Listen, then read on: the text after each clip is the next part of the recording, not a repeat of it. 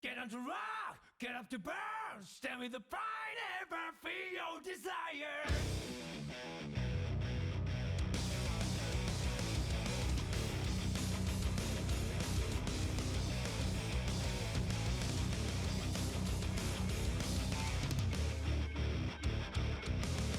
One day I noticed that my life was broken. It was not me who was controlling this body. Oh, I want to know what's really real to me before it vanishes like a wave. Get on the rock, get up the burn. Stand with the pride on me, the ways to make her. You must have heard it. Grasp the truth, hold it high. Right your feet, that's what this made to start with. You haven't heard it, girl.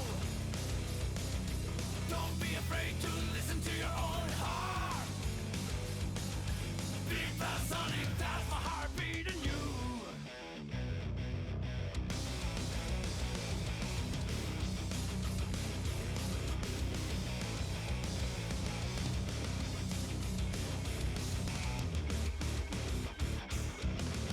One day I noticed that the world was broken.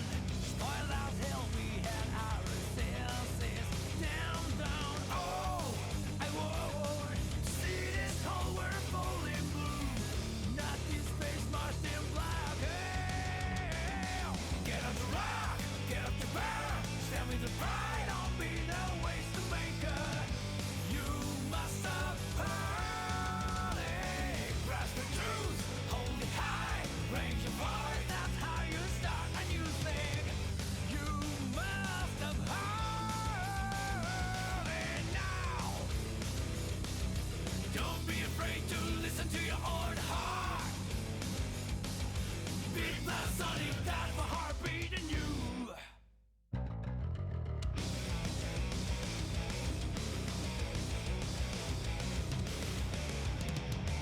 Oh, I'm not late, you're late. What's good, guys? Hello, hello. I don't have pants on. Oh, yeah. Oh, sorry. A bit late. Dude, it takes so long to DQ people on sstegy. It's actually the biggest pain in the ass, you wouldn't know. But we're here. We're here. Better time, I think, than last time even. So, you know, I'm cooking. I'm starting to cook slowly but surely.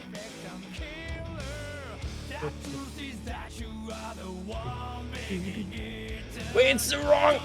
God damn it! 1 second. We're on the Tekken scene. Can't believe it. All right, here we go. Why not challenge? It's just easier to do sstegy for like bigger tournaments, where there's like more things going on essentially.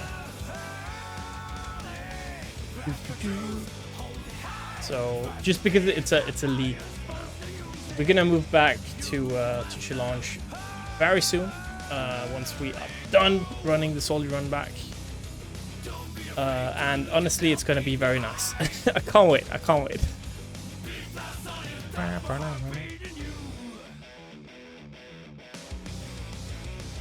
Setting up the last little thing here,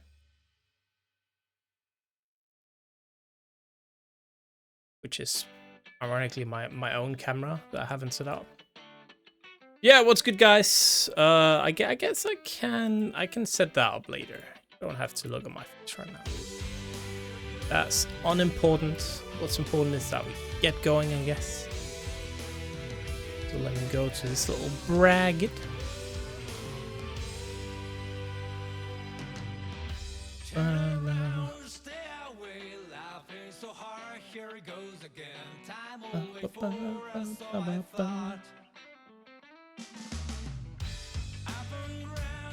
I mean, was it like 20?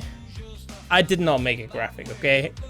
I'm gonna make a poorly made Excel document today or something like that so you can see it, and then I'm gonna make the graphic after, because I'm realizing that I'm kind of a bit screwed with the timing Yeah, it's fine. We're gonna start. We're saying all groups. There's no groups here. I'm kind of screwed because I'm also super busy with with work. It's like just bad timing on my part, really, because, well, after I announced this, we got like told that we had to finish a bunch of stuff because exams were gonna be like presented. So yeah, just some work, a little work. What a nice looking bracket though. Oh guys, it's lacking. Why is it so big?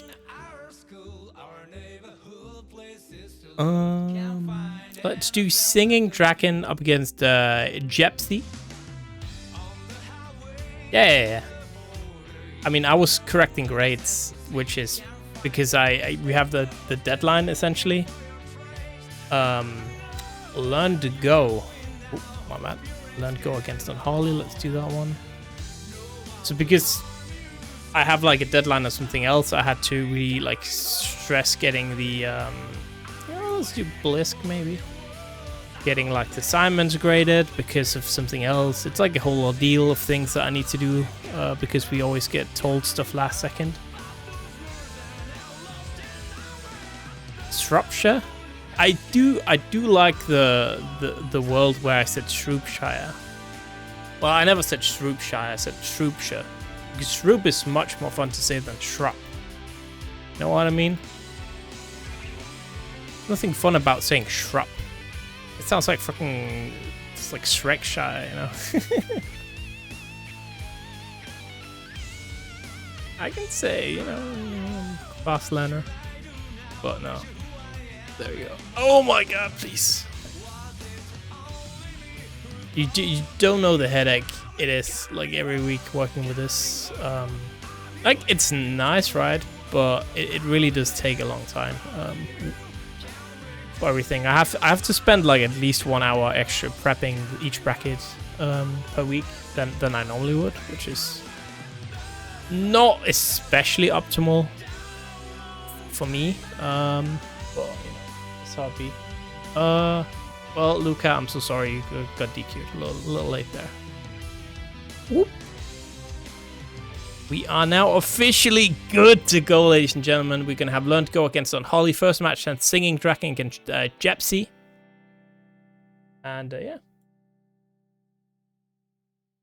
We are... Let's go. So you can now play games. All those kind of things. And I'm going to get my camera set up.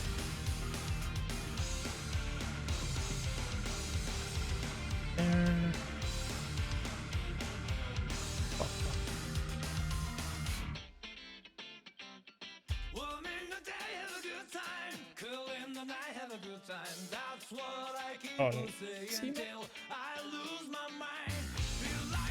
I need to shave, Millia. Does it look good? Yeah, it looks nice.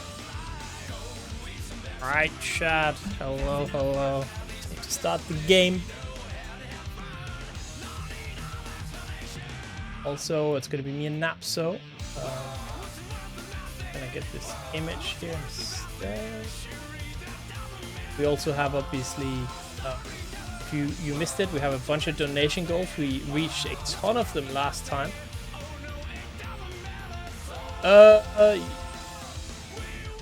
Discord is easier. You can in Start GG, but honestly, most players say that they're not used to Start GG, so it's more hassle than it's worth usually, because they're not gonna know the chat feature, which is fair, because we don't normally use it. Go. Gonna ignore this little jump scare that you're gonna get in a bit. There you go. It's a little big in it. Yeah.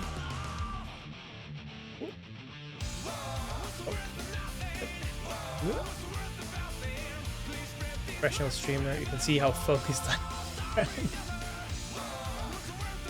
I'm looking this way. That's like my second monitor this way, my third monitor. There you go. I should action fit myself though. Looking this way, so I guess it doesn't matter since I don't have a co-commentator. What do you mean all the weeklies mean? Oh, it means I'm gonna play in like all the Soldi weeklies specifically. So I'm gonna play in Tekken, Xrd, and Strife. So I'm gonna enter like all our brackets essentially. I could, you know. Speaking of things, yeah. Speaking of things that I probably should do is that I should also not have, you know, the donation goals be a fucking screenshot from a Discord DM. You know what I mean? I just fit so well. I don't know. It's like, you know, it gotta be a little bit scuffed. It just ain't right. You know what I mean? It just gotta be just. Oh no! What are you doing? Don't do that. No, don't do that. Don't stop. I do not wanna.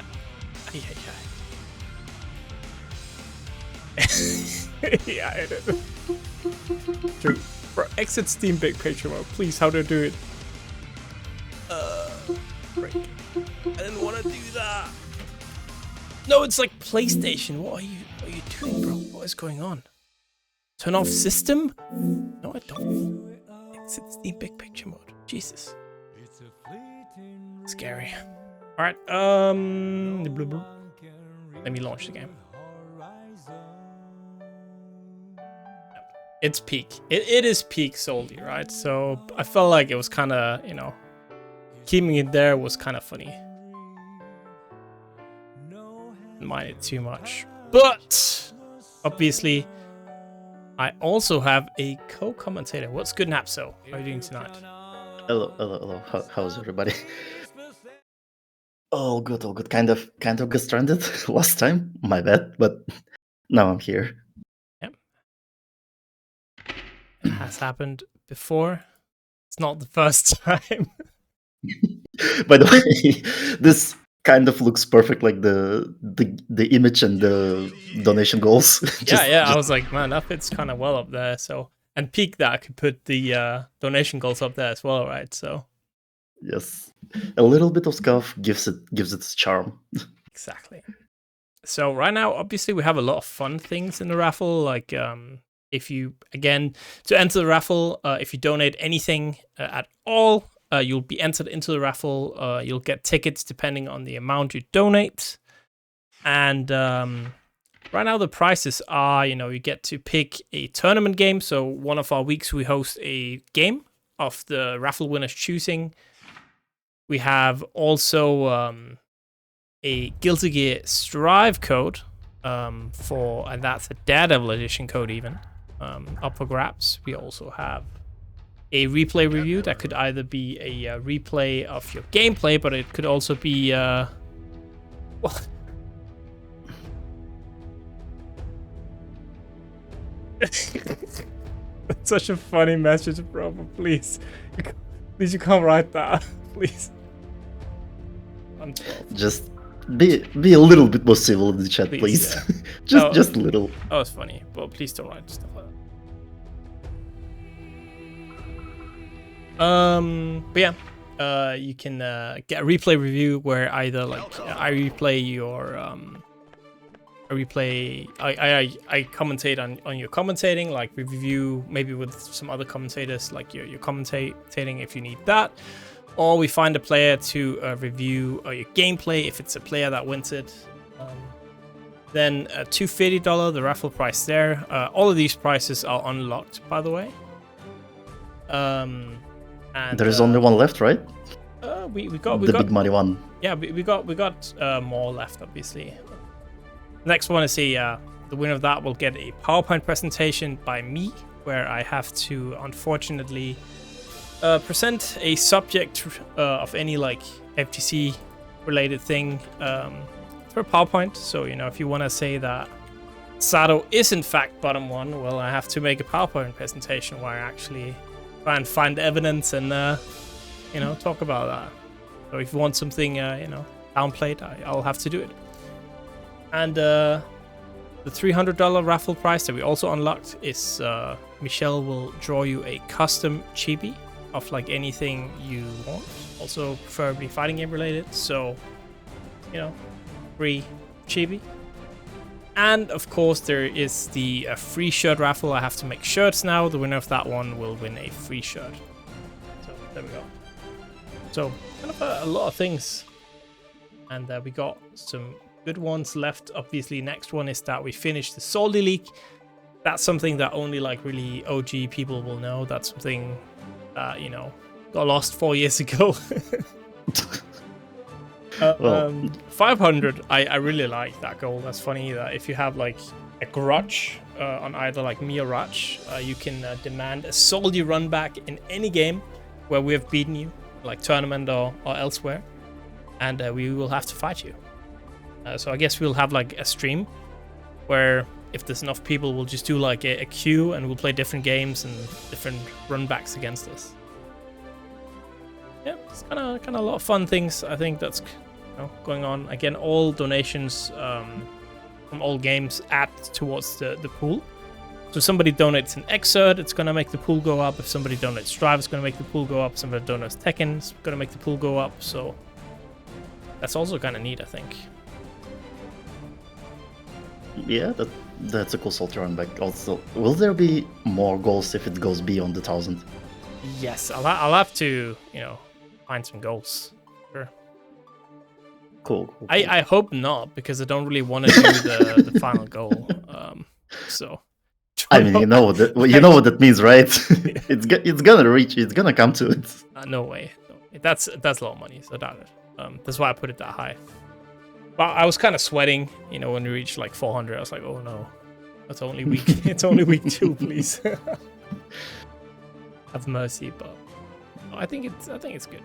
Also, Unholly, check the stream matches. Oh, I posted literally in the fucking general chat, bro. I'm so dumb. I mean, it's a Salty Runback. Why not post in general? It's fine. It's okay. How could I?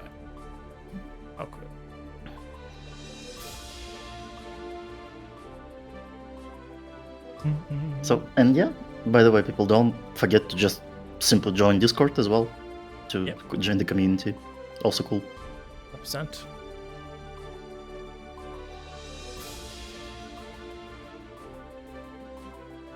So, how's the Star GG? It's a bit cringe. Existing. Yeah, because like the bracket is huge. By the way, it's like there's so many people, so that means a lot more quality matches probably.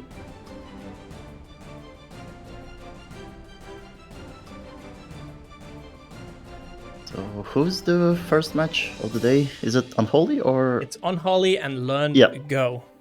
Yeah.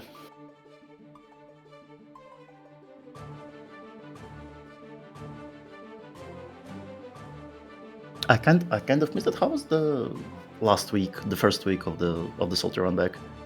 Was it that many people or just a little bit fewer? It's definitely it's more people this week. I think about 20-30 people here extra, so it's quite nice. I mean, it's a good game, Rexu, so I can't fault them. So we got a little bit extra people, but last week was probably the best like Strive tournament we've had in like a month, right? So it was like people fighting for their life, essentially, like harder than I've ever seen before. So it was quite nice. Everybody loves a little bit of scramble. But hopefully we will not see as much spaghetti on the floor this week. Yeah, it was the tournament as well. It ended up lasting until like 12 a.m. Oh. So it was like super long, just because we had so many close matches, and it was just like banger after banger. So yeah, probably gonna be all 3 weeks, all this kind of matches. Yeah, I hope so, right?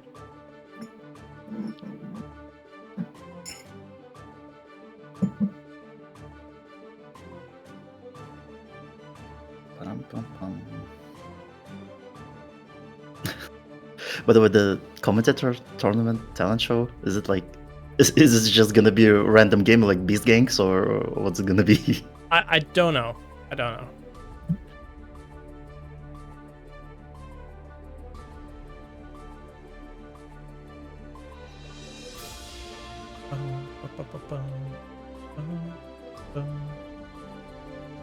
Oh, by the way, can you like share the screen? Oh yeah. Yeah. Yep.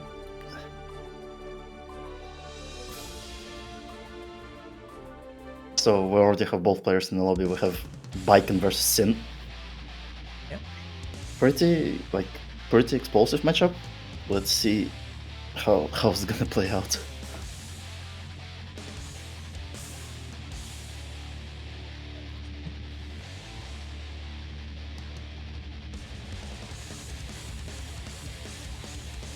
Oh, the intro music is kind of long. Yeah, it's kind of sus. Okay, Kind of. Let's hope there's no connection issues from the get-go. Almost got to the lyrics there. Oh no. Yep, not letting the intro rock. We had quite a long intro screen already. So right from the get-go, Kabari mix-ups with Tatami. Unholly being a little bit more safe, just being a bit more passive than LearnedGO. Okay, trying to do the burst safe route with the RC back, but still Unholly managing to squeeze in the burst, and now the defensive DP. The parry got swooped by the Unholly. Tommy connects. Go here, nice. Gonna get that first round on the board. Let's see. And having the burst on the table in the second round, this is huge for LearnedGO. Maybe they can finish the game, the game 1 in 2 rounds.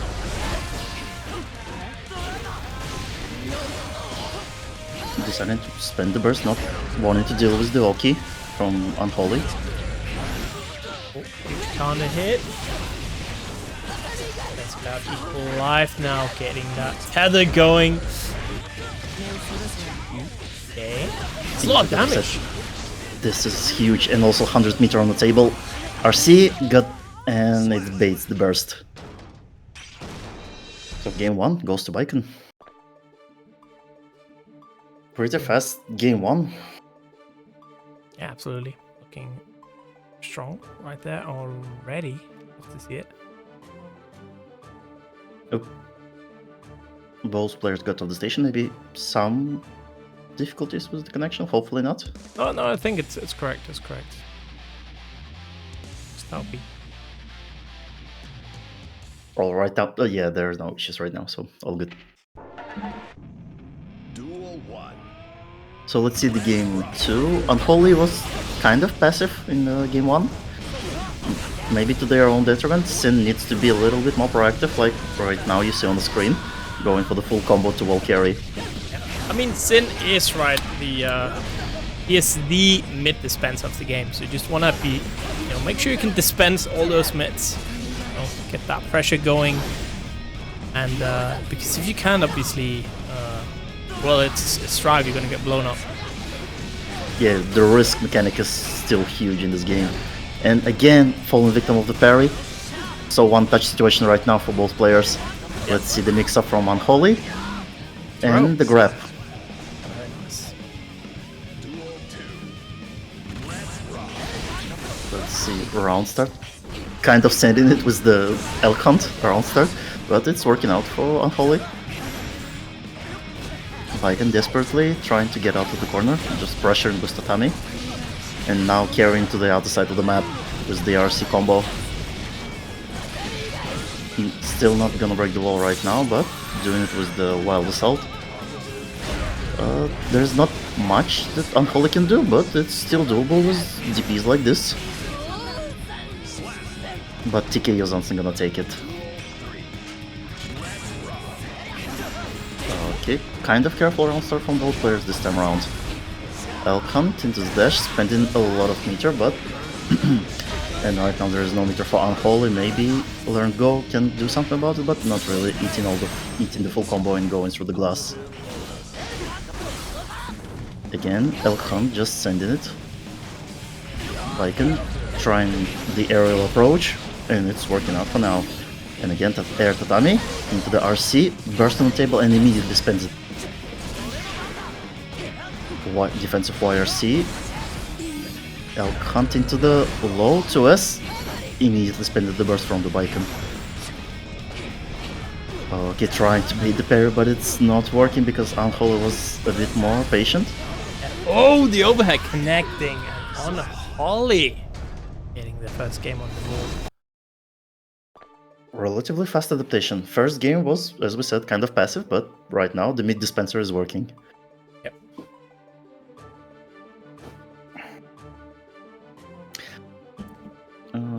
LearnedGo being a bit more, like I would say, being a bit greedy with the parries. It kind of worked out in one round, but the last round of the game we really kind of lost them the game because a couple of times parry didn't work out and it got into the counter hit.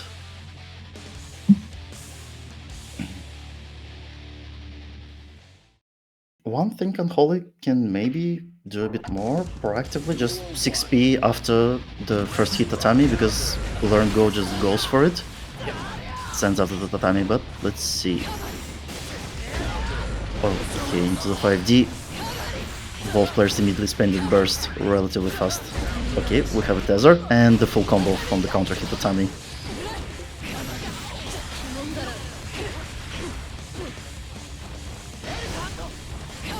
Okay, again, just sending it with the Elphelt.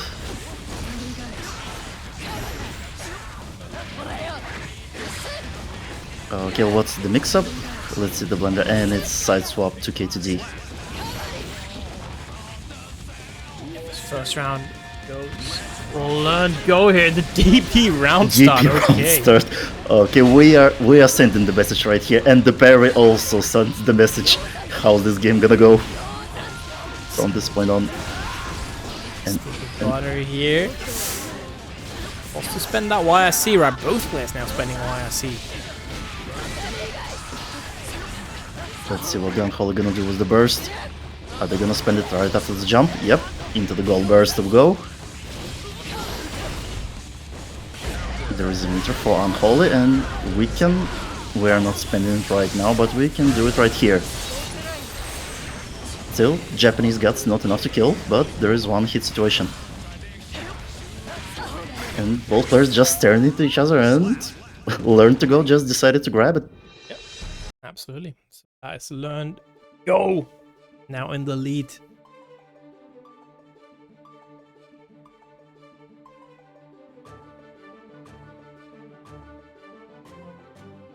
Kind of good back and forth from both players, adapting to each other's game plans. But Baiken being a bit more, I would say, kind of sending it sometimes with the Yozansons, not being too careful with how low they're gonna land it. But if it's worked, it works, and Unholly still not really doing the counterplay against the high Yozansons. Yep. And again, the game is kind of struggling. Slow.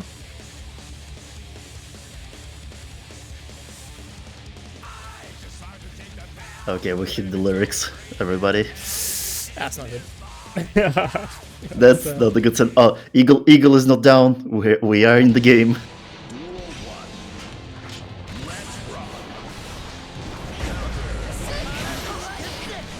Immediately spending the burst. And again, / getting the counter hit for Shin. 6p counter hit into the dash. GP gonna save Unholly for now, but there is no stamina, at least at the moment, and we're getting full counter hit combo for Baiken. And in the IAD tatami setup.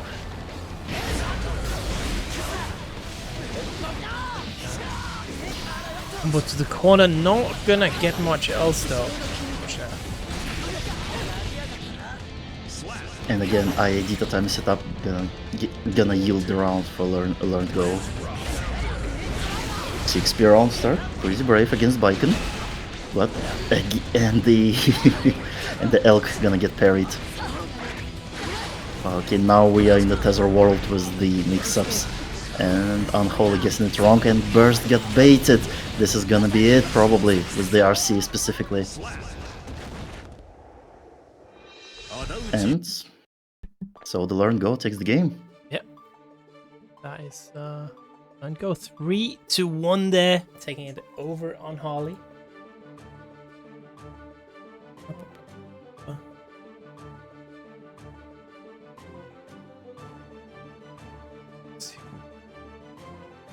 Find.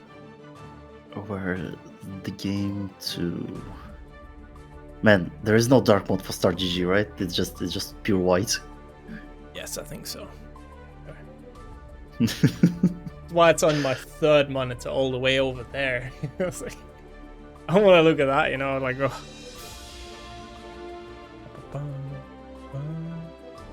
You can see, like, when you open the Star GG, it just sears your eyes. It's kind of painful. You don't appreciate little things like challenge being by default the dark mode. I love challenge. Challenge barely functions, but at least it barely functions better than Star GG, I think. It's crazy how there is no actual working alternative. I think Star GG works really well for offline events, I would say. It's really good at like the planning step. It's very tedious to work with. And it's not especially great for online events, I think. It's very confusing. Because since it is the way it is, it also requires, I feel like, the players to know how it works. Because, again, the players are getting hella confused a lot of the time, which causes issues, right? And because it's so kind of, I guess, annoying to work with, it's just putting more stuff on the players as well. It's kind of good for the different online format like Swiss or like the just general matchmaking, like inside the Star GG. Challenge it just doesn't have this option. You can do that actually, Swiss on challenges. You can do Swiss. You cannot do the matchmaking style event on challenge. That's true, I think. Yeah.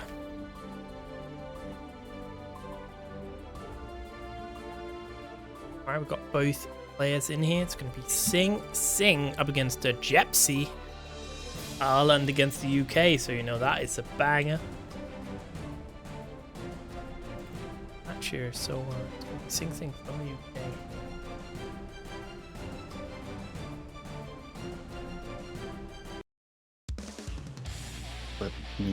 So we have EMEA versus Ram. Actually, from how many streams I've seen, like not actually usual matchup. Like it's for some reason Ram is kind of a rare character right now. I don't know why. For no reason I don't see it very often. Even though people are always telling that she's relatively strong, even in the season 3. But for now, May just steamrolling Ram for now. Reversal Super gonna save the situation for Jabby. But still the huge pressure from Sing. And the 5H counter not gonna yield the combo. And the sword combo, if it's not dropped, yep, it's round 4. It's round 4 Ram. Again, Ice, how long do you think it's gonna take until we see some demonic maze stuff like raw 5D? Yes, is my answer. I'm just gonna say yes. Yeah. We're probably gonna see it in a little bit. For now we see some of the season 3 mix-ups from May. Some people say it's just a fake mix-up, and if people don't know, they don't know. But if they know, they can deal with it easily. YRC, so there's burst for both players, but Chipp damage gonna take it from May. I also think it's very like that's like a classic Strive thing, right? It's like, oh no, you can easily deal with this, and it's like it's never that easy, you know what I mean? Yeah, it's like back in season 1, people used to say just 6 piece of dolphin. It's that easy. Yeah. But May players are just liars and deceptive players. Liars and deceivers. And Sing gonna take the first game. Yep. So for now, what we can see, Ram cannot really deal with the main mix-ups. Only sometimes, like reversal supers help out, but you don't have meter for every situation, unfortunately.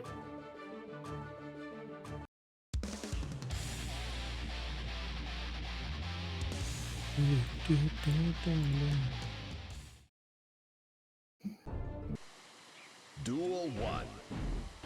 Let's rock. And again, starting the round with the counter hit.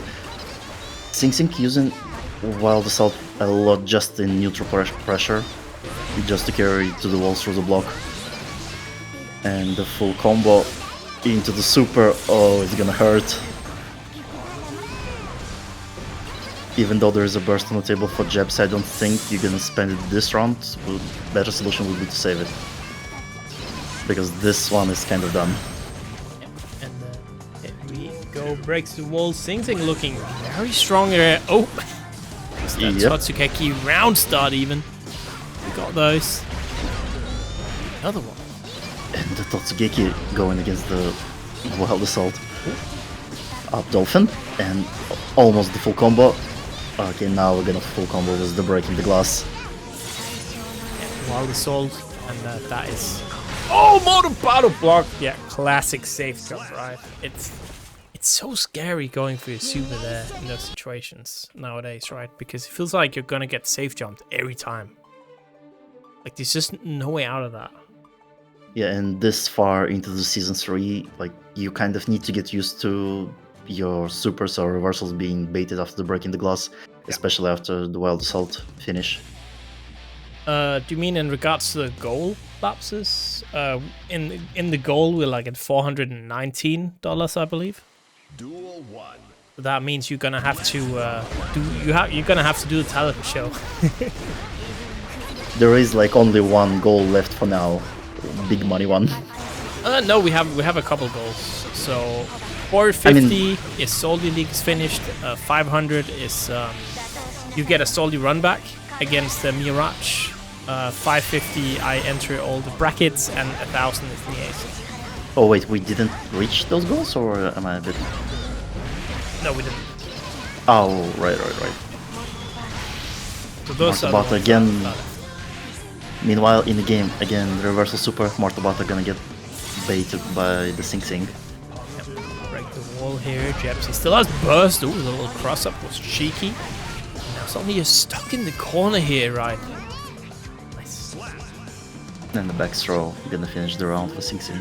I'm not sure NSxC 2 can fit your mate dress, not gonna lie. I think he might be too fat nowadays. Oof. Wild Assault to break the wall. Two sticks of Giovanna! Oh, the overhead. Oh no! Connecting. Another one! And it's a disaster. The first whiff was almost a disaster, but the second counter hit was the 5H. Definitely was. True. Kokoma wore that maid dress, so it's kind of cool wearing it if you think about it.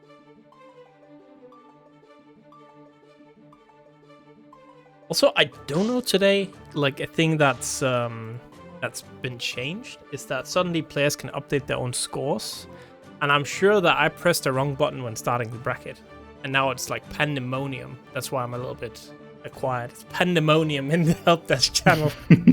Like, it's pure chaos. Something. It's hopefully it's not that bad. It's not that it's on actually fire. going pretty well. I just had to like panic, change a bunch of settings, and now I think it's fine. All good. Yeah, we are gonna move on to our next match. It's gonna be Blisske up against the HiWill. And somebody got hit by the automat. Wonder who. Oops. Who was naughty was their words.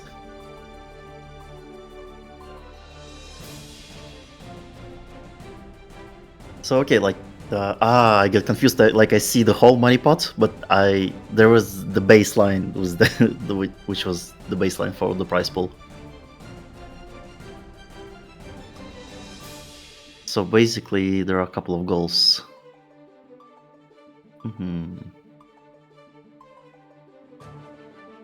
By the way, what's the lore behind NSxC? It's so you know Tekken 7, right? So in Tekken 7, yeah. there's a character that's called Lucky Oh, Chloe. Lucky Chloe, yeah. Yeah. So I had like we had like a guy that was very alcoholic and like a Polish guy, and he would donate a lot to the Tekken tournaments, right? And at some point, I was like, you know, he was like, hey, donation goals, and then, you know, how much to dress up as Lucky Chloe? And I'm like, you know, if you donate €1,000, sure, I'll dress up as Lucky Chloe. And then the fucker, he donates like €1,000 like that, and that meant I had to dress up as Lucky Chloe, and I had to do like, instead of saying hi Lucky Chloe, you know, I had to say hi Lucky Nieskdayo, and then okay, cool. or maybe it was €300 at that point. Yeah, it was still a bunch at that time. I think it was more than 500 maybe, because he also donated €1,000 later. Anyways, so I had to have that as my sub alert on Twitch. Me like in a Lucky Chloe dress, going like, "Hi, Lucky Niesk," and then, you know, that was the meme. So that's Niesk. So what I'm hearing, we gotta find this guy again, right? Yeah. He must be out there somewhere. So that was pretty funny. That's why I kept it around as like a if you subscribe to the channel, there's a 1% chance you're gonna get the Lucky Niesk. That shows up. So you made the gacha out of it.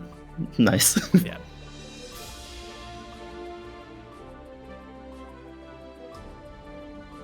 Okay, meanwhile, bracket is moving along. We have...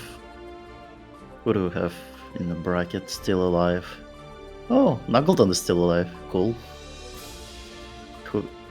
Who is as well? Obviously...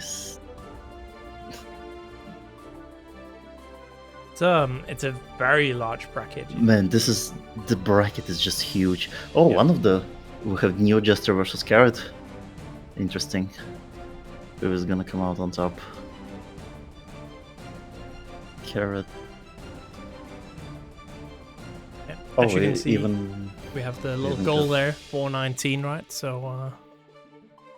Oh, right. I see it below.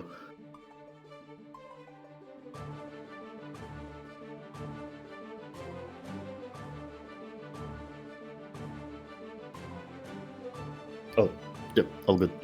Hopefully Mike didn't pick up the strange noises my neighbors make. Oh, I couldn't hear it. Oh, all good.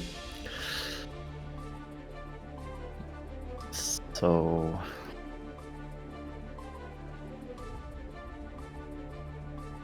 We're just waiting, so Blisske is having some issues joining the game. The lobby hopefully shouldn't take too long. Yeah, there's a lot of like funny things in the past. We just got to esports, forgot ourselves a little bit in the moment. Because another thing that I'm definitely gonna do after we finish the Soldi Runback is that we're gonna have a team tournament. And that's one thing we also used to do. And the team tournaments were kind of like not talent shows, but they were like each team had to make an intro, and you have to make one, an intro for a team that you film and edit or whatever. And if you don't have one, your team will start in losers bracket. So it's kind of like going the MLG route, yeah. The good old one. And then we have like a watch party beforehand. It's very fun. So definitely something that we need to do for Strive as well. But here we go. It's going to be HiWill on that Elphelt. It's Blisske on Shin. Elphelt, a bit of a rare character nowadays. I feel like Shin we see a lot. Shin is considered kind of a really good character right now, and people are still not sure about the Elphelt. Because she's kind of strong, but not really, and a lot of people just decided not to commit too much into this character. I think the issue right with Elphelt is that she has some like matchups that are very rough. Maybe she can be like just an off pick, just a pocket pick against some characters, but I don't even know against whom she has a really good time. I think I saw PataChu, he just put a list out actually.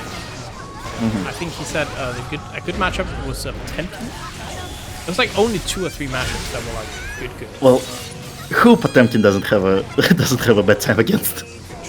Like, Potemkin is kind of rough in this regard. Let me see. He said Elphelt is good against A.B.A and Potemkin. Oh, against A.B.A, interesting. Better than Shin in any ways. Then it's Axel, Faust, Millia, Zato, Nagoriyuki, Anji, Ino. They're like similar strength. The rest are strong against Elphelt, and Shin is just better. Yeah, and meanwhile we'll have a confirmation from the game 1. Shin is taking it against Elphelt. Yep. Let's see the adaptation. Elphelt is kind of strange because like she doesn't have really any DNA left from the Xrd days, and she's very different character. And it's kind of a shame because I really liked Elphelt in the Xrd. What a demon she was in that game. Beautiful burst bait from Shin. And we're going through the glass with the DP. No heavy knockdown, but still a very good situation for Shin with the positive bonus and filling up the burst meter as well. Just again, Blisske. All the pressure in the world, and got to remember Elphelt made of paper mache. She's not very tough and already a bit long on life here. Yeah, just 2 combos from Shin and already in 1-hit situation by Elphelt. Trying to zone out with the gun, but clash into the 5H, gonna take it for Shin. So it's interesting. I think the projectile is a bit of a trap actually on Elphelt, right? Because the projectile, it's not especially good on hit. It doesn't do that much damage, so unless you're able to get a connection like that for combo, you don't really gain much right in neutral by throwing it out. It's not especially super scary. Got blocked, right? Yeah, by Shin, I believe. Yep. Unfortunate for HiWill, and we're going through the wall with the super. Let's see, it's a lot of damage. Take a trip downstairs. Oh! Another we are going. HiWill just reminded us we're still EMEA bracket, so there's gotta be a goal burst, but absolutely. Shin just said nah and backdashed out of it.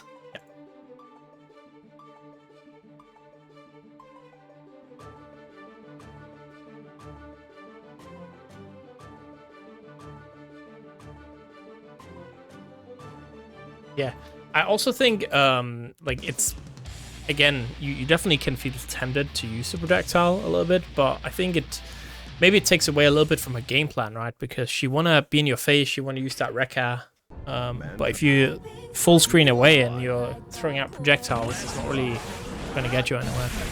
Well, and swapping HiWill, yep, swapping to Ino, and almost blocking the full DP, but still falling victim to the follow-up. And now we are into the mixer city by the HiWill, into the knockdown, into the mix, and for now... Oh, blocks the first DP, but no punish. And getting clipped by the follow-up, again, not being very careful, and just air dash into the super against the 6P. Beautiful mind games by HiWill right now. The node gonna catch Blisske out of the air, and again we are in the corner in a mix-up situation, but Shin managing to get out for now. On the hit, burst spent this time. Oh, another DP connecting. Again, HiWill not respecting DP too much and falling victim to it. And now, not the full combo with the RC, they decided to save the meter a little for this kind of situation, just fucking killing HiWill. So 1-1 here, set point Blisske. Wanna move on in the bracket, gotta remember right, top 16 will get points. Actually a bit more, top 17 will get points for the LCQ. Only the 16 players with the most points will even be able to enter the LCQ. So I think aiming for those spots definitely something I should out for. So it's very important winning these early winners matches. Oh! Wait a second. Beautiful super. It's not over until it's over. There is a burst.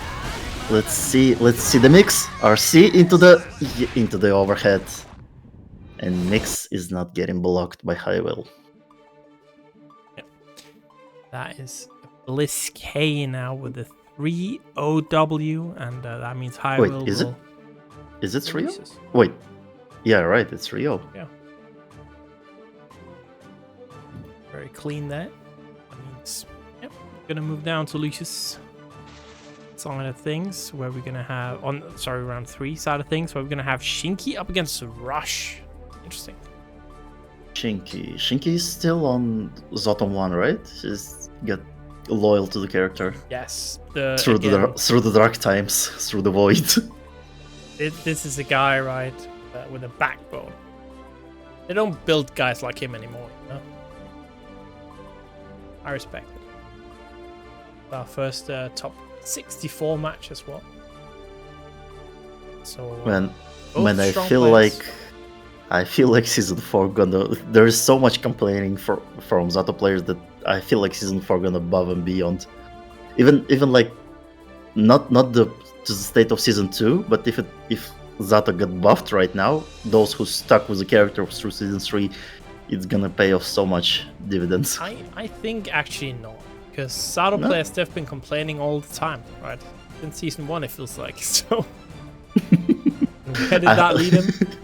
I thought you were gonna say they were complaining since Xrd, but yeah, and we gotta remember, we don't need strong Zato back. I remember season 2, I remember season 3. That was painful to watch, right? We don't need that. I think now it's better that we have some dedicated Zato boys. You know, they're still around, still cooking, they're still getting top 8s, but we don't have like the Zato army just putting everyone in a loop for like ages. Yeah, we don't wanna see Eddie clapping some cheeks with the drills. And still kind of unexpectedly, Zato had a really good matchup against the A.B.A. Especially against A.B.A. with no resources. It was just miserable.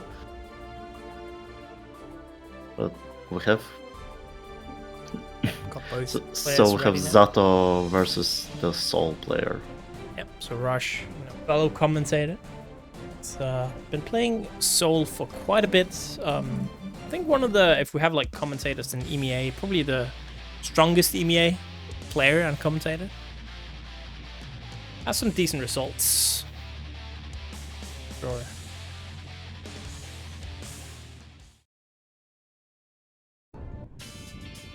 This matchup is, well, if you're gonna listen to Zato players, this matchup is miserable and unplayable, literally unwinnable. But as we can see, Shinky doing the beautiful job of mixing up Rush and going through the wall with the super, with the sword to replenish the Eddie meter. And already so much damage, right? And Rush is stuck in the corner, needing to find a way out here. And is it gonna be enough? Not really, right? No, sir. But with the heavy knockdown, it's not a beautiful situation for Rush. Just one touch away. And the frog gonna take it, and disrespectful super just to make sure, just to make sure that he's dead. Just stay in the grave, don't get up. Again, now we see some setups from Rush finally, and the pole's gonna screw him, but the burst still there to save the day for Rush. Okay, 3-frame button gonna do the job for Rush, and we see the full combo. Finally, now we see what Paul's capable of, and that's one thing, right? Zato doesn't necessarily, got that 6p, stuff like that, but doesn't necessarily have the best defensive buttons in the corner. You don't have that DP, anything like that. So once Soul got you there, it can be rough to get out, but it doesn't matter. Shinky. And now Mogo's damage is enough to kill Shinky, taking the game 1. Yep. Oh god, I didn't expect it to do this much damage. Well, let's cook it. This message gapped. It's just from Shinky right after the match. These toxic players, can't believe. These are the players. And they will justify and say that if you lose to Zato, you get gapped. Let's see the adaptation from Rush. I believe Soul has enough tools to deal with Eddie, but but depending on the playstyle. And also Shinki got relatively good with the setups from Wild Assault. Yeah. Not the white one, the blue one. With all the arm. My bad, I need to take a drink. Doesn't work out though. Give me a sec.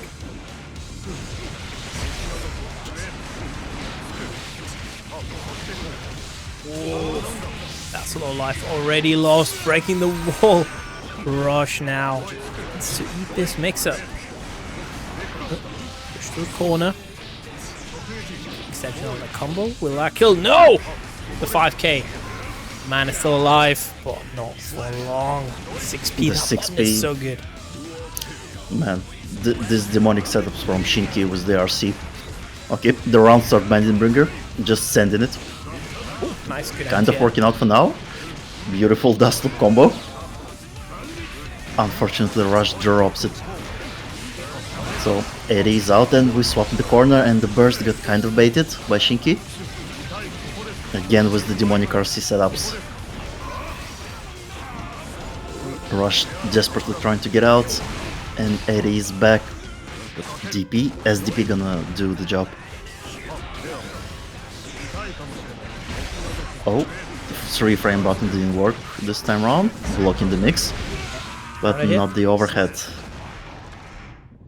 Now it's 2-0 Shinki, one away from going into top 32 and Rush. Maybe starting to sweat a little bit, right? Just whoa. This is gonna sound a bit like a bit ironic, but Rush kind of rushing on the defense, not really respecting the full mix-up from Eddie, but you can. Rush doesn't really DP that much, but probably for good reason, because Shinki kind of being patient and baiting the reversals. And also all these like setups with the BRC from the float in the air, you kind of need to guess, is it gonna be a grab, is it gonna be a low, what's it gonna be? Messy guesses, and there we go again. Shinki with all the agency, right? Just putting Rush back in that corner, and what are you saying? Gotta hold this, shake my hand. RC got baited, why RC not working out for Rush? Still Alive. the pixel of left, pixel of HP. But 6p gonna finish this pixel. So set point for Shinki. And bring it.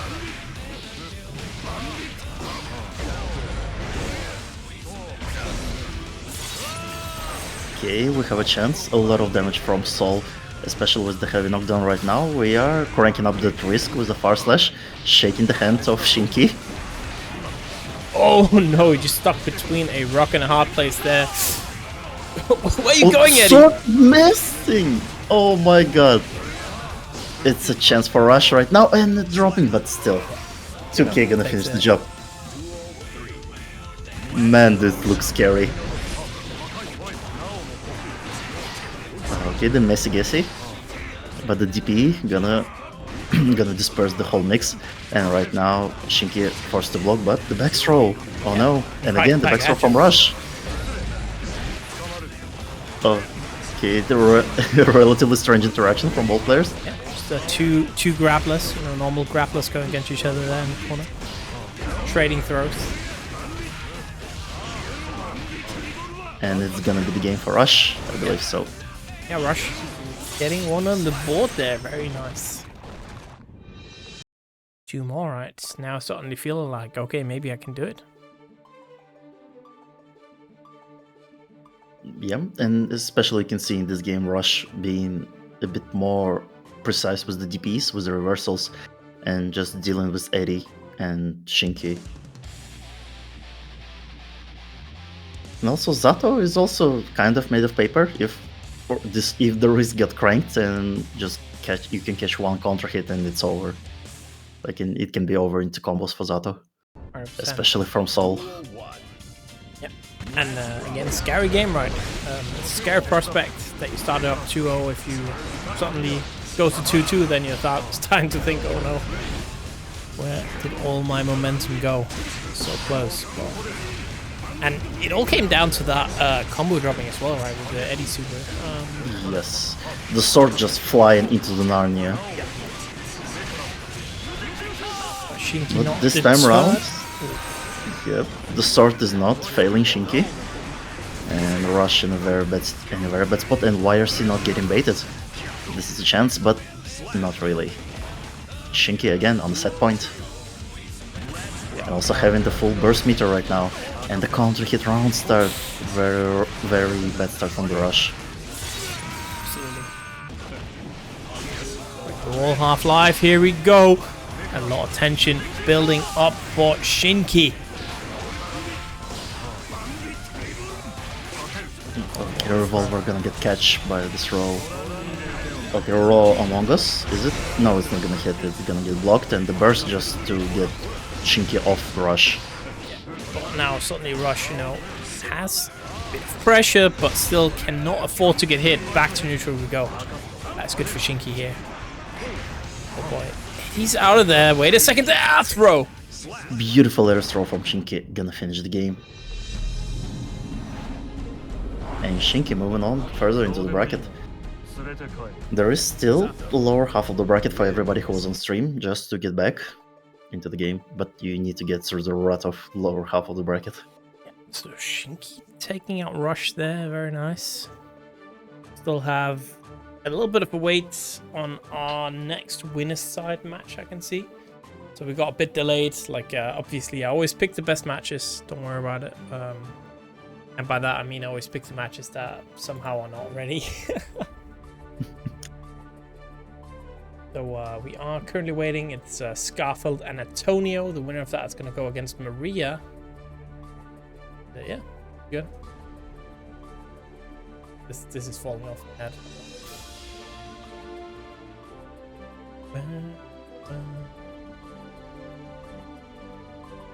Alright. What is that? You don't know? Man, this guy doesn't play games. Rexu only plays acts like he plays games. I'm gonna be honest, I also have no idea what is it on your head. Can't believe it. These Guilty Gear players, man. Okay, they play Guilty Gear. Maybe they play Smash. That's it. Nothing. Well, I'm one of those people who only played 3 games through the whole time. And nothing else. Right, so we are again currently waiting. Here's the. I'm so sorry, chat. Do you want to get? I'm gonna flashback in your chat. I'm so sorry. There you go. We're waiting here. Skarfelt and Antonio. Winner of that is gonna go against Maria. We have Jason Thomas, the second place from last week, trying to win tonight to get the W. Getting that first place seeding instead of second place seeding. Our top 32 here. Steg and Issy fighting. CremaCatalana against NSxC. Tiger Pup probably gonna go against that wave. Crushing one beating Carrot 3-0. Oh, this is unexpected. Yeah. We got the Dekram actually taking out some strong players there. Kasafik, Decoy Snail, even Whamel. Whamel taking out Soap Eater. Okay. It's very interesting. This is like 2 upsets really. And this is a big upset. Alright, that means, we are Plyme and Dekram. Yeah. Oh, there we go. I'm so sorry. I wasn't aware of that game, that's on me. But yeah, if you wondered how the points work, I have set that up before. Just get that to you guys. Put that on screen, maybe. Obviously, the top 16 people with the most points after the 3 qualifiers will be invited to the LCQ. I'm gonna make a graphic kind of explaining that soon. But let me see. I forgot where I put it. Unfortunate. Just know that you got to get into top 16 to get points, and you probably want to do a little bit better than that to be sure. And LCQ matches are gonna be really cool because, like, in every tournament, LCQ are brings out such great matches. Everybody is fighting for their life. Yeah. In the LCQ for that last sweet spot. Yeah, and this is gonna be like dedicated players, right? That have been playing. They've been really trying hard to qualify, and then, you know, they're gonna get into that LCQ, meaning that they have been close to our tournament. So that means we are gonna have some just only excellent matches. I feel like it's gonna be very, very exciting. But it's gonna be Skarfelt and Maria in the next match. Here. Would have been cool to see like the whole qualifier, the last chance, the whole LCQ on stream, but it's gonna take 10 hours if it's gonna be so. Absolutely. I mean, I think we're gonna stream for the LCQ. We're gonna stream the top 8 fully at least, LCQ and some bonus matches from sub 16. So there's gonna be a lot of matches. I think I've seen some, like one of the brackets. I don't remember which one was it. Like it was like one French bracket. Like they had 2 streams, and one was streaming the upper bracket, the other one was streaming the lower half of the bracket. Maybe I've seen that a couple times before. I think Hoden did this one once. Yep, I think it was Hoden. Definitely not something that's too uncommon to have like multiple streams for the same tournament. We actually did that before as well for certain solely things. And it's just in the end it's like a bit more hassle than it's worth, essentially. Yeah, it's kind of organization hustle. But we have Skarfelt versus Maria, and the great start from the Maria was DDP.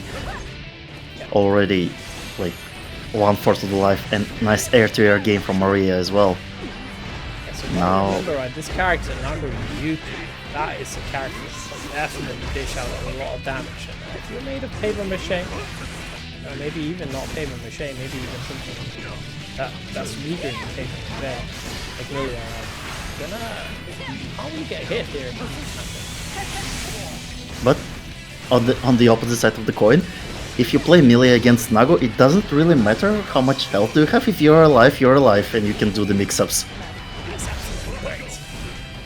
And for now, there's kind of one combo situation for both players, actually. And Skarfelt right now just dishing out the mixes for Maria. Beautiful air throw into the OTG 6H. First round going to Nago. Okay, kind of safe round stuff from both players. And right now Skarfelt just eating the mix. For now getting out to the corner. Maria just blocking patiently, but Capel gonna get caught into the new combo. And that new combo, right, the fact that we suddenly have such a strong mixture character like Millia, being able to get like some corner damage that's significant. I feel like that's been very huge for the character. And again, Maria catching with the jump K from the air. You don't really expect air-to-air game from Nago, but when it works, it looks kind of unfair. Command throw and Maria.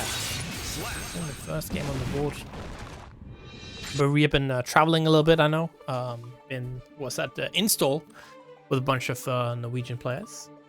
I feel like always going to those offline events really, especially because install was quite stacked actually for Strive. Going there is something that's always pretty much gonna power you up a little bit, right? Because you got so much opportunity to play so many good players offline, which I again feel like it's a huge boon.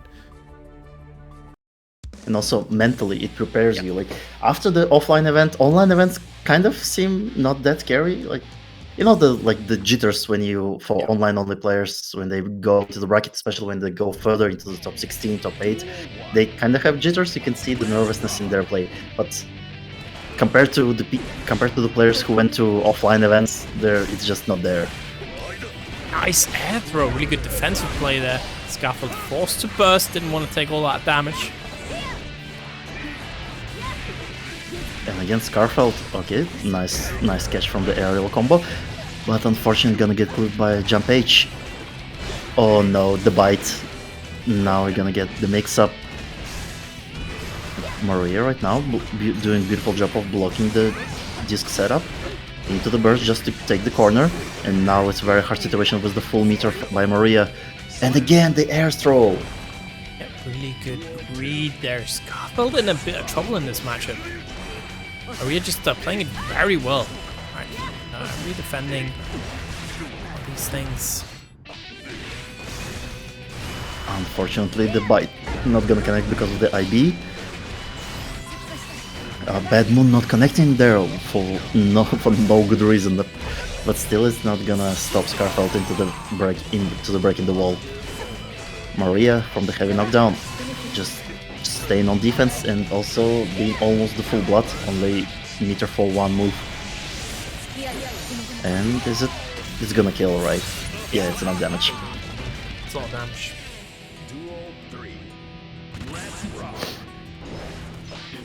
Skarfelt finally taking the lead, kind of, in this situation for the first time in this game in round 2. Again, clipping with the jump K. Maria doing such a good job winning the aerial war against Skarfelt. Getting real low and not pressure with the disc, right? FDing now to stay safe, but it's just not enough. Skarfelt is cooking. Almost connecting the full combo to go through the wall, and right now we do with the heavy knockdown. BRC, oh, what a beautiful catch, but DP is not connecting. Millia was too slow in the air because of the RC. And Skarfelt gonna take this chance and equalize the situation on the scoreboard. Yep. 2-1 there. Very nice.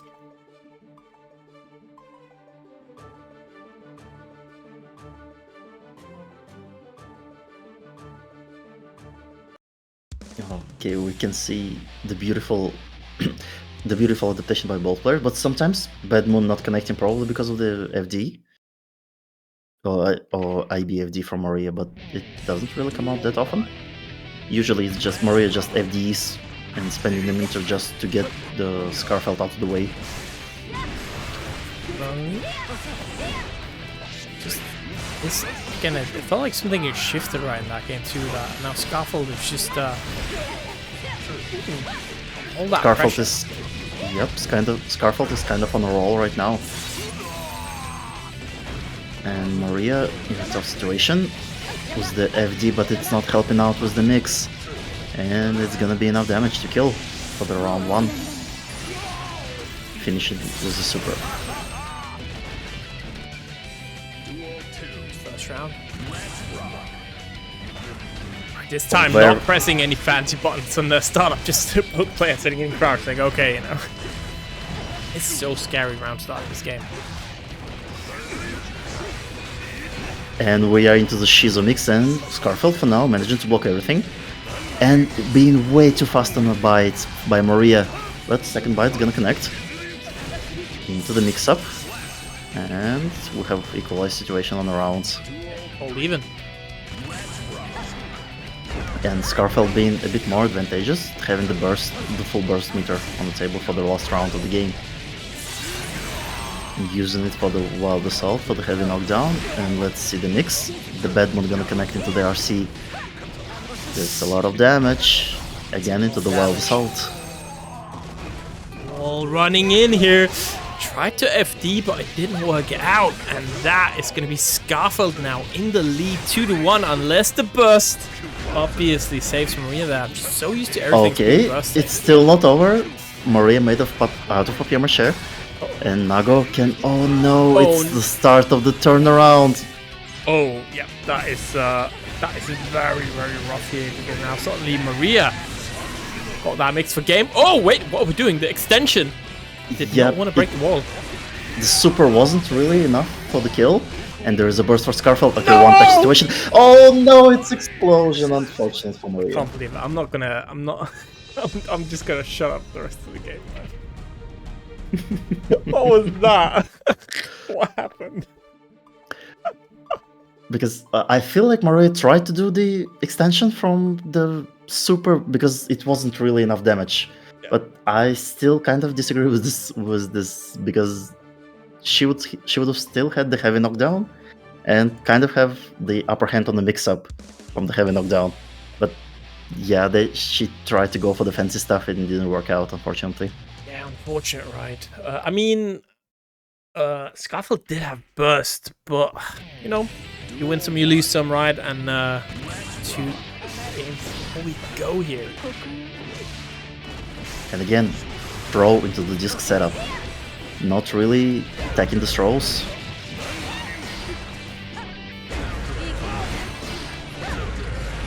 Counter hit, the overhead as well. Skarfelt not really jumping and doing Appel too much because they saw how good Marie is in air game.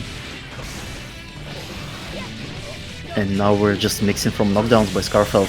And Maria losing HP into the next wall. Is it gonna be enough to carry? Yep, it's enough. Yes, sir.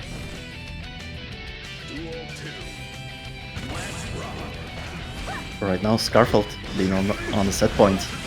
Kind of a tough situation for Maria. But there is a burst, and in ideal situation, they would like to save the burst for the round 3. But Wild Assault,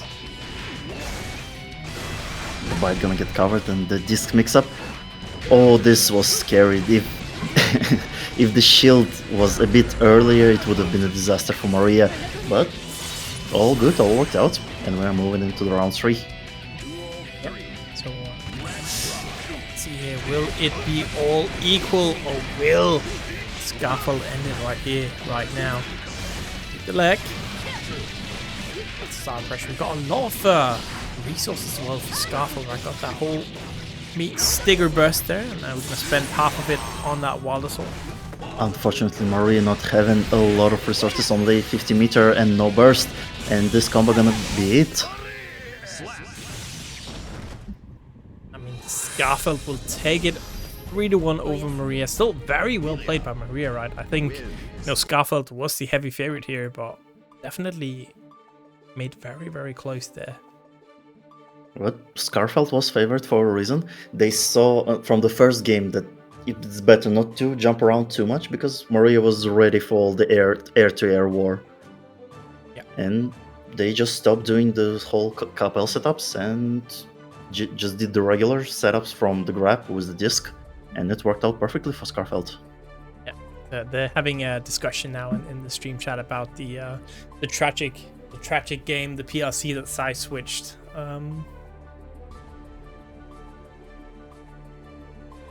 Skarfelt saying they thought it was like a next level setup. You know, they're like, oh no, what's happening?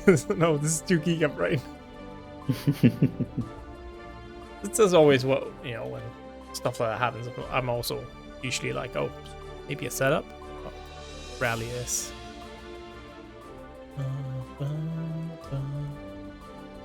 Yeah, that means we are ready now with our first match of our top 16. It's going to be CremaCatalanaPro up against sstegy.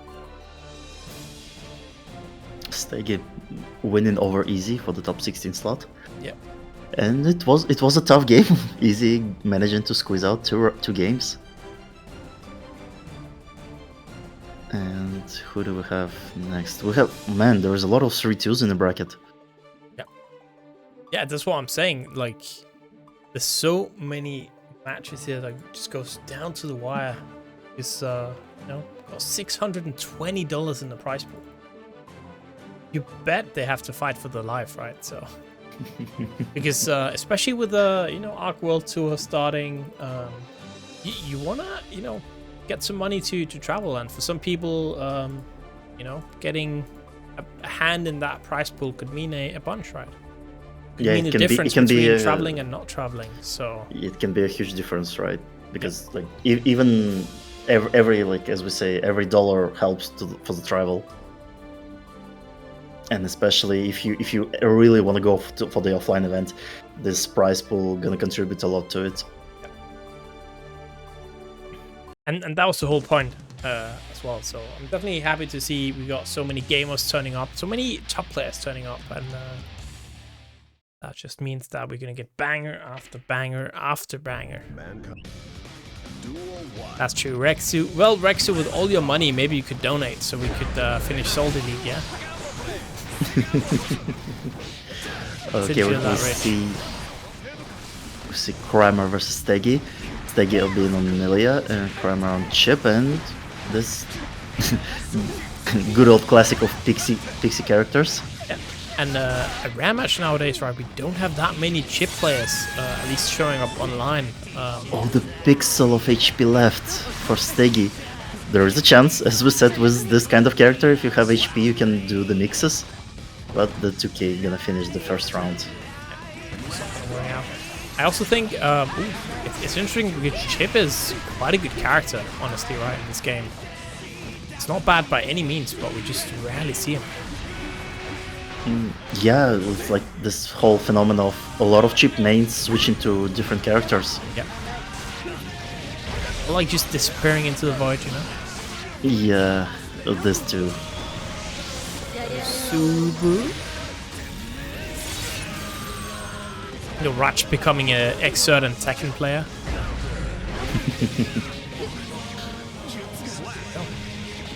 And yeah, sstegy gonna equalize the situation. Okay, for now, Crema having a little bit more resources on the table against sstegy, and the risk is cranked, and it's gonna be a lot of damage with this combo.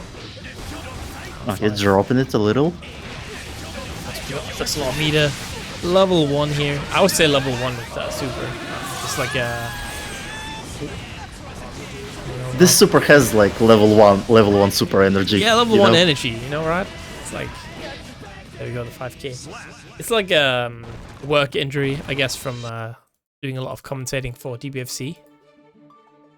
I'm so used to saying level 1 and level 3 that saying super is weird in my brain still. And you know, especially, I don't know how you switch between commentary, like from 2D games to Tekken, because like the whole notation system is very different. That's true. I think that doesn't... Well, for me, that's an easy change. I think it's when you're playing the games that's difficult, right? I play some Strive, you know, I enter the Strive bracket after playing Tekken, and I try to Korean backdash, the first thing, right, in Strive. And if you're trying to Korean backdash in Strive, it's not going to work out for you very well. Yep. For me, it's always, every time somebody asks me, like, when I'm playing Tekken after the Strive, somebody asks me, how do you do this move, how do you do this, and in my head I had to like translate from 2D language to Tekken language, yeah. All the moves, all the notations, and I'm kind of slow with this for now. Go though, look at that Crema. All the pressure in the world first, around on the board. Laying it down for all the Chipp mains out there. Sstegy. Compared to Skarfelt, I've seen, like, I commented a couple of matches for Sstegy and Skarfelt. Sstegy is still not really using and cooking with the new move. They're kind of doing good old the play style. They're not adapting too much of a new move into their routes. At least for now. Maybe they're like cooking something in the background to like make it out in some kind of a match. Okay, Haircar getting covered with the RC. And the heavy knockdown, not setting up too much because of the burst. Okay, the disc setup, we're living on the same side overhead. Crema being very conservative with the burst, probably not gonna spend it this time round. Yep, saving it for the last one. Like, now we're truly in the equal situation for the last round with the full resources on both sides. And Sstegy for now taking the lead with the mix-ups, staying on the same side, not going for 2D 2K, 2K 2D. Okay, let's see. Crema not really doing all that much besides blocking for now. There is still burst, but there is not a lot of HP for Crema. Oh, the finishing the record gonna work out for Sstegy. Oh, no, not for Sstegy, but for Crema. Alpha Blade gonna get bursted, and again, Crema finds themselves in the corner. Oh! The burst was saved for specifically this kind of situation, I believe so. And Crema Again, one touch situation for both. And Creme gonna take it, right? Yep, they're gonna finish the combo. I mean, Rexu, if you look at the Asian way of doing Tekken notation, that shit is not numpad. That's like some cursed ass bullshit. I'm fairly certain. I don't know if you've ever seen like any like Japanese notation for Tekken and stuff. It's just like you don't know what's going on. It's like some weird thing. Yep. Game 3 here. Can sstegy bring it back, or will it be all CremaCatalana with that 3-0? Interesting.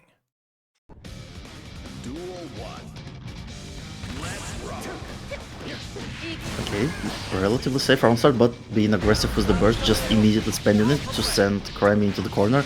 But it's probably gonna work out for the worst for sstegy right now, because Creme rolling with the pressure and using the wild assault for the heavy knockdown setup. Okay, into the RC, trying to catch sstegy mashing, but sstegy being very good on defense with the IBs and FD. Okay, trying to poke each other and with punishing sstegy, with punishing Creme for now. Carrying sstegy into the corner. And disc super it's not gonna break the wall, but oh, Creme, beautiful catch with the throw. Well, sstegy still alive. Again, one touch situation for both players. NSxC, another round here coming down to the wire. Ooh. And the DP gonna take it. Is set point for Creme. Let's see how the sstegy gonna deal with the situation. They still have a burst on the table, so it's not. So they're kind of favored for this round, at least for now. Using the wild assault, and again to break the wall. So more than half of the HP from Creme is gone. Oh no, I believe it was kind of a misinput from sstegy. Go. Down hit. Just run and grab, and there is a YRC from sstegy, and Creme just continue the rocket pressure. Oh, it's gonna be it with the super. CremaCatalana taking it 3-0 over sstegy. What a showing of strength here. Spanish player. That will put him into that winner semifinals. Will look very good. Yeah, it's interesting, right? How I think Street Fighter, Tekken, Mortal Kombat as well, I think use kind of the same notation style, and then anime games they use the Japanese or like the Asian version, right? Because it's a game for weeps, obviously. So. But you know what's even worse? It's like I still don't know how to operate like the notations for Tekken and Guilty Gear for Russian language. It's just that my brain is kind of cooked in this situation. Yeah, because half of the time they use half English, half Russian for the notation, and I'm kind of fucking lost. I mean, like quarter circles, it doesn't really like numpad notation works really poorly, I think, when you speak it. Anyways, that's why I always prefer like Tekken notations, because it's like for commentating as well. It makes the most sense to say like, oh, QCF. Even Street Fighter, right? QCF light punch, QCF 1. It's easiest to say.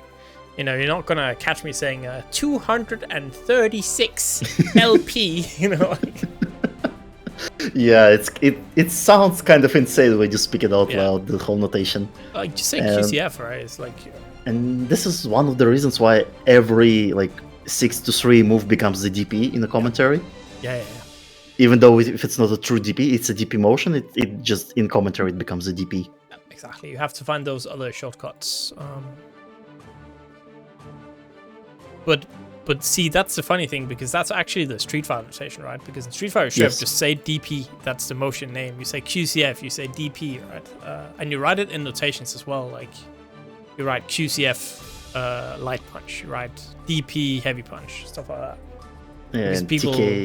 TK is also from Street Fighter, so like most of the notations are from Street Fighter. Yeah. And then I think it's very, I think you can't really do the Tekken notations in anime games because Tekken has like buttons tied to different limbs, right? So it's usually 1, 2, 3, 4. For like 1 is left.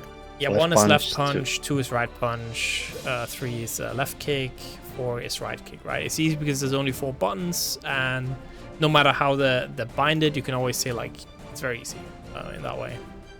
I think, again, as a commentator, it's just way easier saying QCF1 of even QCF heavy punch.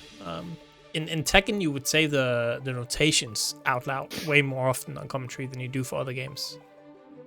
Sometimes in Tekken, people just prefer to name the move like Heaven's Gate or Electric. Yeah, that's true. For like certain, like for some, yeah, and these weird commentators out there who just know like half the move names, and they can, Dreadnought uppercut, exactly. They know like the weirdest move names, and you're like, huh? But what's that move? What are you saying, man? What is this? How do you have like?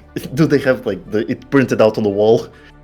Yeah, I know. I know some Tekken commentators who legit would like just look at the move list and try and remember all the names, which is so insane to me. You know what I can do? Like right now in my setup, above my like monitor, I have this really wide chalkboard, and I can kind of write all the key moves for the commentary for me if I want to. But like, do I want to be that insane? Not really. All right. But speaking of insanity, nothing of it here. Maybe I know one of these players will go insane after playing this match because it's definitely going to be some insane action. Plyme and PataChu both doing very, very well last week. Plyme getting, I think, 7th place, and PataChu getting 4th place. But not entirely wrong. And beautiful stuff from Pata, just catching it with the overhead into the super. Plyme being a really nasty bad player, and they're especially good with the zonings. And Pata needs to find a way to get in. And you can see on the screen just this metallic bat flying on the screen all over the place and shooting some projectiles. Okay, Pata saving the burst for now. Got out of the corner and spending the burst just to keep Plyme in the corner as well. Plyme doing the beautiful job on defense, blocking all the mix from Pata. Being very patient and not spending the burst, but the one problem is the risk is kind of cranked, but still Plyme gonna take the first round. First blood is going to Bedman. Yep.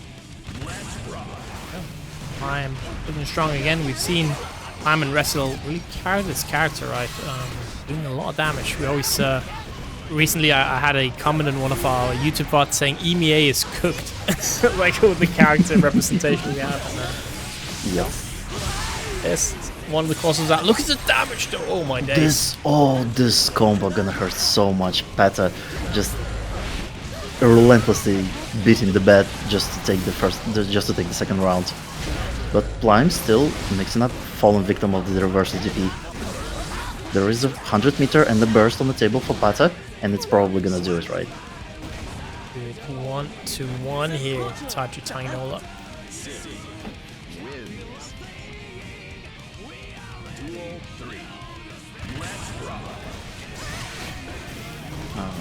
Okay, so both players right now, beautiful air-to-air game from Pata, just clipping in the air the bat to get them into the corner. Okay, now we are willing to the mix-up. Another overhead. Oh god, but there is a burst for Plyme. Yep, decided to spend it right here, not willing to go through the wall. Trying to get out of the corner, but Pata keeping them even in the air. Oh, big whiff, and PataChu will get that first game on the board.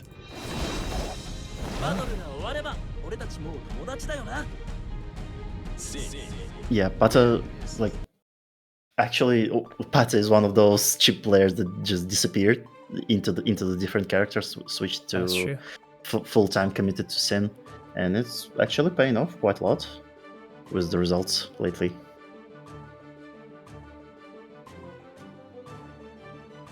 Shin has been a specifically strong character for Season 3. Like, everybody kind of agrees Shin is up there. And Bad is kind of weird. Like, it's strong sometimes, and in some matchups it's just miserable. And also what I noticed from the playstyle from Bats, there are like all of the people agreed on 2 playstyles. Either you mixing with all the close-up pressure, or you just straight up zoning all the time. Yeah. All right, looks like we are about to move into things. Bat is kind of scary on the mix-ups there because of all the floaty in the air stuff, and also like side switching from some attacks. What is quite nice. Bedman actually? Like lore-wise, what is the bed made of? It looks like there's some flesh in the head. A little bit. Oh, yep, you lagged out on me a little bit out there. But for now, PataChu gonna start the round with the Elphelt, and immediately Plyme finds themselves in the corner, and PataChu applying the pressure, cranking out the risk meter 6p, gonna counter hit, but the side swap. Still, PataChu just going at it. Yep. Overhead, go, busted, throw. I'm in a lot of trouble here. Stuck in that corner either. Overhead into the super, and that's first round. Yeah, PataChu just slamming that from the corner to corner, and immediately Plyme deciding not to wait for the whole mix-up and spends the burst immediately. Right now we are doing some setups on bet, but PataChu just taking the initiative back and carrying Plyme to the corner. And again, with the 50% meter, we're going with the super through the wall. Yeah, it's looking very rough here for Bedman, but can Plyme get this time? A Ooh. lot of damage by Plyme, but still there's a lot of work to do against PataChu to take this round. Oh, the throw! Wait a second. Yep, there is a lot of work, but it's cooking. Plyme, yep, again with the throw. This time around, oh, air-to-air game from Plyme, beautiful, keeping PataChu in the corner.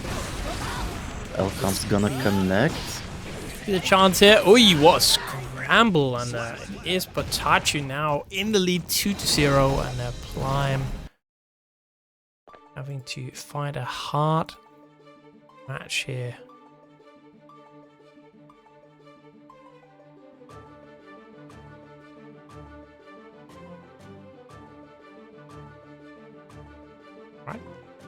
Alright, let's see what they're gonna do, how Plyme gonna adapt to the situation. Yeah. We kind of saw the different approach was the running up and grabbing PataChu, but third time it didn't really work out. So let's see. I don't even know what's the gameplay, how the gameplay could be better from the bet side, because Shin is kind of strong on this one. Just Elphelt going through the projectiles. Yeah, it's like a haha, just gets better, lol. You know. Yeah. It's difficult, right? The first thing is you obviously can't allow yourself to be stuck in that corner on defense, especially not that early in the match. Unfortunately, I loses that pressure right away. Very, very nicely played by PataChu. Really good on defense and really good on offense.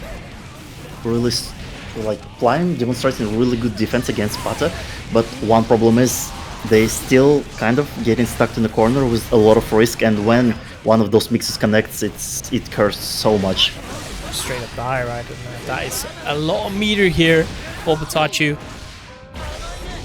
Go uses that wild assault, wants even more meter, and it's gonna be scary. Ooh, that was a cheeky mix. And now we're on the set point for PataChu. Okay, probably a good decision by Plyme to save the burst for this round. Okay, let's see the round start, relatively slow by both players, but again, counter hit far slash. Okay, Plyme initiating the zoning protocol. Just shooting projectiles non-stop. Okay, and it's working out for Plyme. There is a chance. There is still burst for PataChu right now, yep. just investing it right now immediately, not giving a chance to fall through the wall for Plyme. PataChu good at the anti-airing, right? And anti-air leading to 50% is just insane. Point, and that is gonna do it. PataChu taking out Plyme 3-0. A lot of beautiful stuff by Pata. Is like you could see on the screen there was a burst for Plyme, but a lot of the routes were just burst safe. Just you just couldn't burst. Yeah. That means it's gonna be PataChu and Tiger Pop up later, so that's quite interesting. Oh, we had actually a bit of an upset in our winner side of things. Redroom took out Jason Thomas, so our first seed is in loser's bracket. Oh god, somebody is gonna be like, okay, who put this demon on the lower half of the bracket? Yep, somebody's gonna have a very bad day down there, but that also means that we are ready for our winner semis, our first one. That's gonna be our final match here in comms with us two. It's gonna be CremaCatalana up against Skarfelt. So Crema gonna go through that the Millia gauntlet, right? Interesting. So setups. Yeah. So took out Steggy. Now we'll be against Skarfelt.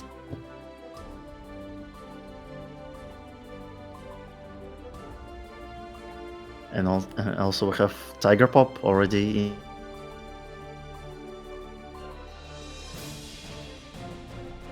And so we have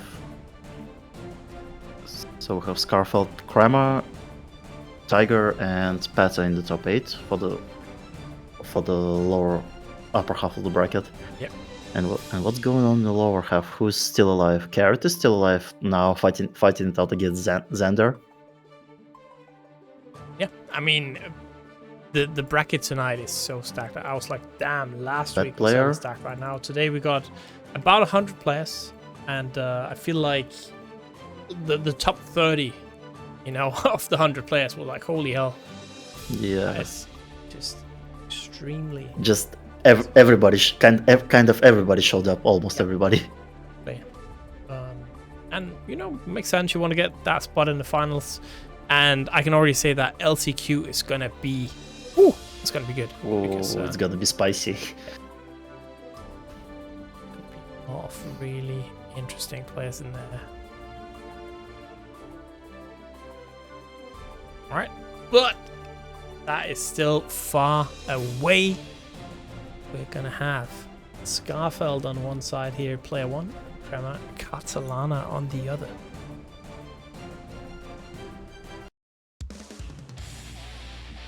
Again, as we said, kind of same but different. Yep. There was the matchup Chipp against Millia, and I believe it's from the gameplay side, it's gonna be relatively different because Skarfelt has a really different Millia against sstegy. Lately it has been that sstegy has been the kind of the Millia. So has been taking out Skarfelt and the Serani actually in the mirror. At least in Soldi.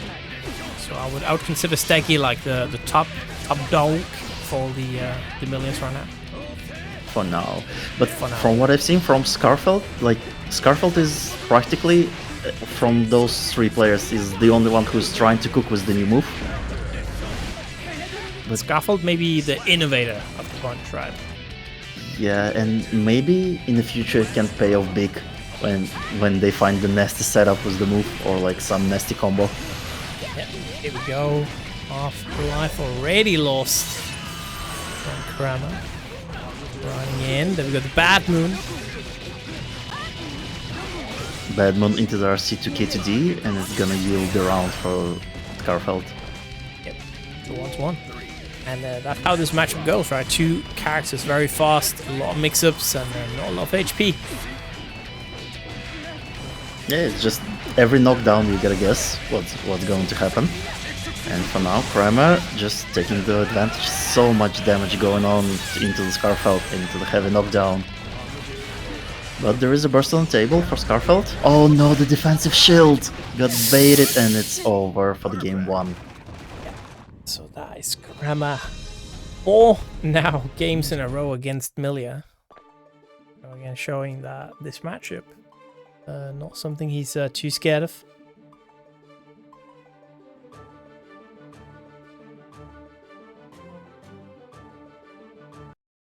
So let's see if the Skarfelt gonna be the one finding approach against Cremy's Chipp.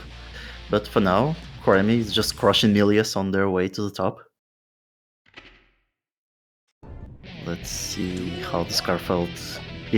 because we saw the beautiful adaptation from Skarfelt against Maria earlier on the stream. Let's see how they're gonna change their gameplay for now. Beautiful catch was the 5P, but the bird's gonna save Skarfelt for now. And the movement gonna get clipped by the far slash from Cremy. Go. Sending out the disc and sent to wall. Okay, let's see how Cremy gonna use the burst. Well, right now the burst is kind of locked behind the meter. Are they gonna save it for the round, for the next round, or use it this here? Yeah, oh no, they used it here and it got baited. Unfortunate for Cremy, but the huge advantage for Skarfelt. Managing to baited the burst in the last minute and blocking it. Right now, Cremy just on a resource deficit against Skarfelt. But still taking initiative in the corner again with the beautiful 5P clipping the Skarfelt from the air. Raka pressure gonna get blocked by Skarfelt. So let's see Alpha Blades. The both players are shinning each other right now, and Skarfelt winning the neutral. And the heavy knockdown with the 50 meter. No disc setup, but the RC combo gonna do it. Oh, Skarfelt tying it all up 1-1 there.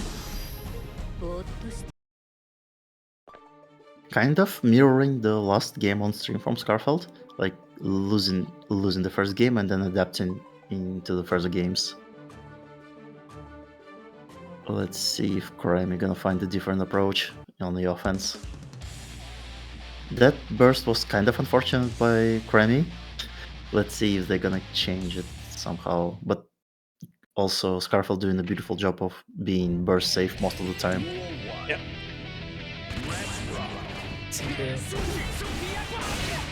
Again, a very swingy match, right? So definitely scary for both players. Right now is Crema that is leading the charge. Ooh.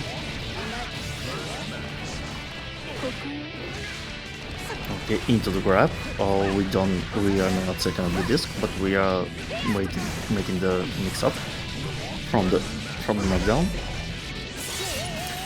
Okay, the burst right now is kind of locked for Cremy, and the DP just sends it and wins the interaction for Cremy.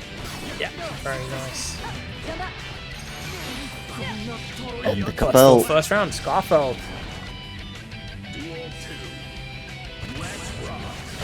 Skarfelt gonna take the lead, and both players air dashing into each other, and the Skarfelt winning the interaction. Okay, but now Cremy applying the pressure. There is a burst for Skarfelt. They're gonna spend it right here, not going through the wall. Yep, just on the last hit of a wall break.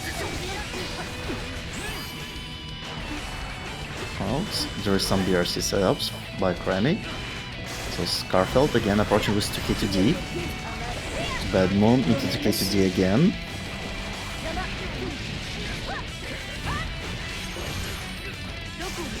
And oh no, that's not gonna be enough. Let's see how the Skarfelt, let's see the mix, and the 2P gonna catch it, and the 5P again, flipping Skarfelt out of the air. And we have equal situation on the rounds, almost equal situation on the resources. Cremy having a little bit more of a burst meter, immediately spends it just to keep Skarfelt in the corner. And the new move working for Skarfelt beautifully right now. Okay, Cremy being really good on the defense. Counter hit. In a lot of trouble now, gets hit by the disc, and that is gonna It's Skarfelt the lead now, and again, this match is huge. It's our winners semifinals, right? So if you win this, you are in the winners finals. And if you are in the winners finals, you just have to win one more match to be guaranteed that qualification. Which is, again, absolutely huge. And it also gives a lot of points as well, just winning this match as well. I mean, getting into top 3 once, it pretty much guarantees that you get to the LCQ, but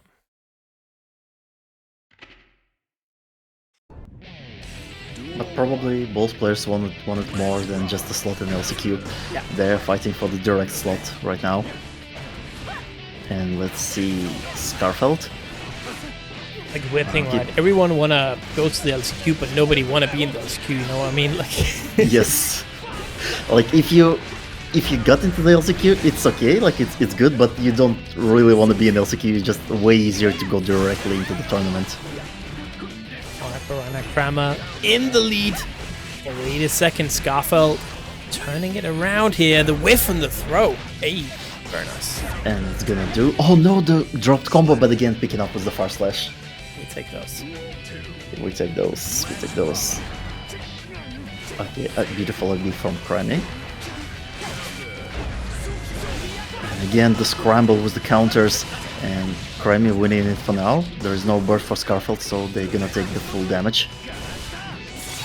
Oh my god, it done so much damage, and it's probably a huge advantage for Crema because they will take it right here, right now. There is a burst for Skarfelt, and it got baited by the RC. So we have 2-2 on our table. Yep. So that was a very, very fast game, and that means our final game here is gonna go down to the wire.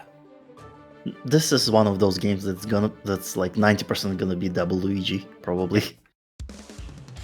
Let's see, but probably both players don't want a double Luigi situation because it puts a lot of pressure on you. Yep. But 100%. let's see what's gonna happen in our last game. Okay, immediately Crema spending the burst. Skarfelt right now, applying the pressure with the discs. Okay, now jumping out of the new move, but still being in the corner.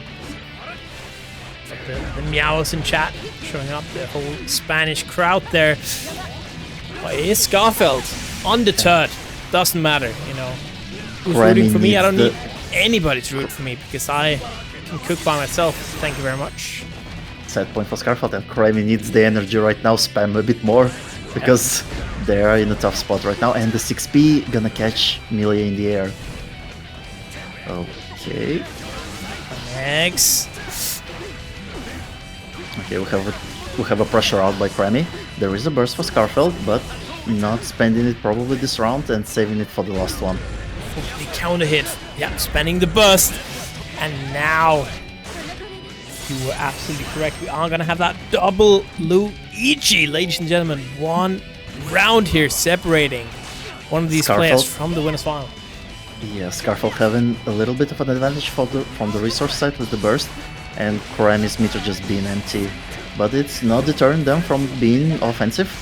Finishing the Rekka, but falling into the knockdown, and now there is a mix by Skarfelt. And again into the different mix, Capel through the wall. There is no heavy knockdown. So, but still positive bonus for Skarfelt, and there is a burst with the 100 meter. Super, no, that's not. That is gonna work!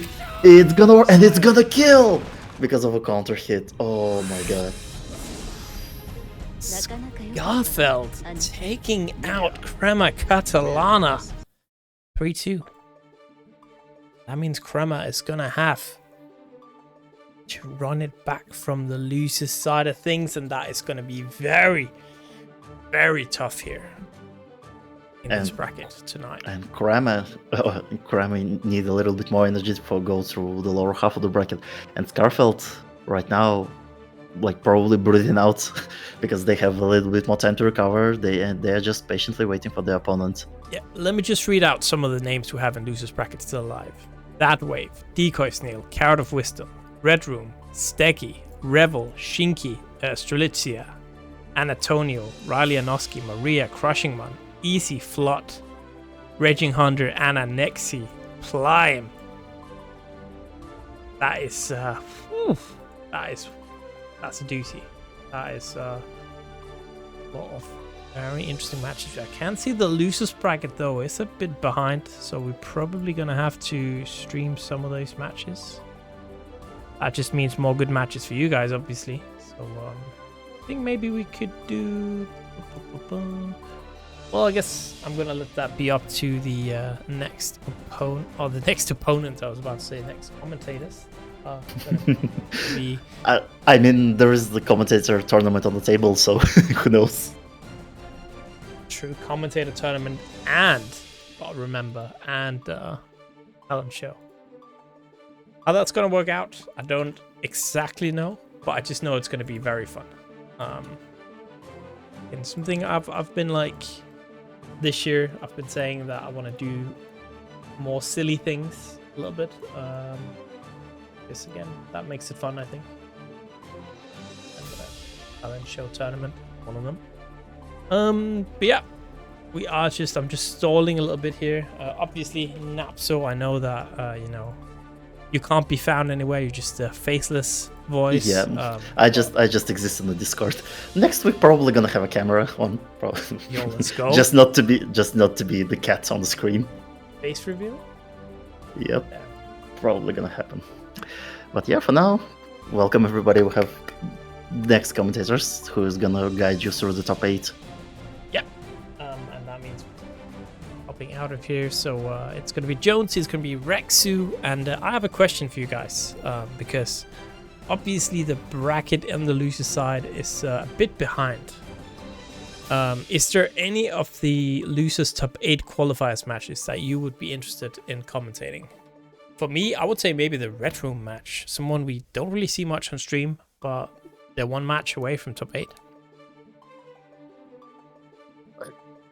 I think especially because we know that redroom beat Jason Thomas earlier. Yeah. So we want to see more of them, or actually we want to see anything from them. Also, hello. Jonesy, you can unmute. Yes. Hello.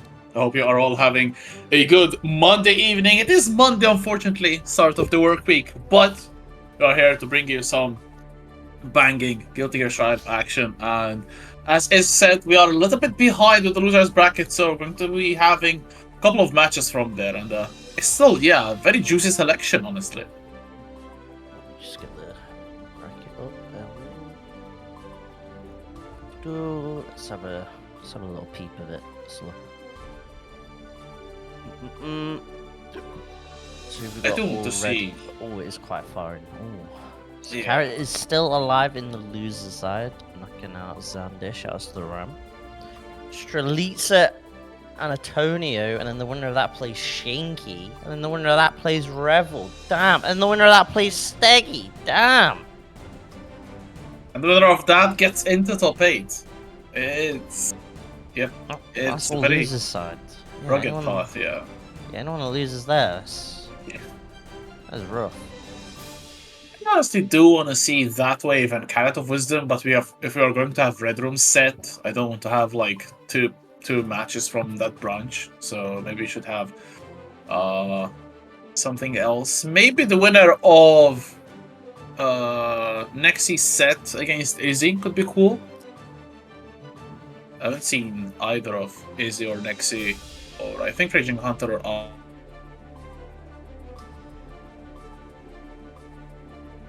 Millia, and I'm getting tired of Millias. Tired of Millias? Yeah. In this scene? You'd have to move. Yeah. You might actually have to move. That's kind of long for you. It is indeed. As we do have a set on our hands. Okay, hopping into our second winner semifinals. It's going to be one of the classics of the Salty EU. But this one has much more weight to it because neither of these players is qualified. So the winner of this will be just one win closer, whether winner side or loser side, to get into the Salty Runback finals. And a good start for PataChu, hitting a counter hit and putting Tiger in the corner. Gets the overhead with the Who Stomp. Can't quite keep it going. Burst. Get him blocked out with a jump cancel from Tiger. who ends up, even though it's PataChu looking strong on the round start, is the one to get that positive bonus first. We're exchanging the RCs. JD dive kick denied by the Superman punch. Chipp Tiger in the building. Mix, roll connects. Deus Ex to take that first round. So progressing stuff from Tiger Pop. Just to get a comfortable round 1 on the Happy Chaos. We've seen a lot of A.B.A from Tiger. Maybe Tiger is slowly trying to adjust to what character matchups he wants to play. We do know that PataChu is also preparing an Elphelt for...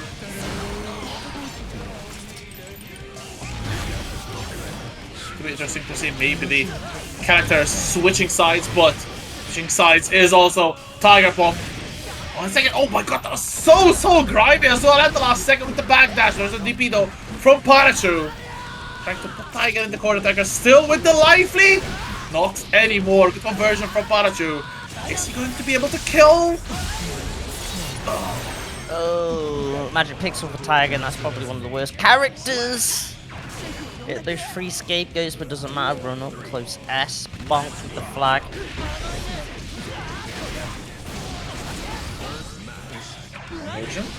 Eats. All starts to break the wall. Oh, interesting trade. Maximum range. Oh, PataChu getting a little bit too trigger happy there. You have good range, but not as good as a gun. Potato 60s. What's the first? First up, EX concentration. We're trying to press, maybe trying to anti-air or something. Doesn't work out. Let's find the YRC on the roll though. Not a lot of stamina, not a lot of resources to keep this pressure up from PataChu's side. Ends up spending the Wild Assault, does get the hit because of it. And the throw closing out the round. PataChu getting the first one on the board here. Really good stuff from the French player. I haven't seen a lot of, Wild Assaults as well in this first game. Maybe PataChu especially wants to try to slow things down, not really wanting to get a high tempo for the set.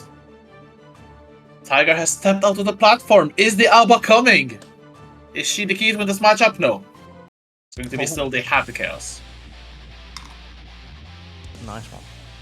Thank you. Holds on to the Happy Chaos. And to be fair, they go to last round. Game 1.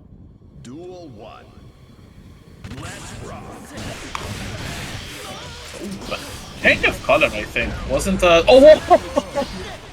Was funny. Kind of like from Tiger Pop teleported behind. That 2k in. Super on board. It's going to be spent. Deus Ex Machina through the wall.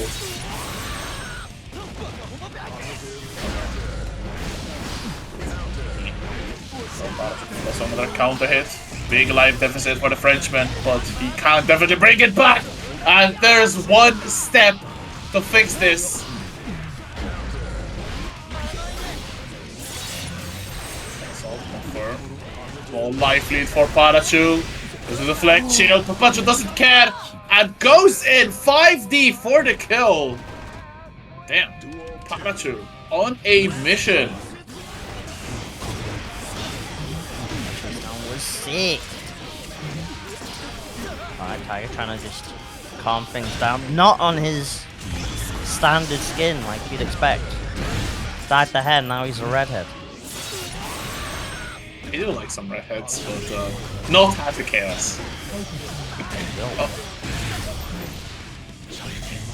Gonna spend the burst. Oh, okay. A walk and gun from Tiger Pop.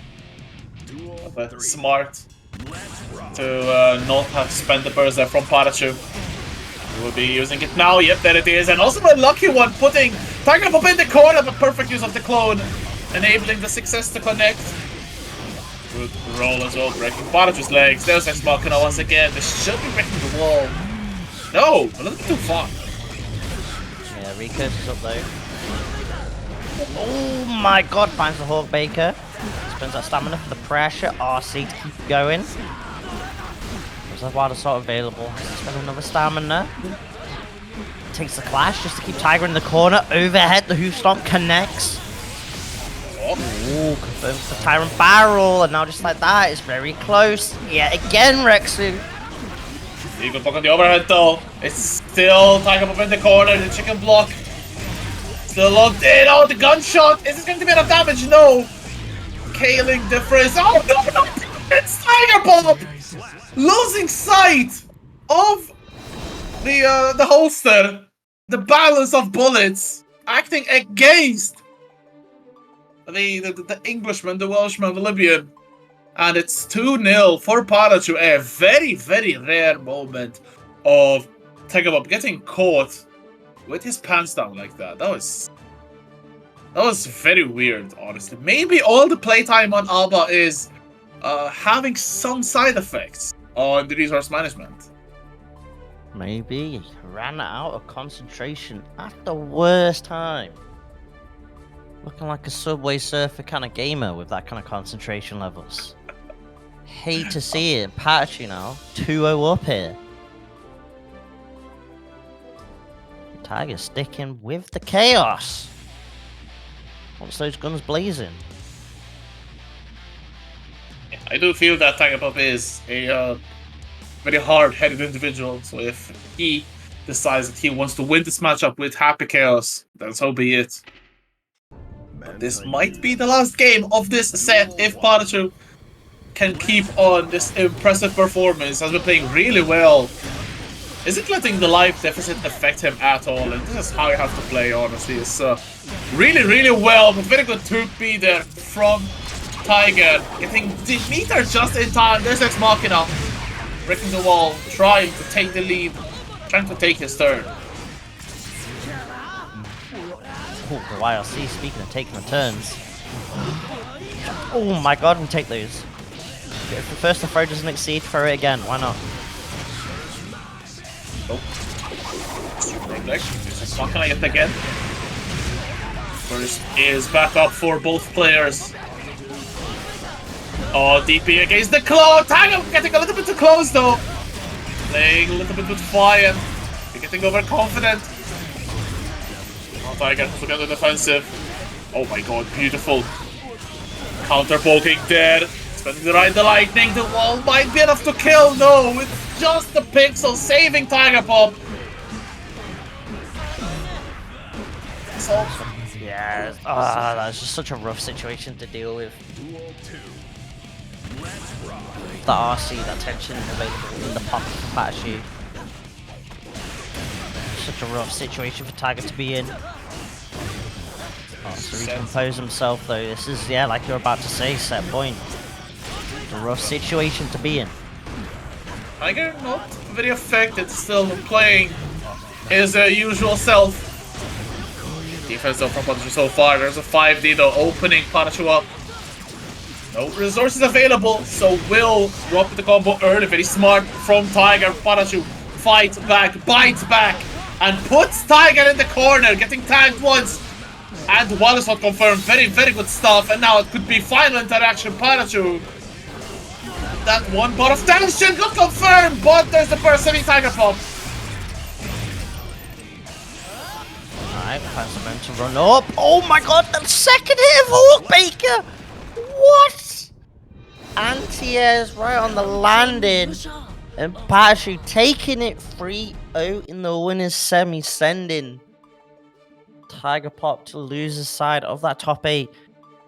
PataChu in a great spot here to try and get a qualifying spot moving on to winners finals.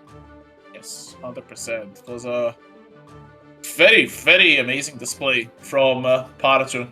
Probably had the makings of this is for last week, because of course Tiger Pop was the one who stopped PataChu from making it into losers finals, even though Tiger Pop did end up losing that as well. But phenomenal performance from Tiger Pop, who is now just one win away, just like Skarfelt, to make it into the finals of the Salty Runback. And honestly speaking, I have to give the advantage to PataChu in that matchup, because we know how many times PataChu and Sarani have gone head to head, and it was very, very even all the time. So I do feel that PataChu has the advantage going into it, but as was said earlier on stream, it kind of feels like Skarfelt is the Millia to beat at the moment. Sorani is probably taking a small break. I mean, very deserved after the 2023 that she had.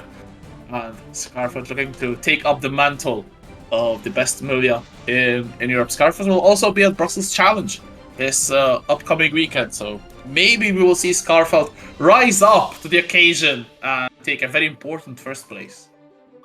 Yeah, points on the line at that event, so definitely a bracket to be in, as you'd probably expect a couple others in this bracket to go to Brussels Challenge, right? This is a great bracket to get that grind in, get that character tournament ready for Brussels this weekend, like you said, Rexy. Yeah, it's gonna be gonna be an interesting one to watch. As we're gonna go down just to the losers side of the bracket, I believe. It is losers bracket indeed. So we do have a set, and I do believe it's going to be crushing Mon against Maria if the game allows it. The game might not allow it. The game didn't allow it, and I just chucked something on the floor. In pure anger. The game race quit. There it went.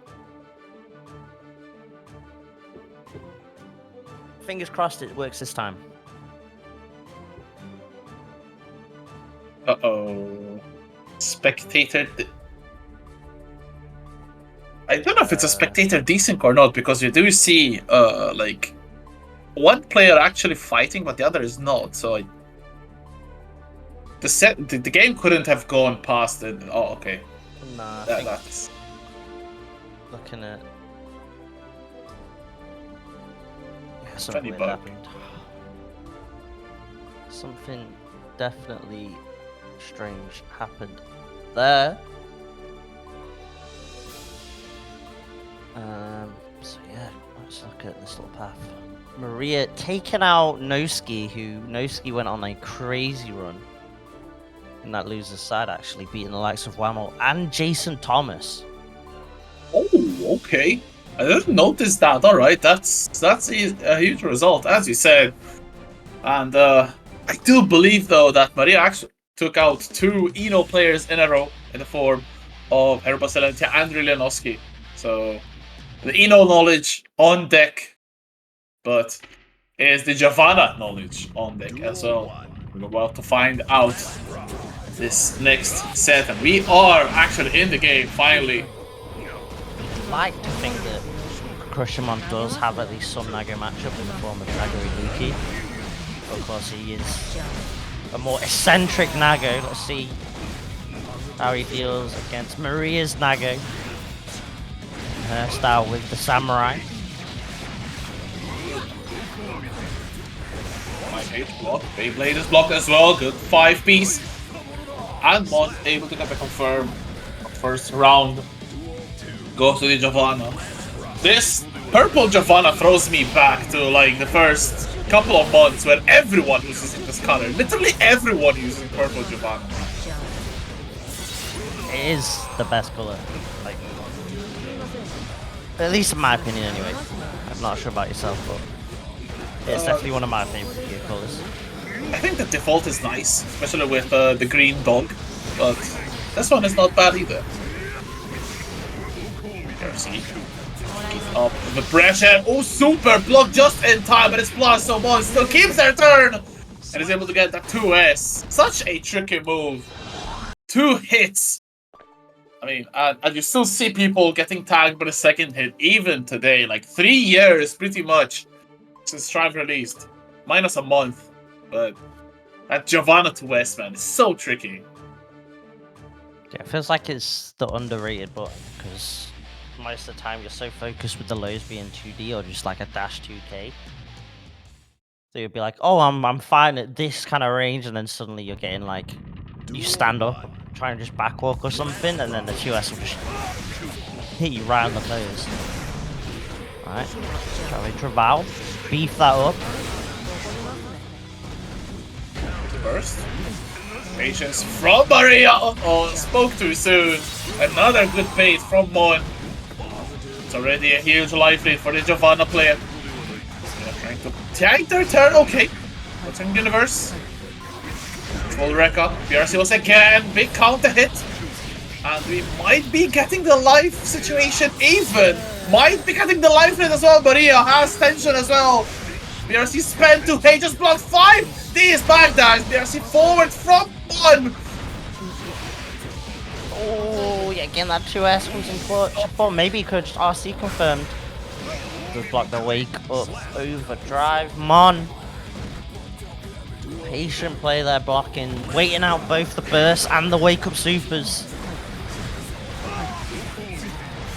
Been very aware of the wake up options that Nago has. Burst out. Doesn't want to get pushed towards the corner against the Nago with high blood. But Gear's movement gets a lot more stifled. High blood Nago, of course, but now it's no longer 2 bars. Someone can try to get in. Almost 2 bars of tension runs into the 2S. Fair from Maria, close this counter hit the delay. Really, really nice. And then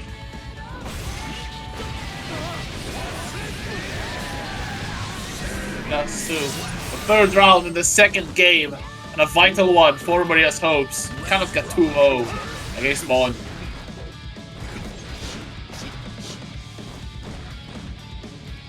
Yeah, an awful spot though where Mon's next hit could be huge, but Maria instead opted to spend a little remaining burst gauge to get the Wild Assault, rewarded with the hit. Mon now popping that burst, and that's early on as well. Next hit could be huge for either player if they can manage to get the wall break. That positive. Mon does get the hit off the RC mix. The overhead connects. Maria flinching there. Really good stuff from Mon. Another big counter hit. Has tension available. This should be enough to kill. Mon does not drop those. Very, very strong round to emphasize their will to move on forward. And Mon now makes it 2-0. And is just 1 round away from making it into top 8. So a rough path. The one is so close, but Maria might still be able to close the door in Mon's face. Nagoriyuki is one of those characters that can really mess you up if you make one single mistake, and Maria is already giving hints of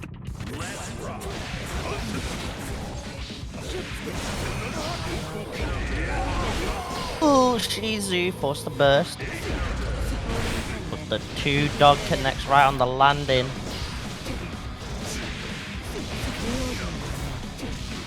The loop's going in. Of course, Mon's got those. Ooh, hey, yo, I didn't think that would stick either. Damn, okay, Mon. You be pushing it.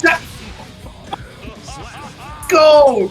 Using a full stick of butter, double BRC forward. I really love that from Crushing Mon. We don't think that they're going to use them, but they did, and now Mon gets a reward on set point, but Maria starts off this round very, very strongly. To West once again catches the Nagoriyuki's feet. Using the flip kick to blow up a Nago 2S. Huge read coming out from Mon there. YRC just goes for the cross up. Actually works out with the hit as well. Maria maybe just reacting a bit too late with a 6P or something. Yeah, again clipped by the 2S. That's been working out so much for Mon in this set. Because now it's set point for the Geo. Goes for the safe jump. Tries to check a fuzzy jump. Doesn't work out, but blocks the YRC. And yet again a situation where Mon's calculated but patient pressure pays off. This Geo looking like a menace in the loser's side of top 8. I'm actually speechless. That YRC bait was so good. Like, honestly speaking, you don't even calculate that someone will block that because it's such a good setup. Of course, the flip kick, PRC overhead, but Maria blocked it, went for the YRC, but got punished so well. Mon one step ahead out of every single thing that Maria tried to throw at him, and unfortunately to be the end of Maria's run. 9th place in this bracket, still a very, very respectable one. But unfortunately, their run will be ending here as Mon will be moving on forward. Who actually sent Mon to the loser side? It was Tiger Pop, of course. Of course it would be. Of course it would be. Gatekeep in the UK. Shambles, hate to see it. But they might end up running into each other in that loser side of the bracket. I think it'd have to, the way it's worked out, it would have to be in losers semis if they were to get that run back. But who knows, we might end up getting that. It's going to be tough to see though, because there are a lot of killers just in this loser side trying to break into that top 8 spot in today's salty run back. Yep, we might see, of course, there's still killers like Plyme or NSxC or Izzy, which might come in but of crushing Mon. There is also Crema in the next stage if Mon were actually to be able to win that, so it's definitely a very arduous path for potentially the rematch between Crushing Mon and Tiger Pop. Tiger Pop, of course, has also some tough opponents to go through. Of course, we do have Steggy and Redroom and CarrotOfWisdom. And of course, we do know Redroom has sent Jason Thomas to the losers bracket, so a branch of killers on the other side as well. There is no easy path to get the victory, to get even in losers semifinals in this bracket. It is so stacked. Yeah, it's definitely stacked. And shoutouts to Maria with the raid. 9th for the Nago. Great showing there. The next step, of course, is next week. Try and get that improvement, but still a ridiculous showing coming out. Much appreciated. So chat, make sure you show some love to her. Get up that stream with a follow. There's a couple of others that are obviously streaming their run as well, like you'd expect. People like Carrot, like Tiger, but even people like Izzy as well, streaming the loser side run. So make sure you are checking out some of the other channels. Keep us on this tab, of course, but maybe on your other monitor or a second tab. Have a look at some of those players duking it out in the loser side. Yeah, but it's going to be very, very entertaining to watch. As we do have a lot of players. I do know that PataChu and Tiger Pop are also streaming their runs. I know that PataChu is waiting in winner's bracket. Tiger Pop is waiting in the loser side. So it's not a happy situation. But yeah, as you said, we have so many people streaming their run. We have CarrotOfWisdom, we have Izzy. We also had LearnedGO, who unfortunately got eliminated just a little bit earlier. So a lot of players are streaming their run, and this is the beauty, I think, of Twitch. It allows so many people to connect to others through, especially like the fighting game community, which is honestly my favorite, and it really allows for these friendships that kind of develop through a game, but they can really impact so much. Of course, you start traveling together, you start getting really close friends and whatnot, and it makes what is the fighting game community as beautiful as it is, honestly. Mm-hmm. Exactly. I mean, if someone a year or two ago would have told me I'd get to sleep in the same bed as Rexu, I'd tell them, what the hell, no way. But chat, it happened. It happened to me. It can happen to you. Hopefully it doesn't, because Jonesy was not able to sleep because of my snoring. Let's not create any confusion. I snore a lot, unfortunately. For real. But these sets are not going to make us snore, because looking at it, we got Redroom up onto the podium, which means we're just waiting on Carrot to join the lobby. Hopefully the bug stuff earlier meant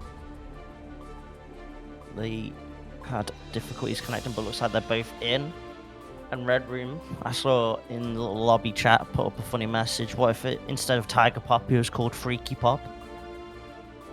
It's a deep philosophical question, for real. And we're going to need that kind of philosophical thinking with this upcoming matchup. Asuka up against Jacko.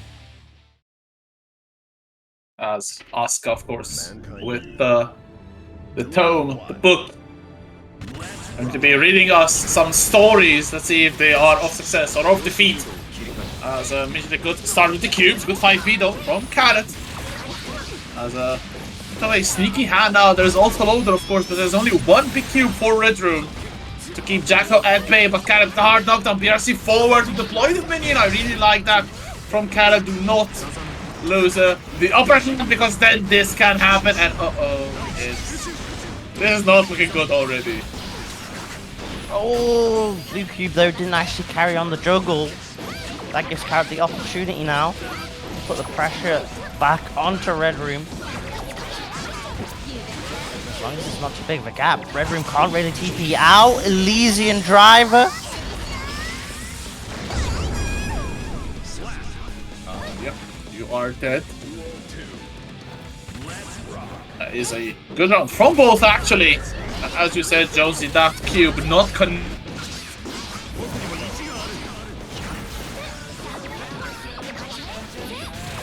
has another one on deck, but will they be able to use it? Oh, very low on mana, and that's going to be mana broken. And no, that shouldn't be dead. Super could have killed potentially.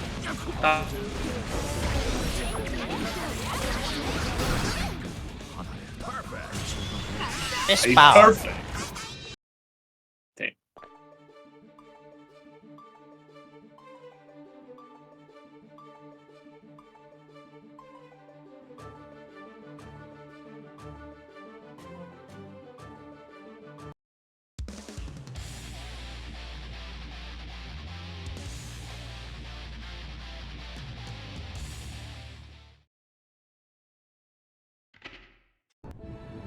Duel 1. Right. Game 2 already underway. Carrot with a Krong showing in game 1. Oh, but the tank one is Screamer again. The drop though from redroom. Very unfortunate.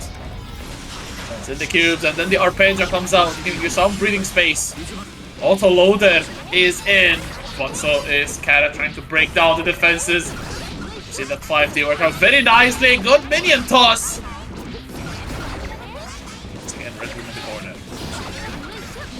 Cannot find a way out. Carrot's pressure. Elysian driver to break this wall. Gotta do a fair chunk to that mana bar. Still hanging on by a thread, but there is not enough to actually get any spells out for redroom to try and take a turn back. So they are forever stuck in this corner. Maybe something like a PataChu sphere. They tried to YRC, but it gets blocked and the minion closes that door shut. Oh, seen a couple of times already that explosion game. Just hit on the stall. Carrot's spacing on point. Yeah, playing this match very, very well. Of course, the grinder of the game. Oh my god, the 2D goes under the cube. Already mana broken. A very rough spot. That's going to be the Elysian driver. To be adding the red room's life bar. Nice scaling though, but still, look at the damage as well. CarrotOfWisdom. Very, very close to making it 2-0. Has burst available, but as their opponent. Very, very good timing on the burst and sends in his cube. What pulls out the gravity staff, and that kind of just gave up the momentum after spending that tension on PataChu sphere. So rather than being able to put the pressure back on, redroom's kind of just stuck right back at square one. And this time with no meter, no tension, that mana is slowly getting whittled away. His life is as well as low connects. Carrot looking stonks right now. 2-0 up here. I really like the I don't know what you can call it, like the air assault. I think it's a minion 2S, where you can send the minion very high up. And it actually stopped redroom from potentially escaping the corner, and it then helped CarrotOfWisdom to be able to finish things off. 2-0 the score. CarrotOfWisdom, they're almost level 10k. It's very, very impressive. Heading into the third game, what could be the last one? CarrotOfWisdom continues this incredible display. Dashball, rock start for redroom. Very unconventional. You guess I think Asuka would be trying to go back and then try to set things up, especially having Cube as Screamer. But different plans maybe for redroom.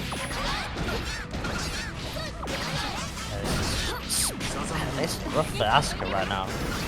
Carrot has not let redroom play pretty much this entire set. They pick up off the minion into the Legion driver as well to deny the burst. Oh my goodness. Carrot on set point here. 3 minutes. Some signs of life, but once again the minions shuts them down, and already very, very close to being mana broken. Very heady situation for redroom. Uh-oh, there's the mana gone. The life bot is going to be gone as well, and just a little bit CarrotOfWisdom. Putting up the pressure. Mana is back, so redroom will have the barrier as well, saving them a lot of damage. Good defense so far, holding on. Just when I thought, oh, redroom finally gets to do some massive pressure, Carrot just backdashes lows and just shuts it down completely. That is crazy. Beefed up minions, there's nothing redroom can do right now, just has to hold all of it. Does find a little jump out the gap in the block string.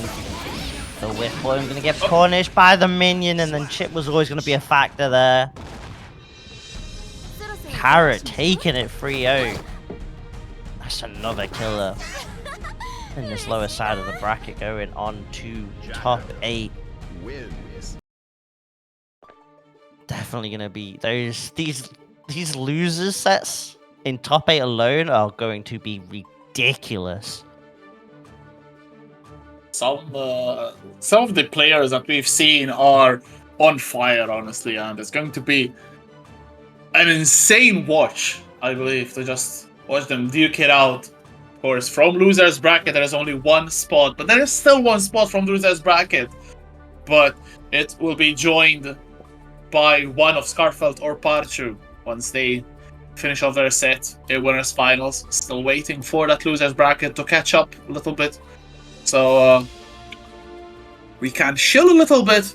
The match arena, of course, there are no codes to be claimed, but if you have some spare change lying around, if you are feeling generous, if you are enjoying this Guilty Gear Strive action, do not hesitate from dropping some money, as much as you want it to be. €1, could be €10, could be 100. I mean, we're exaggerating, but we have gotten $100 donations, so shout outs to whoever has contributed to make the prize pool already $620, which is an insane amount, the biggest we've ever had for Guilty Gear Strive, I'm sure. And it's going to be all distributed in the salty Runback finals on Sunday the 19th. As this is also reminding in the chat, only 2 weeks. Then 2 weeks it'll be all over. Yeah, it is zoomed on by.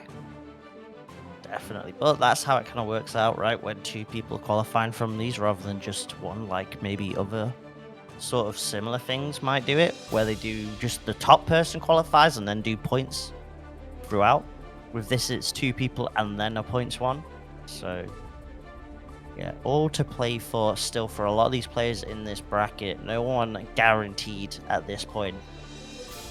And I think the best part as well is the gatekeepers, shall we say, in the form of Xando and Jason, denied, at least this week. I don't think Xando was actually in this bracket this week, but Jason at the very least denied from really putting in a big shift gatekeeping.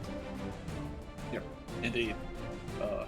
Very unusual to see Jason eliminated before top 8, but I think maybe Jason was experimenting a little bit, and with the competition in this bracket, kind of feels like this bracket is much more competitive than the one of last year, which is already stacked out of its mind. So a really, really interesting turn of events, honestly, as we are slowly approaching our next set on stream, and there are some players which have a very good point lead in the names. Of course, if you are in the Discord, you can check the Guilty Gear channel. Actually, is posted the leaderboard currently. We have Tiger up first and second, and actually, like, if you get third place you get 50 points, which is honestly huge. If you get like 3rd place once, you basically have a foot in the LCQ. It's not guaranteed because, of course, there are so many players hungry for points, and there's a lot of good point placement that can actually get you in the leaderboard. But with Tigerpop already guaranteed 50.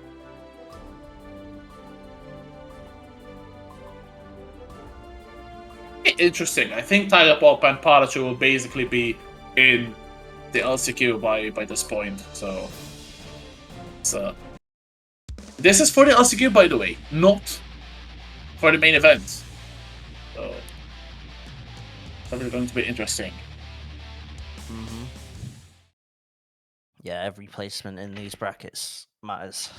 No messing about. Duel 1. We've now got Carrot up against Revill, so we're now into a loser's side top 8 match. And hopefully when this set finishes we can get the other one ready in time. But right now Carrot is saying, bun that idea, I'm trying to speed run through this bracket. Definitely going as fast as they can. Look at the life that they have already. On to Revill! They get tagged. That is another round for CarrotOfWisdom. I think that's pretty much like 7 rounds straight for Carrot. Didn't lose a single one against redroom. Let's see if the streak will continue. Good block on the overhead, but the follow-up tags CarrotOfWisdom. Does though, trying to create some separation. And we're back to mid screen, and we're back to where Carrot wants. Yeah, now it's down to Revill trying to find a way out of this, but right now has to just hold it. Finds a just block. The gap in the pressure. 2K, Hull Storm, counter hit. Burst is going to be back in time at the end of this combo, but Carrot holds on to it. Would have been so low. The risk was just not worth it.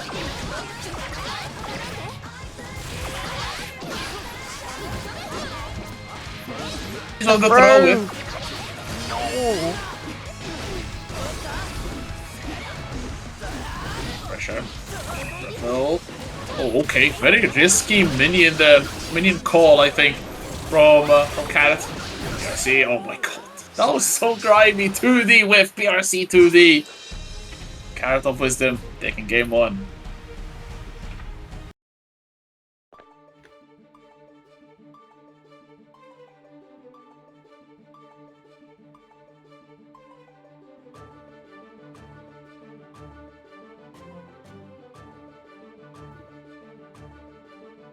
This is looking rough for Revill. Carrot is looking scary in this loser's run at the moment. It's going to be tough for anyone to deal with this Jacko. So it's not over just yet. Shin definitely has enough tools to deal with Jacko. So let's see if Revill will be able to channel their inner beast. I don't know, the throw from Carrot. So much damage from the ODG minions. That was insane stuff. Carrot now locking Revill in the corner. YLC getting them out, but the minions coming back to haunt them. Carrot now, very good life lead, 1 touch. Maybe another one. Chip damage may also be enough to kill. Throw and the jump dust. Good stuff. So frustrated trying to chase down a Jacko when she's trying to jump just like that. With the 60 as well, and I know that would have taken was the straight jump dust like that, or maybe even just a minion toss to get the chip. Ooh, minion denied though. Could be Revill's opportunity. Counter hit. Yep. Should be good damage. Charge dust there for the wall break. With a hard knockdown, but still a good life lead. BRC forward, good 5P there to stop the jump from Revill. Tagged up by the minion from behind. Dash forward. There's Bardo from Revill. Will they be able to use it though? Oh no, they will not. Skarfelt gets the throw RC and ends this second game as well. It feels like Revill is slowly growing into this, but it could be the case of too little too late. It's already 2-0 for Carrot. You have to do something drastic now. Yeah, but what can you do? That's the question, right? It's so difficult just to maneuver around the minions. Just trade on knockdowns. Just blocks. I've seen occasionally Revill at least manage to sneak in some 2Ks just to try and get rid of a minion or two. But it feels like Carrot's management of the minion meter has been so on point that whenever one minion goes, there's always another right there to back it up. Oh, that was sick. Very sneaky from Revill. Actually, though, Carrot's reacting to the overhead is actually insane as well. Oh, there's a minion shear. Very low HP now for Revill. Oh no, watch your head. The minion getting tossed and landing in Sin's face, and it's set point again for CarrotOfWisdom. Might be making it 6 games in a row in this loser's bracket. And no signs of slowing down the wild assault, unfortunately. The one slowing down Carrot as Revill trying to accelerate themselves into the comeback. It's an opportunity for Revill, but they're very aware of Carrot's meter. Meter now gone, but attack on the throw enables Carrot to get the minions back up, tries to go for the gold burst, doesn't work, but at least finds the air to a counter hit. Need to spend on this Tyrant Bow for the hard knockdown. What do you go for? As well, good look on the overhead. To the corner. Revill getting the dive kick counter hit. CarrotOfWisdom, no bar available, not going to get enough damage. Beautiful minion, don't stop the approach, and then again, the minion stopping Revill's run and eliminating them from the bracket. CarrotOfWisdom another 3-0 to their name. We're moving on forward to face off against Tiger Pop in the next set from losers bracket. So going to be a very, very interesting matchup. I do wonder what character Tiger will go for. We've seen a lot of A.B.A from Tiger in previous weeks, but feels like they're trying to stick to the Happy Chaos. Not sure if they played any previous matches. I don't think we did have Tiger on stream, so yeah. It felt like right at the end there, the game was actively at least trying to get Revill around, because there was like the shortest blue wild assault ever. I kept staring at my screen trying to figure out what on earth that blue wild assault was, because it was like it was so short. I was like, huh? Definitely need a clip on that. But Carrot carries on. There might be a Carrot gauntlet, because Plyme and Izzy are still playing at the moment, I believe. So it's yeah. Faust, Bedman. Ooh.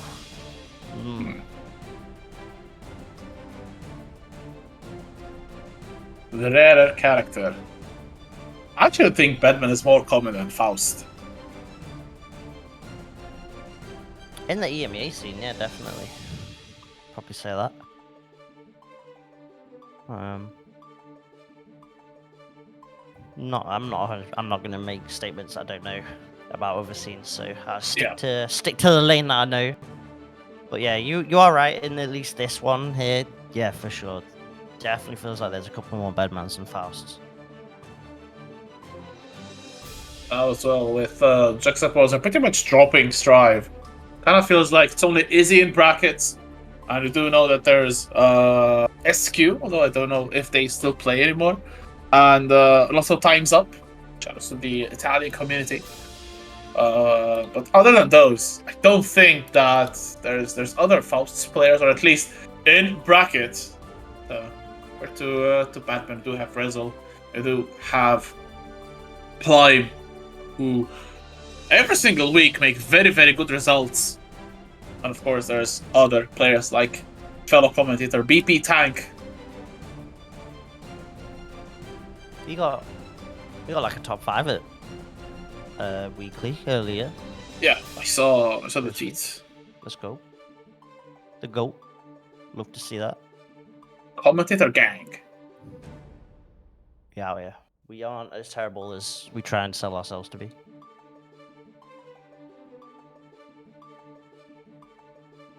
Yeah, we might just end up getting Tiger in to play Carrot. Hopefully, maybe Plyme isn't too far left in that match. Well, shout out to everyone that has signed up this week. Quick look at the number of attendees. 100.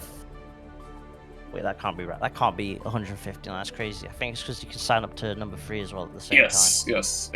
I think it shows everyone signed up, either first, second, or third. Alright, so there were 98 attendees signed up for number 2. So still a godlike number there.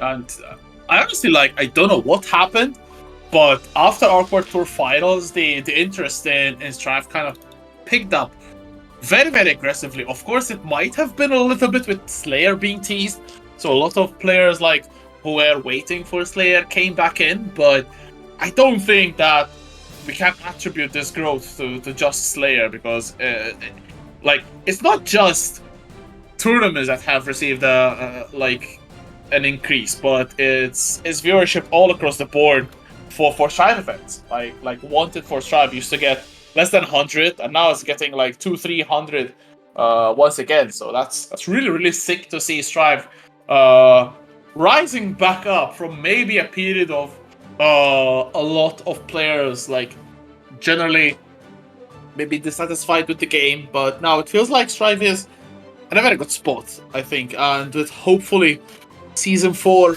on the horizon. Unfortunately, no changes with the end of month patch that will bring us Slayer, but I do believe that Daisuke's vision is good.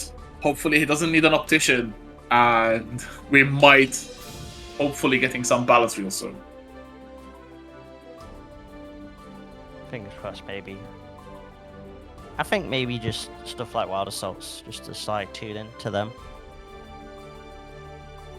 I think that would be, at least at a minimum, is what I'm after. And Leo Bus. Shh, shut up. Low tier Leo. No, Leo is fine. Can't stop me. True. But I technically can. Luckily, there's Tempest who still keeps making results after result. True. Tempest is ruining my downplay. Let's go. Oh, that's going to be the A.B.A from Tiger Pop. So preferring the close quarter combat, shall we say, to the gunman. See if this decision will reward Tiger Pop, because it's not looking so well at the moment. A lot of pressure from CarrotOfWisdom. A couple of minions already out. 3 of them, even a full class. Oh my god, the JD denying.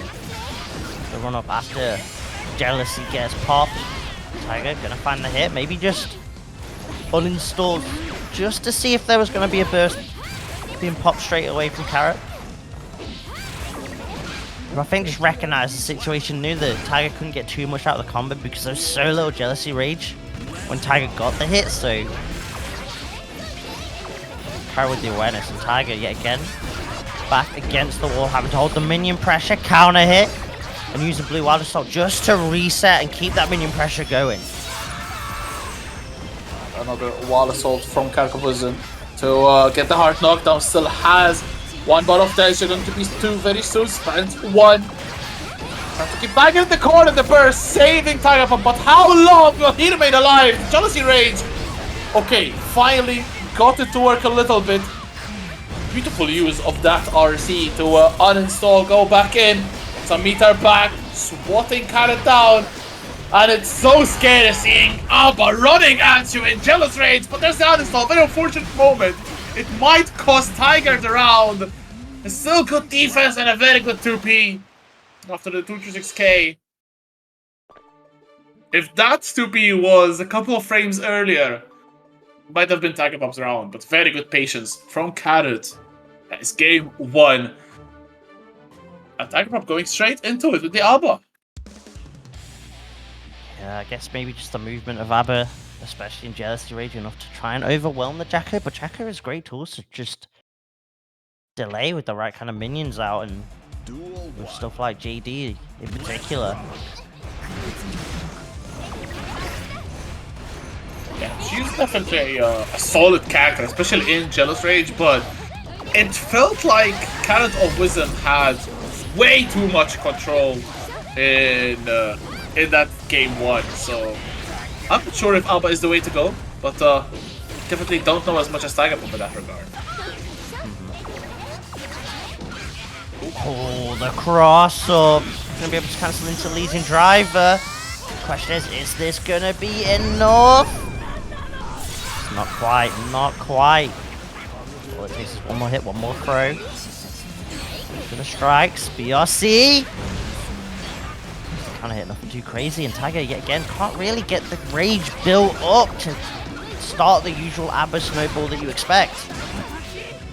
Oh, definitely not going to be doing this round either.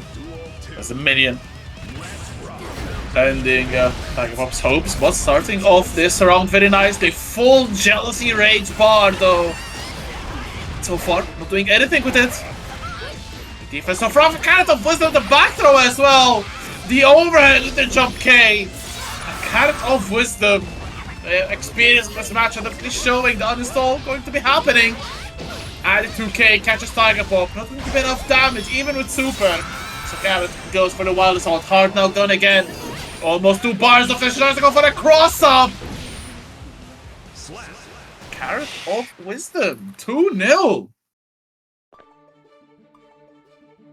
Jeez, this is straight up, feels like it's just invalidating what Tiger wants to do with A.B.A right now. Let's see what Tiger wants to go for. This is tournament life on the line, coming down to this character choice. Sticking with the A.B.A, no Happy Chaos for this matchup. Wants to duke it out with the biggest of keys. Duel 1. Let's rock. Going to be desperate chaos. I'm not happy. A.B.A definitely gives very desperate vibes. It might also be Tigerpop being a little bit desperate. A big counter hit though, forcing the burst immediately out of CarrotOfWisdom. Uninstall again. 2D counter hit after the break. Damn, Tigerpop getting caught by that. Again, CarrotOfWisdom taking back hold of the round and getting the life lead, trying to run their game plan.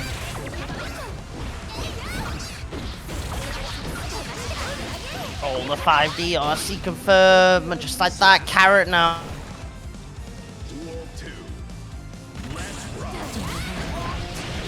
Oh my god, round start JD. What an uncheekable round start. Overhead connection.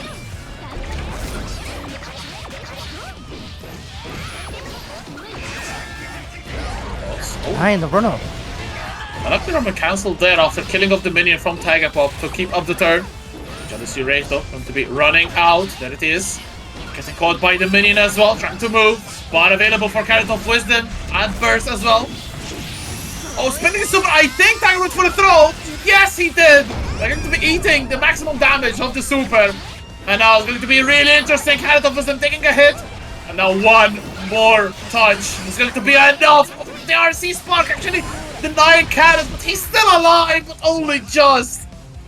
As Tigerpop gets the Wild Assault confirmed and still alive in this, but Carrot is still on set point. It's still a long way ahead of Tiger. Yeah, if there's any other confirmed Tiger could have gone for, because going for that Wild Assault cancel at the end means now the rest of the burst gauge is spent after that deflect shield, and that deflection didn't really do too much. Carrot now back against the wall. Legion Driver, this is going to be a huge chunk of damage. Only a bar of tension available for Tigerpop. No burst. Has deflect shield.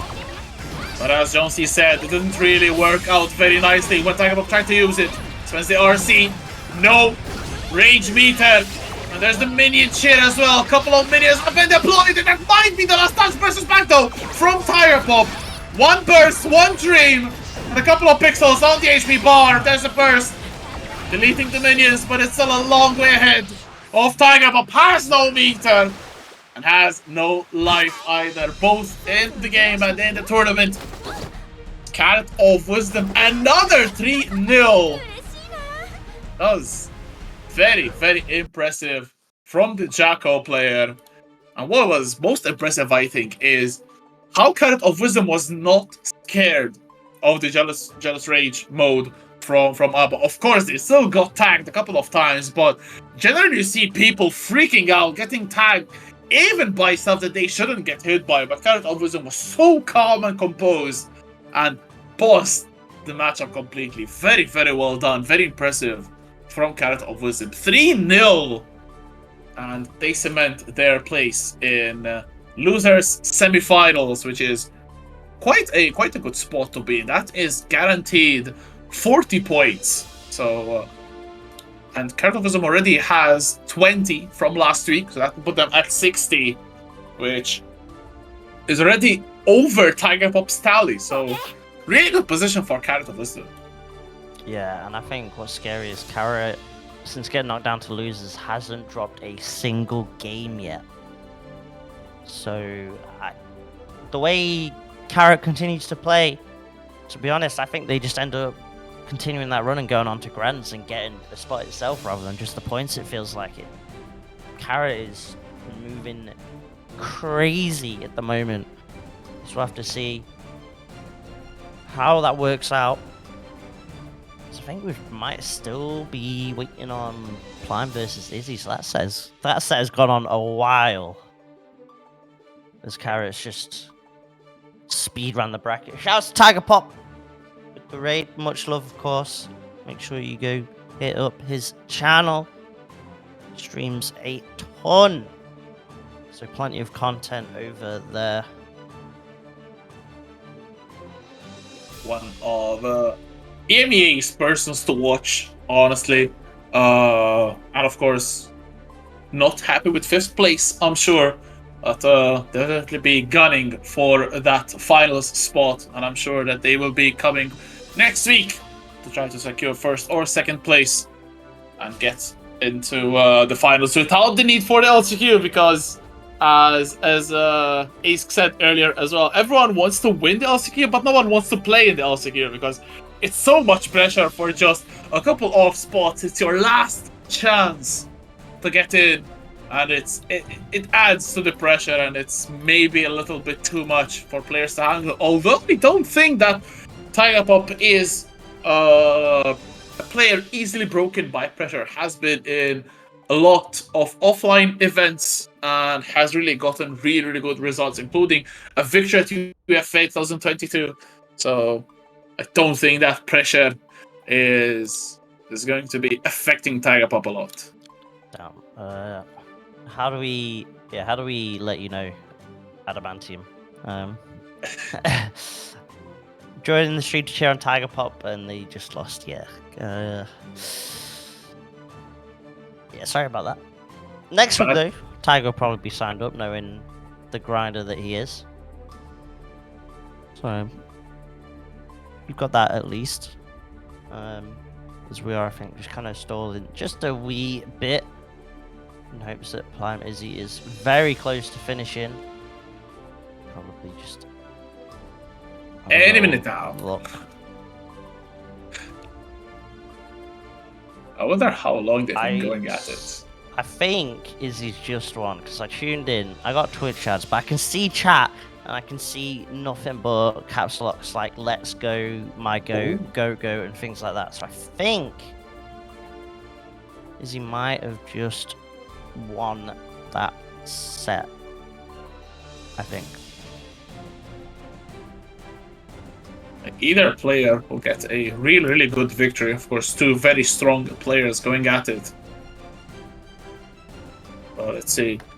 Izzy did, in fact, register the score 3-2 for Izzy against Plyme. So we're going to see now Izzy against Crushing Mon.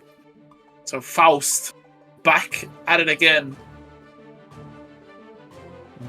Yeah, so last time was it was 3-2 in the end. Damn. I went to game 5. I mean, Izzy goes on to face Crushimon. So the UK players duking it out. Okay, now I will not stand the allegations. Where? I have screenshots. Huh? Crazy. Hey, where is it?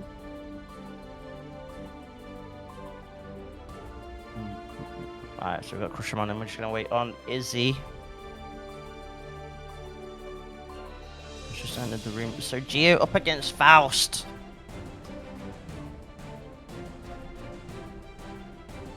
This feels like it's gonna be a rough one for Izzy. Very tough to play keep away against a character like Geo. We'll see how this works out. No! Get into the game. Okay. Stick around after this. I will shut just around. Duel 1. Yeah. Going into the set between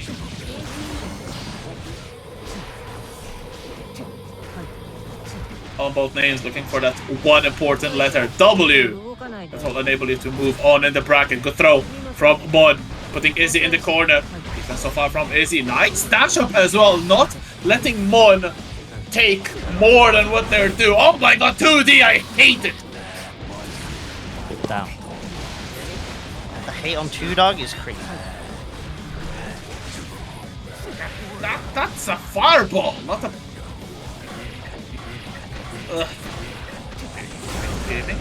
Ouch!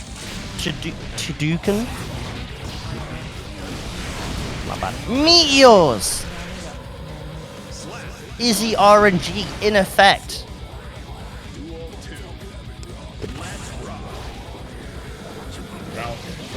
Izzy weathering the Giovanna storm. Oh, cross up on the meteor, careful of the bomb. Valdinio Soccer.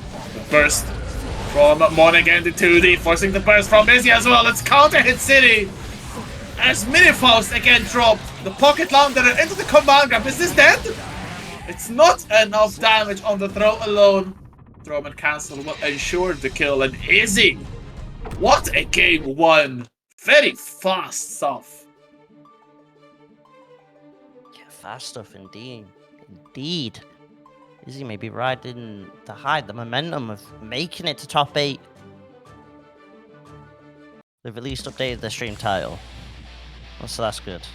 The original Izzy stream title was Idiot Goes 2-2 in Salty EU.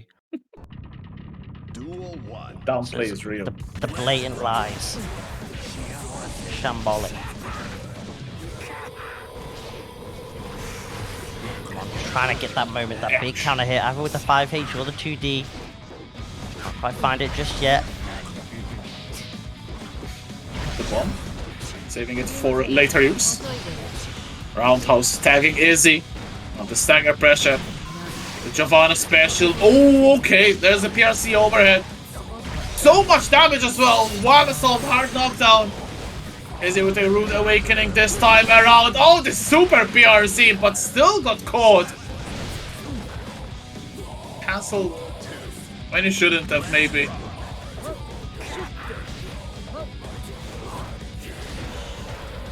Now it's... See how Izzy has back. RNG time. Gets the hammer, okay. Something that can definitely work better than the bomb. Does get the meteors. Speaking of bombs, the bomb overrides. Dive kick. Use the weight. Who waits? A lot of weight on Izzy's shoulders trying to win this round. There's the bomb. Are we going to see bomb bombos? Wait. We're getting bomb mix-ups instead. We going left rights with the bomb? Okay, Izzy. Alright. Sudoku mix. Okay. Assumes a donut. Simpson style. No homers. Oh, burst out, but the mini Faust is there. Mon's got to be careful. Avoid it. Oh, that's a... Yeah, you burst off that. That is a huge stone. You actually bursted into the mini Faust and got meteors as well. Can we talk about is this like the third meteor? Their luck is kind of astronomical, but their life is nowhere near. Mon taking the game, and finally we have guaranteed not 3-0. We've seen so many sweeps.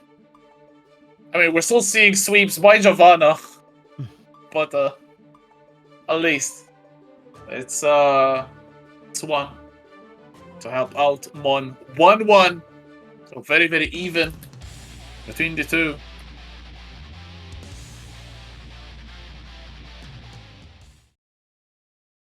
Yeah, back and forth so far. Let's see. We can reclaim the lead.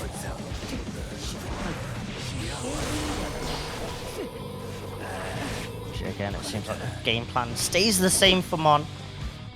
Tries to fish for that big counter hit. What's that counter poke to pain effect? Gets meteors again and gets to consume on it. Rexy, we gotta talk about this, aren't we? It's man, I wish I was this lucky. For real. Tornado. Ooh, good block on the mix low. Oh my god, the upright from Mon working out. Oh, but the back throw from Izzy should have meter after it. No conversion still. But the jump dust going to be enough, and Izzy takes another round. Very, very good resource management from Izzy there. She's going to send the meteors at the perfect time, keeping Mon in the corner. Ouch! Mon getting the counter hit 5p though, in between, or just after the water salt item consumption, so maybe Izzy goes for it again and see if Mon wants to try and challenge once more. Surely just been overdrive. Yeah, could have killed, and now going to be nice for Mon, though. 2 bars on deck and another big count hit on the air DP. Not air DP rather, but air will move. Now, confirm, forces the burst out of Izzy, spends a wild assault. And the weight, getting the knockdown. So much hip damage as well off the charged scalpel.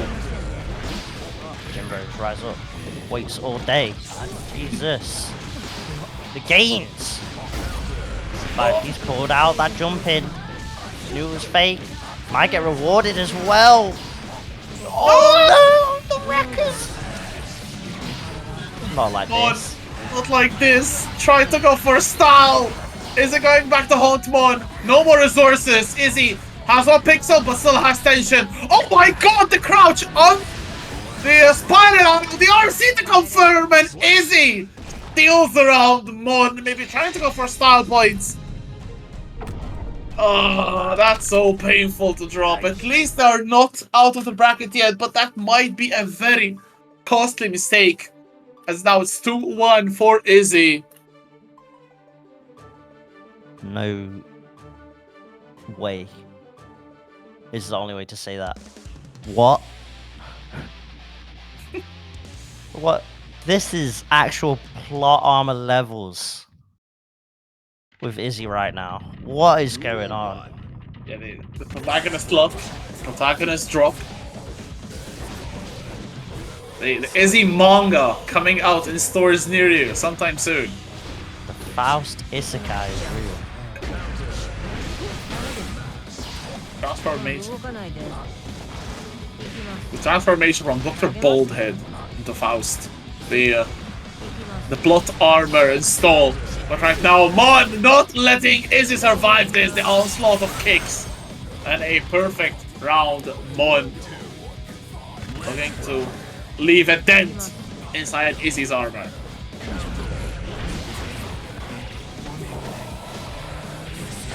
Peel up. Big hit there coming out, but it's again a kind of awkward one. They're saving as well. Izzy making Mon drop the combo. Now good life lead for Izzy. Burst is available. Good confirm. No burst from Mon, saving it to the final round, and Izzy on set point. Backdash. Hit that whiff punch on the flip kick was crisp. Oh no, this is where the Geo can cook. Izzy denying the opportunity for the damage and the positive bonus with that burst. That burst on either side.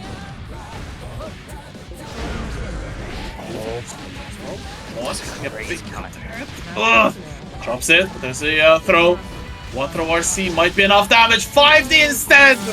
And the second one to break the wall.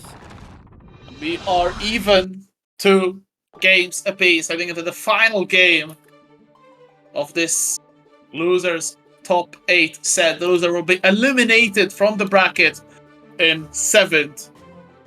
So, still not a bad spot to drop at, but I'm sure that both of these players will definitely be very disappointed to be leaving the bracket this early. Of course, if we're talking about points, Mon is at 15 points, Izzy is at 10. So Izzy needs this a little bit more. Is it going to happen? Good tech on the throw.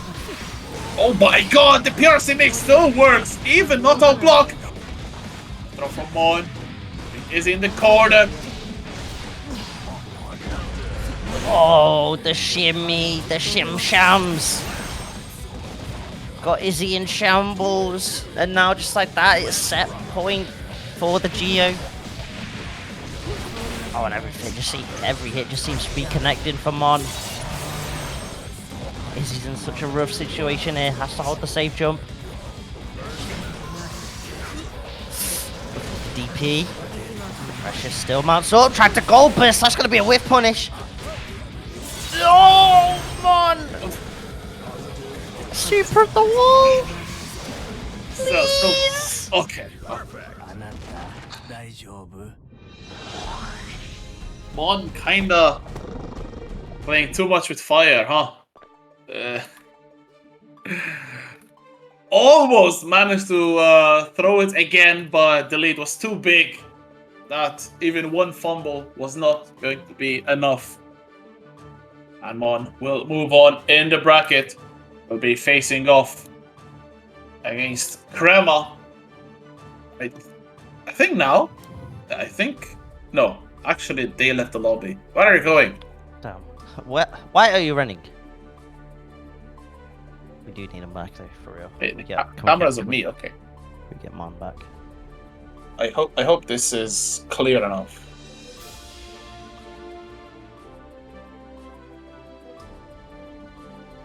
It's not, I think. Yes, okay. I think Ask will give me the what do you call it? Wait, no! Oh, Ask! Put the image!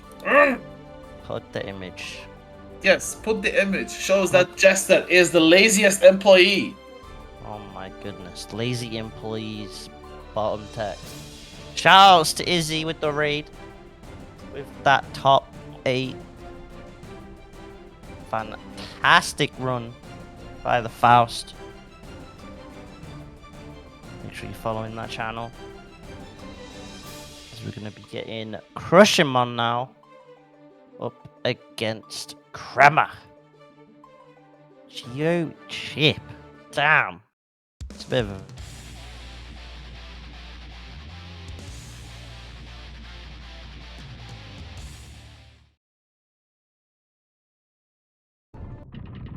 Duel 1.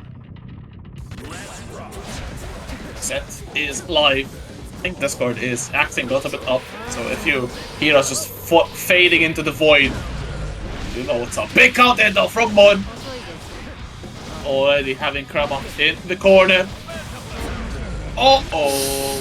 You might be dead though. Dropping the combo again. RC overhead. Hitting the backdash. And you're dead. Good round from Mon. Kick things off. It was rough. Definitely needed more early access for that reversal. Bar slash covers the jump back. Crema so far going quite grounded. was actually catch with the 2K2D to enable at least the Wrecker pressure to start, but the backdash was on point from Crushimon to deal with that low. Oh my god, again, 5P. Very good stuff from Mon. 4 frames. Very good usage of that. It's across Alpha Blade. Catching one off guard. YRC stopping Krema's offense. BRC to cancel the whiff, and Crema still going in. Gets the throw bait and manages to get the punish. And a really good finish to that second round. We are dead even heading into duel number 3. Both players have burst as well. One of their bursts is now gone. Crush him on side. There's Crema that still finds the hit, goes for a reset. Doesn't quite work out, but just get the counter hit 2D. Mon maybe trying to challenge. Thought there was a moment to press. The gap in the strings. Doesn't pay off. Hard knockdown. Oh, the cross up from Crema. And the Spanish Chipp takes game 1.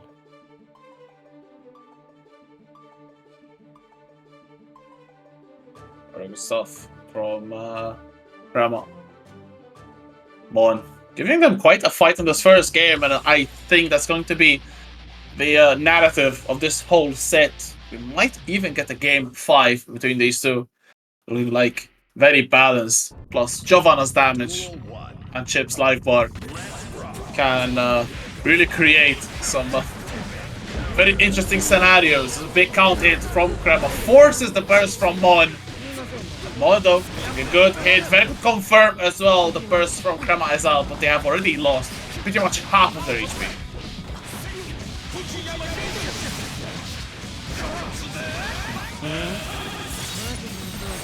Boost no jutsu based boosted version.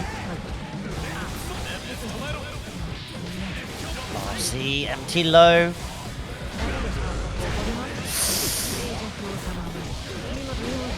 Switch. Oh! Meter for Crema. The 5D whiffs, okay, a bit too optimistic there, but though the BRC not catch a Crema off guard, though there is meter available, spent on the BRC! No confirm all of that! Oh my god, what a beat! Especially to go for a burst, that load, that late on in a round. Oh my god, the riskiest gamble coming out for Crushimon. Doesn't pay off, and now it's all Crema. I break the wall though, no positive bonus. No knockdown. I like that from Crema actually, recognizing that the cross Alpha Blade took a little bit too long, so didn't want to take any risks spending resources. Getting the wall break with the super now though hard.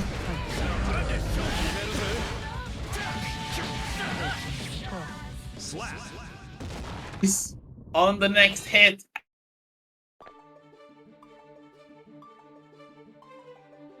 The chat popping off as always whenever there is the Spanish flag on screen. You love to see that.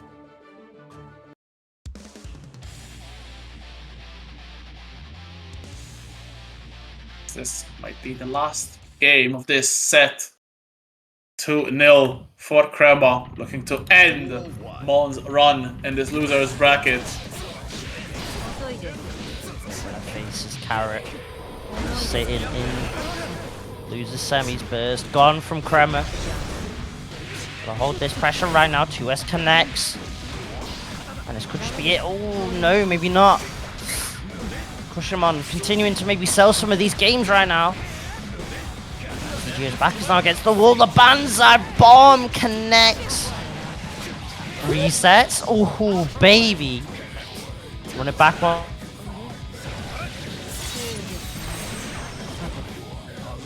The slop from Crema, of course. Mon had full burst. Is there going to be enough damage? No, still alive. Oh my god, the NDP! Trying to bait the burst and then hitting it with the super. The Sansei Roga slammed into the ground. I love the use of that super from Crema. Quick thinking, of course, you can't burst that. Tried to beat the burst, but then had to release the super, and now it's set point for Crema here. That Beyblade was god, like, holy smokes! The YRC gets blocked. Crema is cooking right now. Is this gonna be enough though? Not quite. Crema just needs one more hit. Could be anything. Cross up. High low. It's the second part of the GH that connects. And Crema takes it 3-0. Moves on to top 4 in this bracket. Moves on to face Carrot. But shout outs to Crushimon. Solid performance. Getting tied 6th. But unfortunately, that is the GO out of the bracket.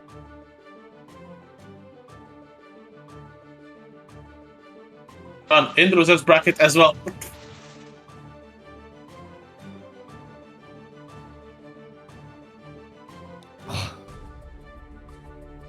Damn. R.I.P. Rexu's gone. He's out of there. Deceased. There's a ghost speaking to us now. Maybe if Rexu could fill quota, he'd still be alive, but turns out he's just not a good enough employee. Chat, he's not a good enough employee. Guess we'll have to move on to the winners finals now that we've got our top 4 finally decided. Skarfelt up against PataChu. Both of these players have had to wait quite a long while, so hopefully they stayed warm, either just playing sets themselves or being in team mode. So we're gonna finally get that Shin up against the Millia. I'm pretty sure PataChu was like playing side games. I think I was playing Poker actually. Yeah, that's now the makes sense. That's the real warm up right there. Damn. The Pata special. Putting up some silly side games while you wait for the next match. On stream, of course, PataChu has a history of always being on stream, especially in these top 8s. So no stranger to having the tech, the while you wait situation. The waiting is over. It's going to be PataChu against Skarfelt. And the winner of this is guaranteed a spot in the salty Runback finals. Just 13 days from today. It is so close. Not even 2 weeks. Really, really interesting stuff. The whole weekend is going to be a blast. I think we'll have the LCQ on the 18th, which is a Saturday. Then all 3 games, all 3 finals on the Sunday to crown our 3 champions from Guilty Gear Xrd, from Guilty Gear Strive, and Tekken 8. Massive prize pools all around. Actually, what are the prize pools for the other games? I think Strive is the biggest. Sir T.O.? Of course, Strive would be the biggest. Tekken 357 right now. Wait, so only $7 were donated? What? Xrd at 190. Damn. Strive Tekken, goated. Tekken players are cheap, man. No offense. But yeah, like that's pretty much like $7 donated when Strive had 350. That's pretty much like the price pool for Tekken is the amount that was donated in Strive. That's kind of funny. It's not funny though. It's what is at stake between these 2 players, PataChu and Skarfelt, for replacing grand finals and more importantly a spot in the salty Runback finals. Both of them will also be at Brussels Challenge this weekend, so looking to get the gold points for the ARC World Tour 2024. We are off with our winners finals. First hit. Here, the first little bit of pressure sequence. Big counter hit coming out of Skarfelt. They were trying to press. Didn't pay off. Tyrant barrel. Huge wall break. Strike throw coming up. Keep pressure safe, but that might give Skarfelt a chance now. Tandem tops out. Same side. JH connects. PataChu opting just to burst straight away. Doesn't want to get caught in the blender. A little counter hit. Double 2K confirm. 4K. This is a burst from Skarfelt. Oh, the Capel Catching PataChu. Okay, chicken leg. Throw. Defense so far, but there's a bad moon opening everyone up, opening PataChu. Seems to continue the combo. And the hair card wall break. Alright. Very good situation though for Skarfelt to jump it. Oh, look at the walk up. Trying to maybe get the cheeky throw. But PataChu wasn't gonna take it. Oh, the RC wasn't quite close enough. Tried to 6P yet again, but this time it's a 2x that catches Skarfelt out. Just block FD. Into the Gapel. The Gapel! Back and forth so far, game 1. Here in winners finals. Winner gets a guaranteed spot. Moves on to Grant. Oh, big whiff on that DP as well, forcing the burst from PataChu. Skarfelt not going for the bait. Bad one is blocked down. What the block from PataChu, but still gets opened up. A good situation, Skarfelt using that wall assault to get the heart knocked out. Maybe not one touch, but since it's Millia, maybe 2 will be enough. There's 1 with the overhead. There's the low as well. This should be the low stick. And the kill. And Skarfelt with that 2P, cheeky 2P. Getting game number 1 on the board. A lot of support actually for Skarfelt. It's not usual that the French crowd is on the losing end, but there is an overwhelming majority of support for Skarfelt. Yeah, that is. It definitely seems like it. Shouts to the chat. Let's see if PataChu can answer back, or if Skarfelt manages to take the 2-0 lead here.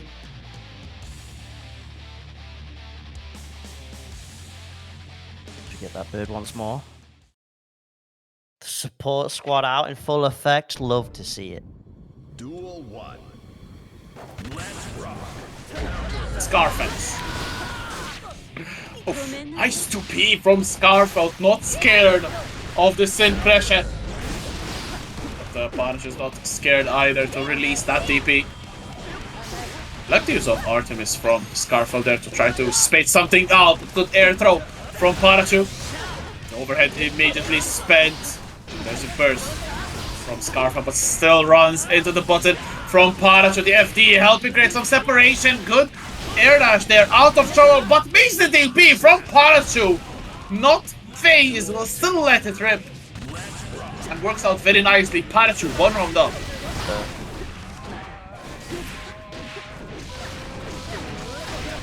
Oh, stop Skarfelt from leaping out that corner. Backs off, respects maybe some sort of reversal option from Skarfelt. Doesn't want to get counter hit and then put into a rough situation, but the backdash could get caught by the closest. First gone from PataChu. 6 feet. Confirm as well. PataChu lacking the meter, got back on the 5D, but there's the second overhead behind it. PataChu immediately levels things up. 1 game apiece. Really good stuff from PataChu there to not let Skarfelt run away with the lead. Bringing it back level. And a very aggressive couple of rounds from PataChu. Maybe played the first game a little bit too passive. Try to force the issue now. But Skarfelt will get the new information. See them adapt. Maybe some nasty surprises for PataChu in this 3rd game. Duel 1. Let's rock. Put in an awkward situation towards the end of that last round. So low that the burst was always going to be a bit of a struggle. Tafro did a chunk! And again. Empty low connects. Tyrant barrel.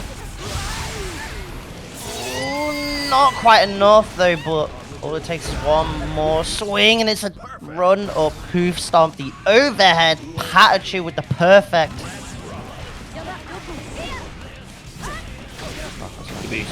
Ooh, Hulk Baker DP reversal, bust out, finds the hit as well. Damn, that is so much damage as well, Millia. 2nd lowest HP in the game. She'll melt like ice. Tear like paper, the back goes up, PataChu has full bar of resources. Oh, the fake overhead into the low. Skarfelt gets opened up. And that is another fast 2 rounds from PataChu. See, that is why being old is nice. You don't react to the overhead, that's how you still block low. I would have blocked that. Because your reaction times are so slow, you would have blocked that. That is... Yes! That is... You know what? Fair enough. See, like, even when you see, like, the 5 DPRC low mix, I block that as well, because I don't react to the dust. I'm still blocking low. So you just go, ah, got ya. Look like a genius. Exactly. Let's see if Skarfelt pull out some big brain IQ plays. They are on the back foot, down a game here in winners finals. Spacing though, looking immaculate. JS Etuez as well. That's getting the pressure though, and the corner carry gets the positive bonus. Jeez. Yeah. Conversions from PataChu, always getting more and more optimal. Week in, week out. The JK, definitely no joke. As serious as it gets, as PataChu is 1 round away from making it into the salty Runback finals. Just 1 round separates the Frenchman from potential glory. And a guaranteed payout, all top 8 is getting paid in the top 8 finals, but there is still an obstacle to topple. It's Skarfelt and coming back with a vengeance. 2K to D, and the first mix is good. Forces the burst. But that is one that Skarfelt will gladly take. The following hit though, not so happy about it. Definitely not positive now on Pat's side. Oh, actually got the jump in. Maybe just didn't expect it. It was quite high up, so maybe it might not have been possible to hit confirm. Skarfelt maybe trying to jump cancel to bait out a reversal. Doesn't pay off. Back against the wall. Counter hit. Not quite enough. Again, Artemis. Just to keep it safe. But the 6p anti-air shuts down the winner's side dreams of Skarfelt. PataChu takes it, moves on to Grands, and at the very least guarantees himself qualification. So, definitely objective achieved, mission accomplished for the French Shin player. Has registered in the bracket tonight with just 1 goal, and it is to get that spot. And that spot he will. Fantastic showing from PataChu. Will be our first qualified player, and now all we need to wait for is the losers finals to see who will be joining PataChu as the qualifier from week number 2. And for that, we're not going to have to wait very long. We do have 2 players in splendid form, Crema and CarrotOfWisdom, both having incredible runs in the losers bracket, particularly CarrotOfWisdom, who, as Jonesy said earlier, has not dropped a single game in the losers bracket from opponents like Zandere, like Redroom, and of course Tiger Pop, the last player eliminated by CarrotOfWisdom. But Crema is no slouch. Eliminating Crushing Mon last is definitely going to be a really, really interesting set. The winner of that as well will go on to face Skarfelt for that all-important spot in the Runback finals. Yep, and playing for those spots, playing for that prize pool that's below us. With only 12 days to go, we are so close to 450. If you are able to financially match Reno, feel free to add into the prize pool. There's already been a ton of donations, but we can definitely keep raising it up. Shouts to everyone that has so far. Damn, Pat even showing love in the lobby. Got off the setup and said, "Vamos, Crema." Yeah. Tactically timed just before Kara joined as well. Smart stuff. Cheeky stuff. I like it. So now Pata can say, "Vamos, Carrot." Carrot will think he's on his side. Yeah, the mind games early on. That's what it takes to get into the winner's side of Grands, it seems. So we are starting shortly. Starting now even. With our losers semifinals. Loser of this will get 4th place. So not a bad chunk of points. But not what both players are looking for. The winner will be moving on to face Skarfelt for that all-important spot. CarrotOfWisdom on the Jacko. Crema on the Chipp. Very trademark picks. Jacko already wincing. What's wrong with I? I thought it was just It is. down 5 minions out in full force already early on just to stop Crema from utilizing the Chipp shenanigans in the air. The air dashes, the alpha blades, it's all Carrot right now. Right, finish the combo off with like an Elysian driver, but gets the PRC low. And a perfect to kick off losers semis. Carrot maybe continuing this godlike losers side run. Has dropped the game since, and yeah, it's not looking like they will anytime soon. All of the rusher immediately. I really like that minion into 2S to really stop Crema from jumping out, while the Salt for extra pressure would take on the throw. But it's still Carrot dictating the pace, dictating the location of where we are playing. A huge OTG with those minions, and it's a couple of touches. The 2-piece not going to cut it, but still a huge life for CarrotOfWisdom. But Crema closes the gap, gets caught by 2D and then the 2K. And just like that, it's already a game for CarrotOfWisdom.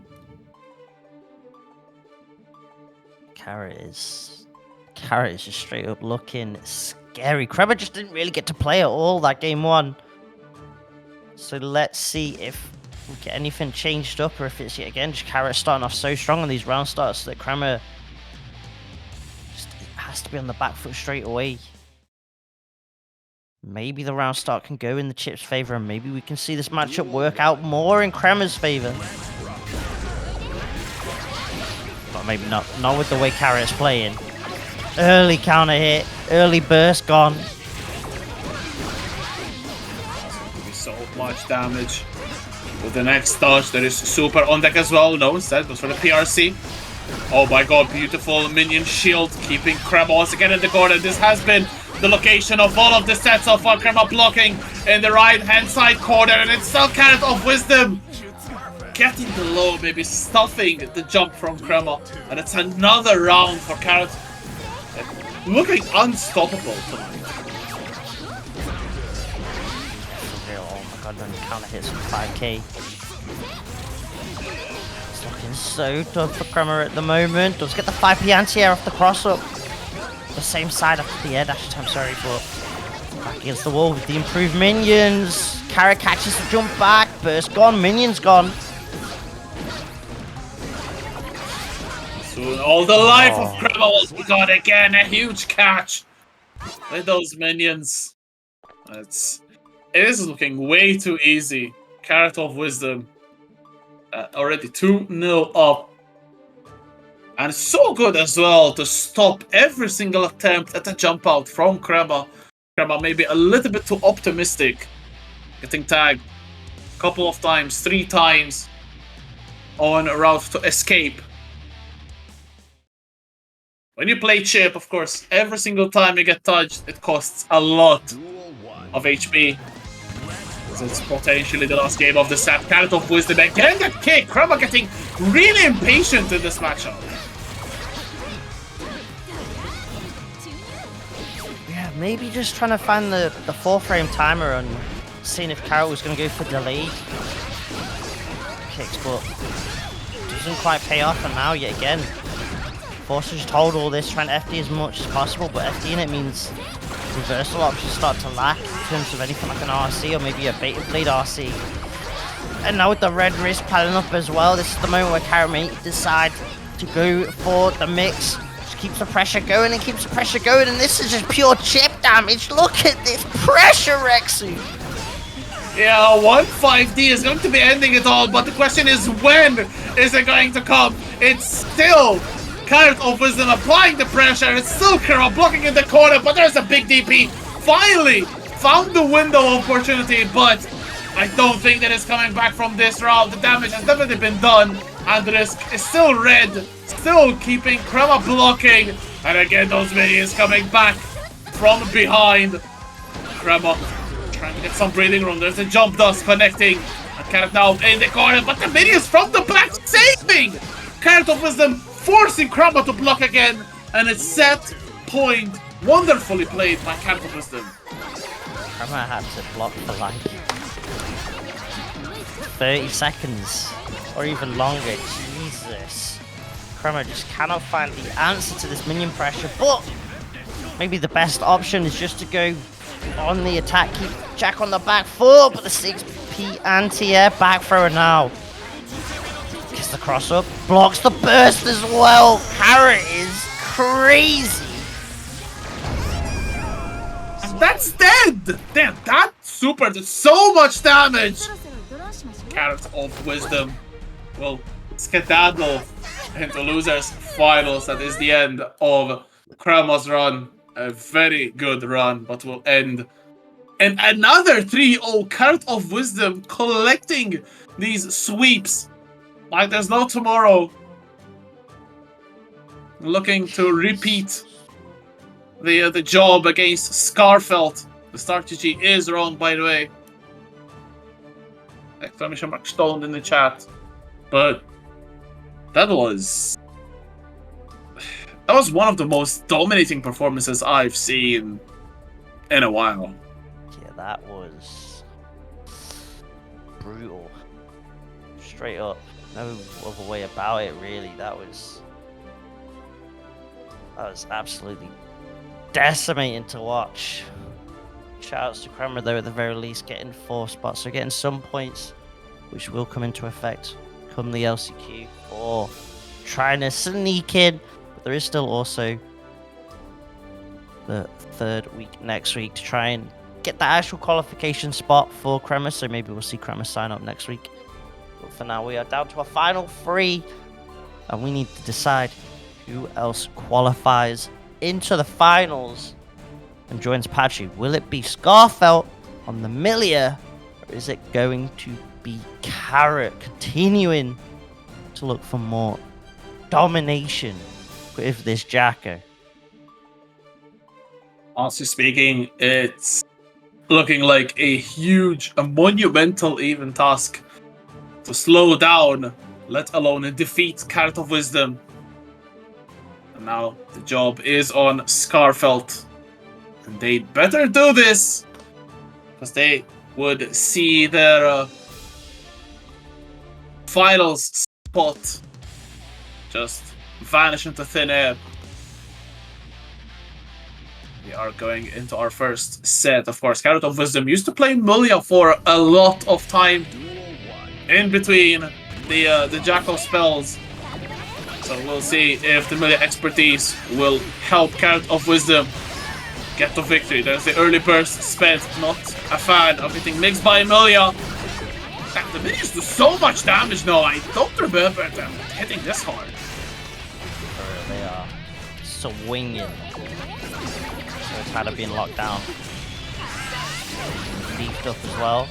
Minions all over the shop. Skarfelt though, the movement to at least trying to avoid the sandwich as they all line up in a row for them. However, now it's Skarfelt back against the wall. Does manage to find the Capel out. Super extension. Starts for the mix instead. Defense on Carrot is immaculate though.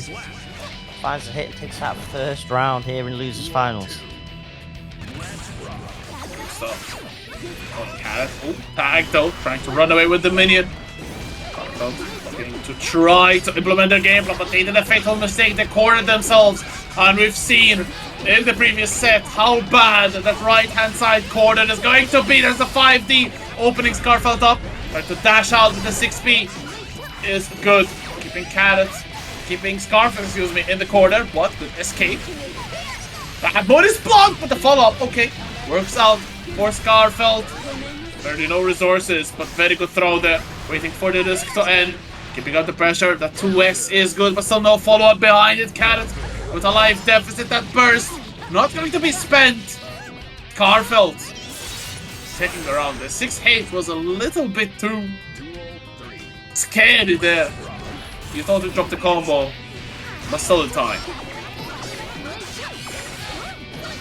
Yeah, maybe even the JP was making not enough damage, but I think with the wall break damage as well on top of just the bullet itself was enough. Skarfelt again trying to avoid the minion, but ends up putting themselves between the Jacko and the minion. Carrot, a rare drop. Pushes Skarfelt out the corner. Deflect shield just to get some breathing room.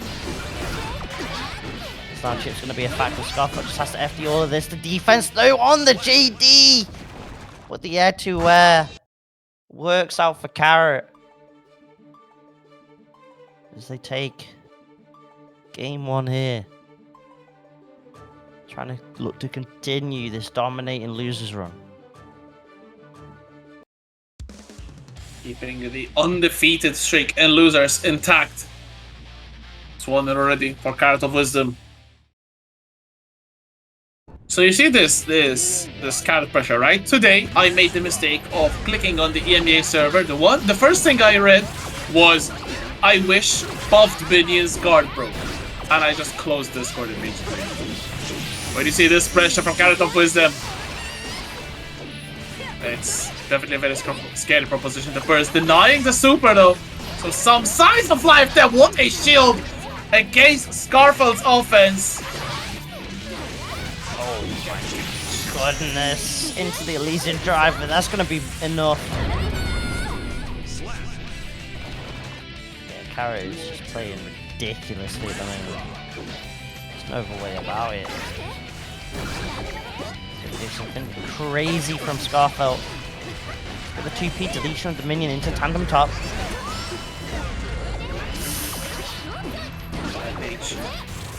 Nothing behind it. It's a really good situation once again. Look at the risk being cranked up. 5D might end this very, very quickly. But it's good defense. It's a big counter hit though. Going to be cashed in. All of that risk. There is meat available for Carrot. Goodbye, Millia. It's 2-0 for CarrotOfWisdom. Holy sh! I think we can make exceptions for this time. That was... What the fuck was that, man? Oh my god, that damage! Was that like 2 or 3 minions slapping? Jesus! I hope to god it was 3. I thought it was 2. That life bar got deleted. Matt Hardy style. Just like that. One more game for CarrotOfWisdom to get into losers finals, and more importantly, in the Runback finals. Places are limited. Only 2 will be available next week. We better get it sorted today. Especially when still Tiger Pop is not qualified, of course. And it's Carrot now getting a hit. The burst will not be spent from Skarfelt in this round, carrying it over to the next. But this could be set point. CarrotOfWisdom never looked better. God, man, to go cross up. So let pressure going, dash cancel, and that is the moment Skarfelt, they find the moment to challenge. Air to air with the JS though, here we go. So high up, just able to get a wall break. It's back to neutral, which means it's a chance for Carrot, the Jacker, to try and get minions. Doesn't pay off though. Skarfelt with so much meter, so much mix. Winger to close this round out. Skarfelt trying to swing back here. Definitely one of the options against Carrot, smother them with offense, but it's not that easy. We haven't seen a single round except that of Skarfelt's success. But this Carrot once again on the pressure, very low HP now. Be very careful. The next touch could be fatal for Skarfelt. There's the super cheer once again. 5H. The minion kick. Skarfelt trying to escape. I think that by the minion, the conversion. Absolutely insane stuff. And CarrotOfWisdom moves on to grand finals, and more importantly is an salty Runback finals, joined by PataChu, by Jetstream, and by Zando. Already a quartet of 4 of the elite players in Europe. And now we're going to see a grand finals, which is sounding so appetizing. This CarrotOfWisdom against this PataChu. Man, what a set is going to be. For real. And with the way Carrot's playing, we low-key might end up seeing a reset at this.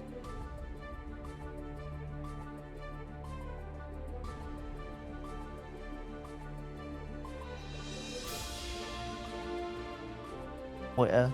Because we had Discord noises, I guess Ice maybe swapped like server locations or something. But either way, yeah, make sure to go hit up Skarfelt's Twitter. Tons of Millia tech on that page. Much love to them, and hopefully they have a godlike Brussels run. Get that top 8 at minimum and get some points on the board for that Arc World Tour. Yeah, that actually puts it into perspective. Of course, we don't know if Skarfelt will actually make it in time to play next week. So this might have been the best shot that they could have had to make it in the bracket. Skarfelt, I think they didn't place in the points last week, so they will have to settle for 50 points, which is a good tally. It's still a good tally, but only 50 points might not be enough to make it into the LCQ. So I'm going to be haunting them if they miss out on that. Of course, if they are not able to play next week. So, whoa, Skarfelt is second. All right, second right now. The LCQ points on the stream. Look here, fancy colours as well. Wow. Wow. Wow.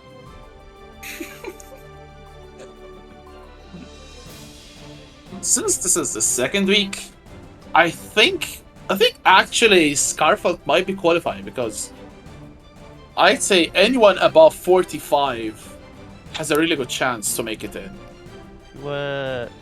Is it a top 8? Is it a top 8 only bracket, or is it? I think. Oh, top 16. Is it 16? So anyone on the left-hand side, basically. Got you. Yeah, I think okay. Skarfelt should be fine then with 50 points, right? I don't think anyone can realistically. There have to be some ridiculous way of Skarfelt somehow not making it. So I think 50, you should definitely be fine.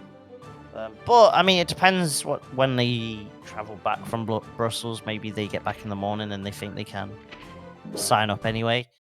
So we're just gonna re-sort the rooms out. And hopefully the ping should get all sorted. But yeah, you can see there.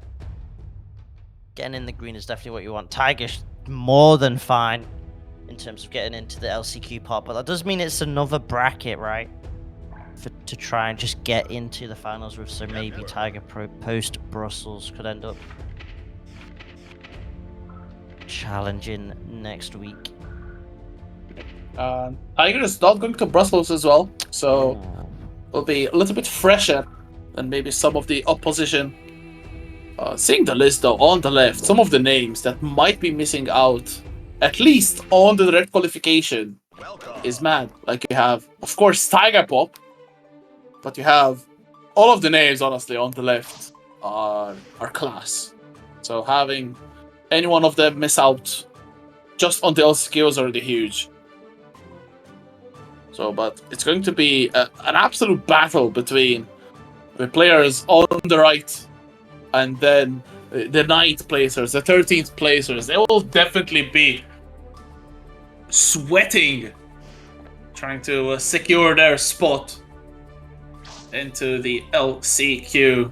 It's going to be a top 16 bracket. Going to be played not next Saturday, but the one after, the 18th of May.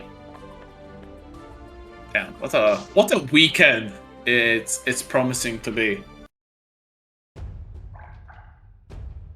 Yeah, for real, should be absolutely godlike. As we are just now trying Carrot's room. Because somehow the ping actually went higher instead of lower, which is not really what we were after. So fingers crossed. Third time's the charm. Chat, we might need your energy on this one. As we're having to battle against the Strive lobby system to get playable ping between these two players for our grand finals.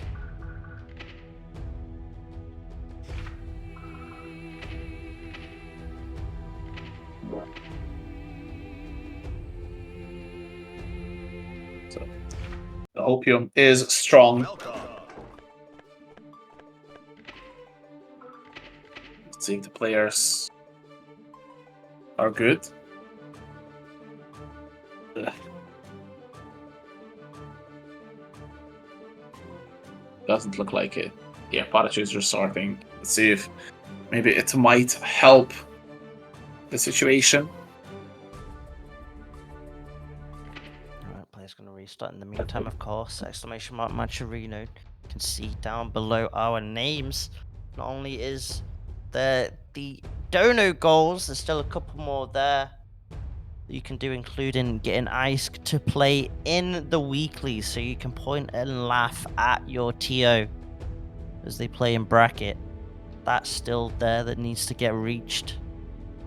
Of course, just raising the prize pool in general to help the players out. $620 so far for that finals prize pool. We could definitely get that raised up even more and get more of these players playing in these online brackets to then be able to afford to travel to the big offlines, compete for those world tour spots. That's the beauty of this. Absolutely, it's that's what I like these competitions the most, because all of the money, it's not like it's a one-time thing. You win the money and then you just disappear. You just use that money to invest in yourself. Go to the next big event, whether it's, I don't know, like mix-up versus fighting, UFA, or maybe even get some of your own money and go outside of Europe. Try to go to the bigger ones, like Combo Breaker or Evo Vegas, of course, the dream. And you get so much experience just going there, getting casuals with any single person you watch, getting tips from the best players that you face. I think it's what makes the FGC so charming, so unique, in that every single dollar, euro, pound that you spend is not wasted, I think, because and not just, of course, through the game itself, but you build experiences, you travel with friends. I'm waffling a little bit today, but being in the FGC has changed my life, honestly. It's been pretty much the best 2 years in a while, so... Yeah, for real. Offlines are the lifeblood, for real. Even the events themselves are obviously got like, but sometimes it's just meeting up with the people and running like those like kind of late night hotel salty sweets, you know, those kind of sets. Those long first to 10s, first to 50s, first to 100s, first to deaths, those kind of sets. Those are, for me, those are actually the highlight. Alright, fingers crossed.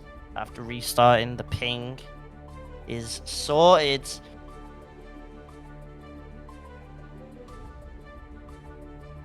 It's not looking ideal, but they are, I think, gonna at least try a game, and hopefully, if it's playable for them, we can continue on with the rest of Grands.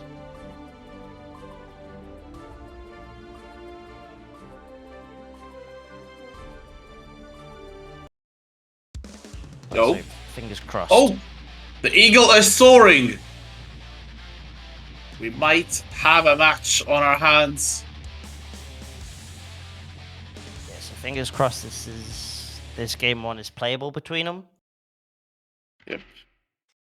It's still a test because the ping is still a bit high. Hoping that. Okay, so we are off. Let's see. Oh my god, the bait on the DP, the burst from PataChu being forced. Random overhead in neutral. Oh, the turtle DP actually getting PataChu out of there. The overhead not confirmed. Again, the DP! PataChu is going wild.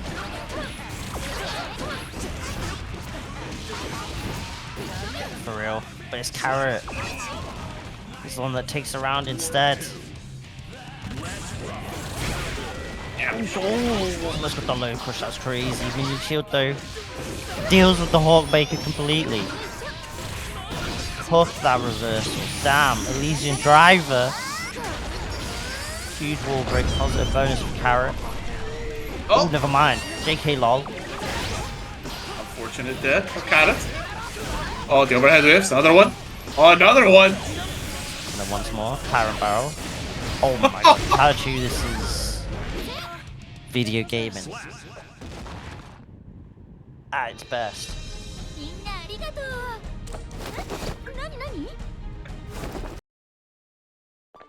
I'm so sad about this because it was shaping up to be one of the sets, one of the best sets that we've had in recent memory, but then it's just this. Yeah, I think what's gonna happen is they're gonna try in a random park and see if the ping is still not ideal between them, because I think they were hitting like the 300s. So Yep. Fingers crossed parking it up works.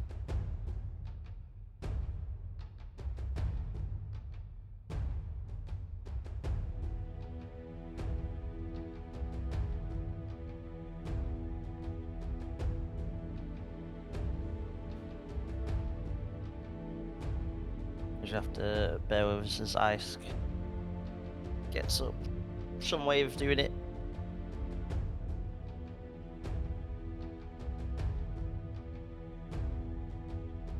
Because I think what he's going to do is just pull up PataChu stream. We're going to splice the two together. Tactically.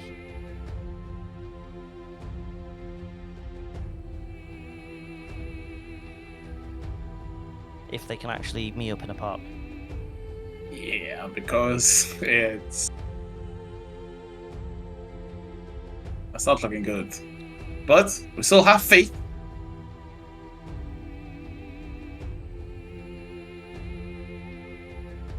We're probably going to be stealing the PataChu stream. Be able to get the game on board.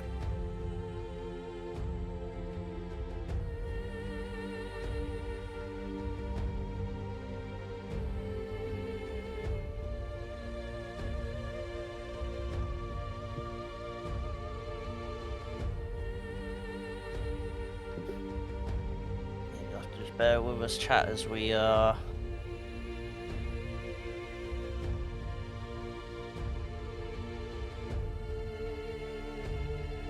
basically having to rely on what the two are saying in a Discord channel before we get any sort of go ahead.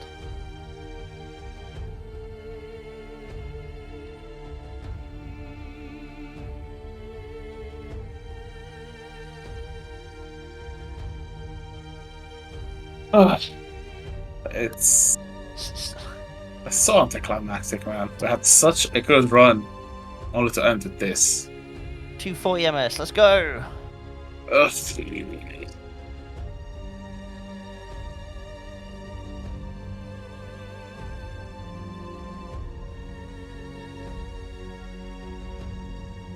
Is it Joe there? Might be Jova.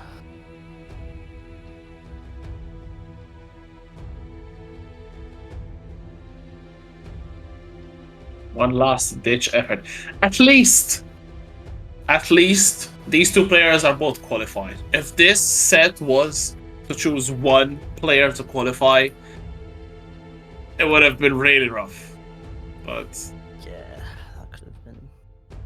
at least there is seeding, of course, on the line, but at least it's the lesser of two evils. So I think they're gonna they're gonna run the set, but I don't know.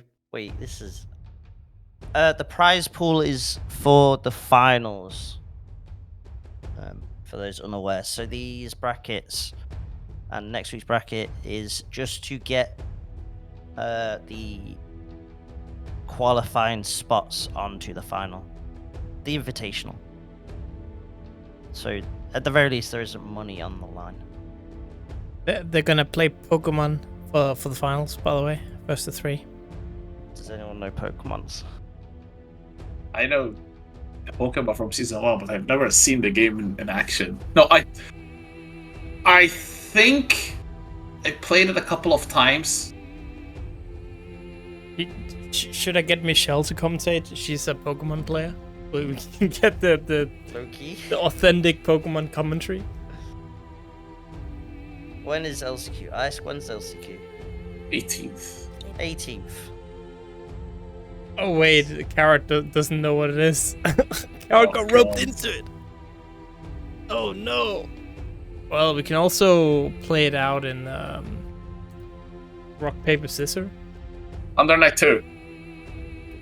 Well, that doesn't really help though, right? With the connection, probably. Isn't Under Night like worse netcode than Strive? I don't know, like Carrot has never played Pokemon, bro. Let me look at you guys. she rage quit. Yeah. Oh, was banned in Turkey, damn.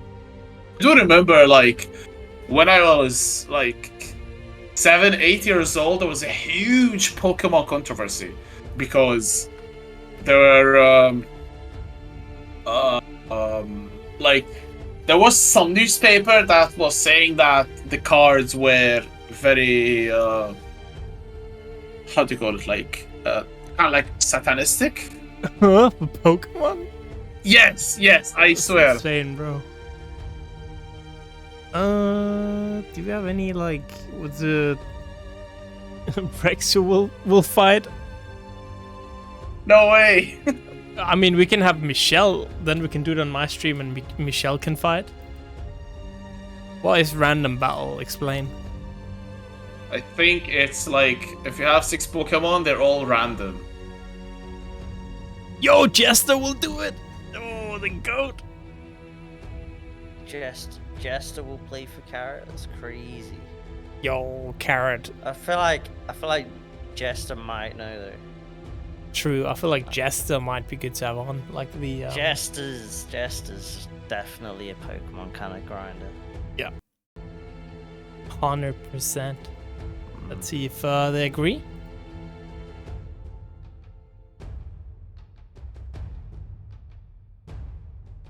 See what we do. If we're gonna get the Jester Knight or not. Oh, we are. Wait, is this?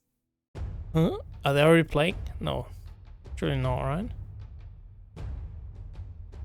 I wouldn't say so. Oh, he's just grinding, bro. He's just grinding in his Pokemon. Play Tetris. They're playing Tetris for the win, dude. Tetris for the win. Now we can finally be like James Chan. Be like, We "Oh, yeah." are Tetris. We could be like, oh yeah, that's a Tetris. Ooh, That's that right a, there. no, that's a Tetris. They got a Tetris right there. That's a Tetris. What a lovely Tetris. Beautiful Tetris. Yeah.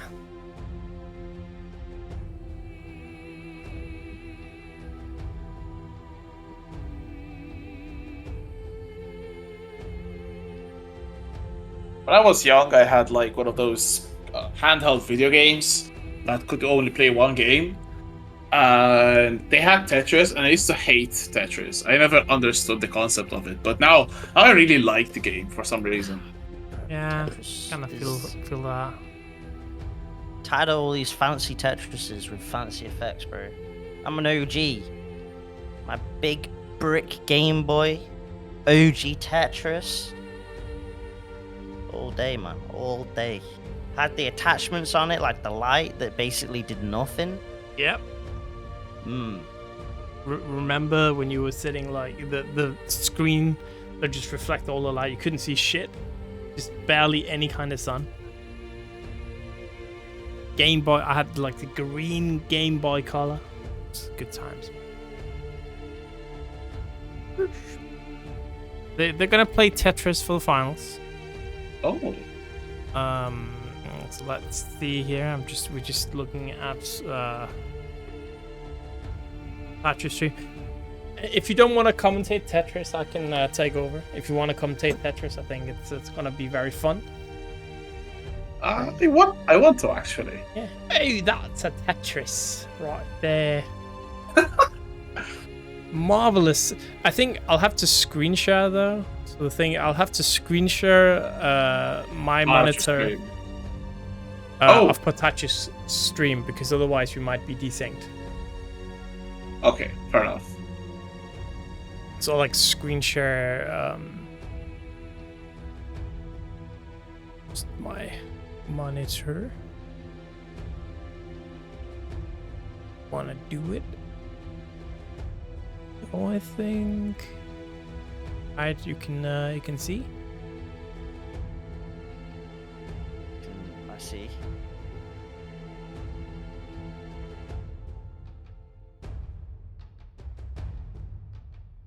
And then we obviously. Yes. Game mode versus first to 3. Yep. Wait, Tetris first to 3 might take a while though. I don't know. How long is Yeah, Tetris? I guess it depends, doesn't it? Right? Because It's like versus Tetris. No way, bro.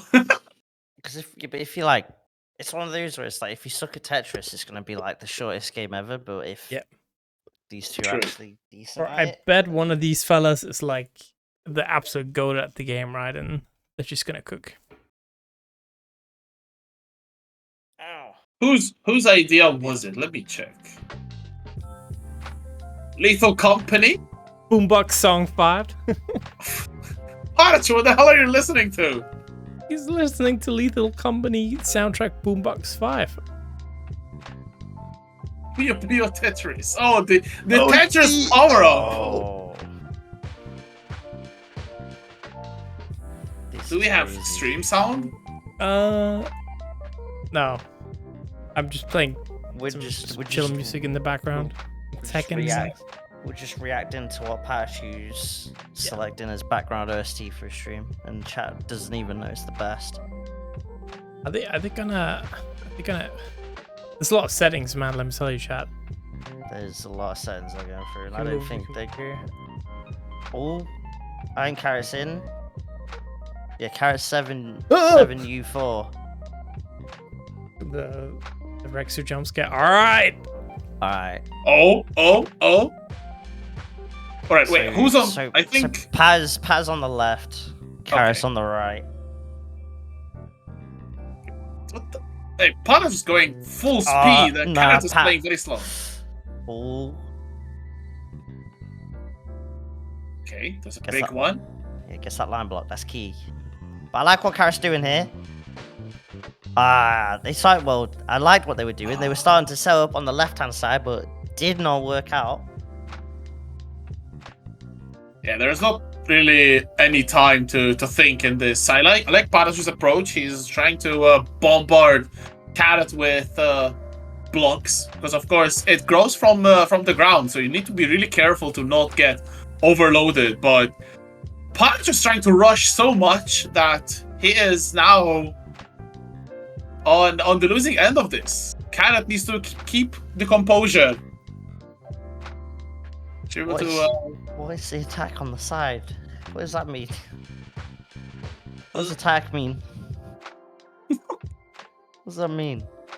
Which one? On the left-hand side for him, where it's like pieces attack time. What does attack even mean? Chat, explain. Attack time. What's the I attack? have no idea. Does that Probably just like mean- your APM, I guess. Uh-oh. Look at the right side. CarrotOfWisdom screen is going up. Double. There's the box. Uh-oh. CarrotOfWisdom. Oh, big mistake. Oh, let's go. PataChu taking game 1. All right. First to 3 might not be that long.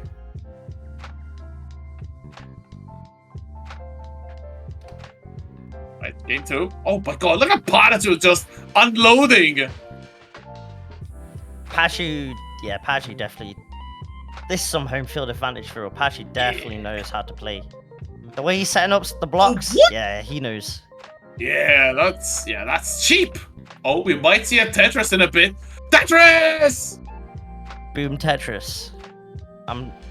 We need a James Shen. We need James Shen ASAP. PataChu should be good though. Big line block coming in. Big Tetris. Big attack. It's so over. Carrot is done so. Yeah, no line block for Carrot. It's long. It's just over. You want a James Shen? Is this gonna kill?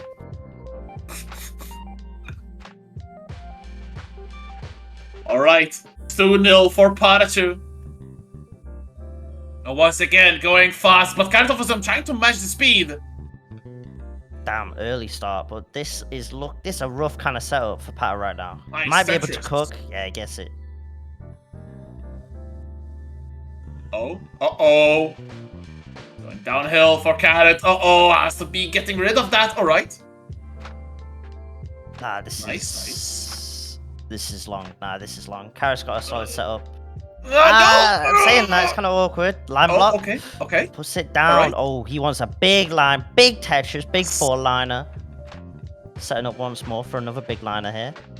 Save it. Yes. No! Oh, This opts to hold great. on to that line. Okay. Okay. Yeah, that's a huge line. Big quad. Big Ouch. Tetris. He's so over. Oh, it's GG's. And that is 3-0 Raked. for PataChu. Raked.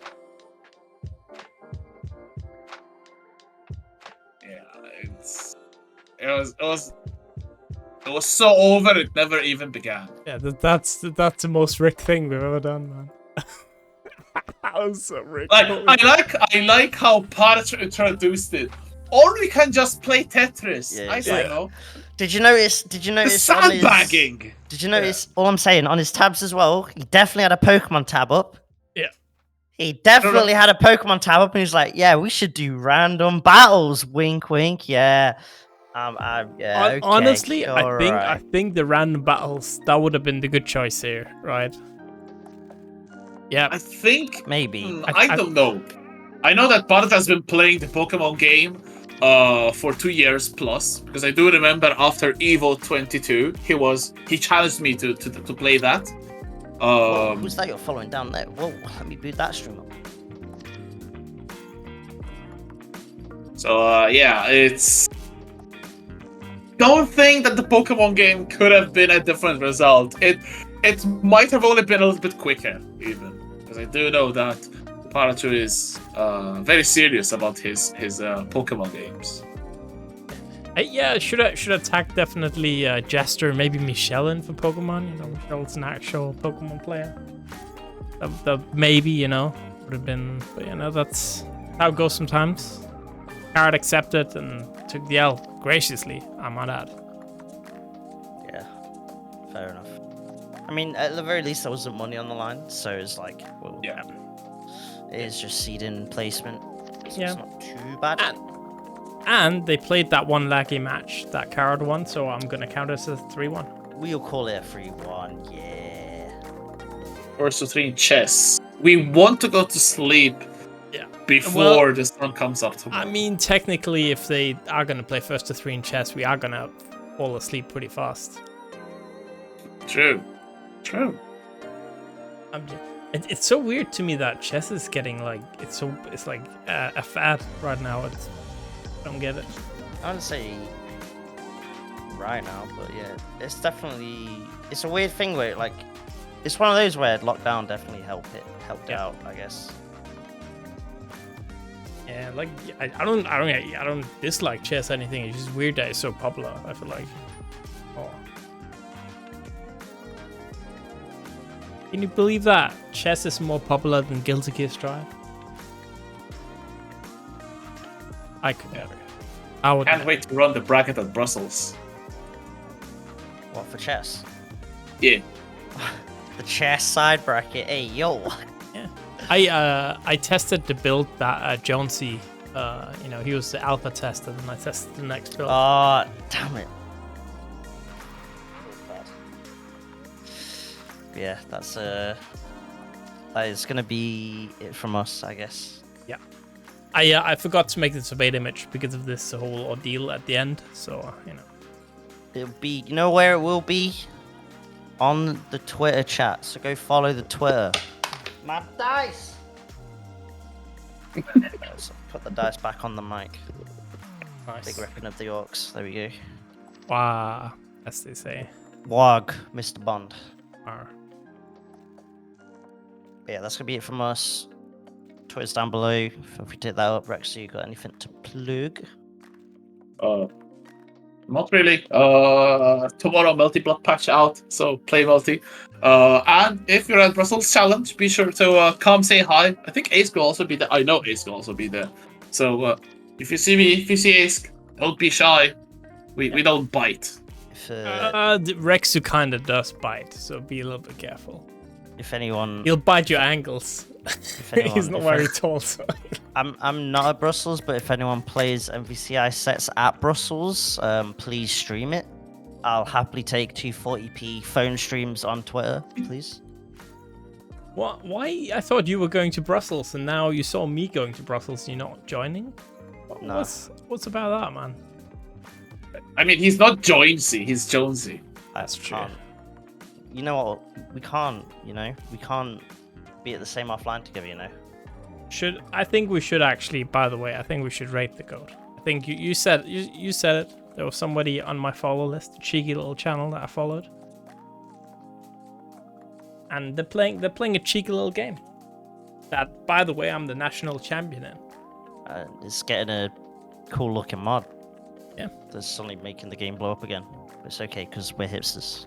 Yeah. Right. That is going to be it for tonight. Hope you enjoyed the stream. Sorry for the abrupt ending. That's how it be sometimes. Bliske's World, Strive Earth. For real. It was fun though. It was fun. And we ended earlier than last week, so can't complain. All right. So next week the finals will be also on Tetris. Yeah. Damn. Get grinding Nice. that. I mean, you could That's the real do game. finals in Windjammers or something, Kianda. Good game, my God. There we go, see? You don't have to play the real finals. Yep, that's going to be it. Have a good one, everyone. Peace out. Bye-bye.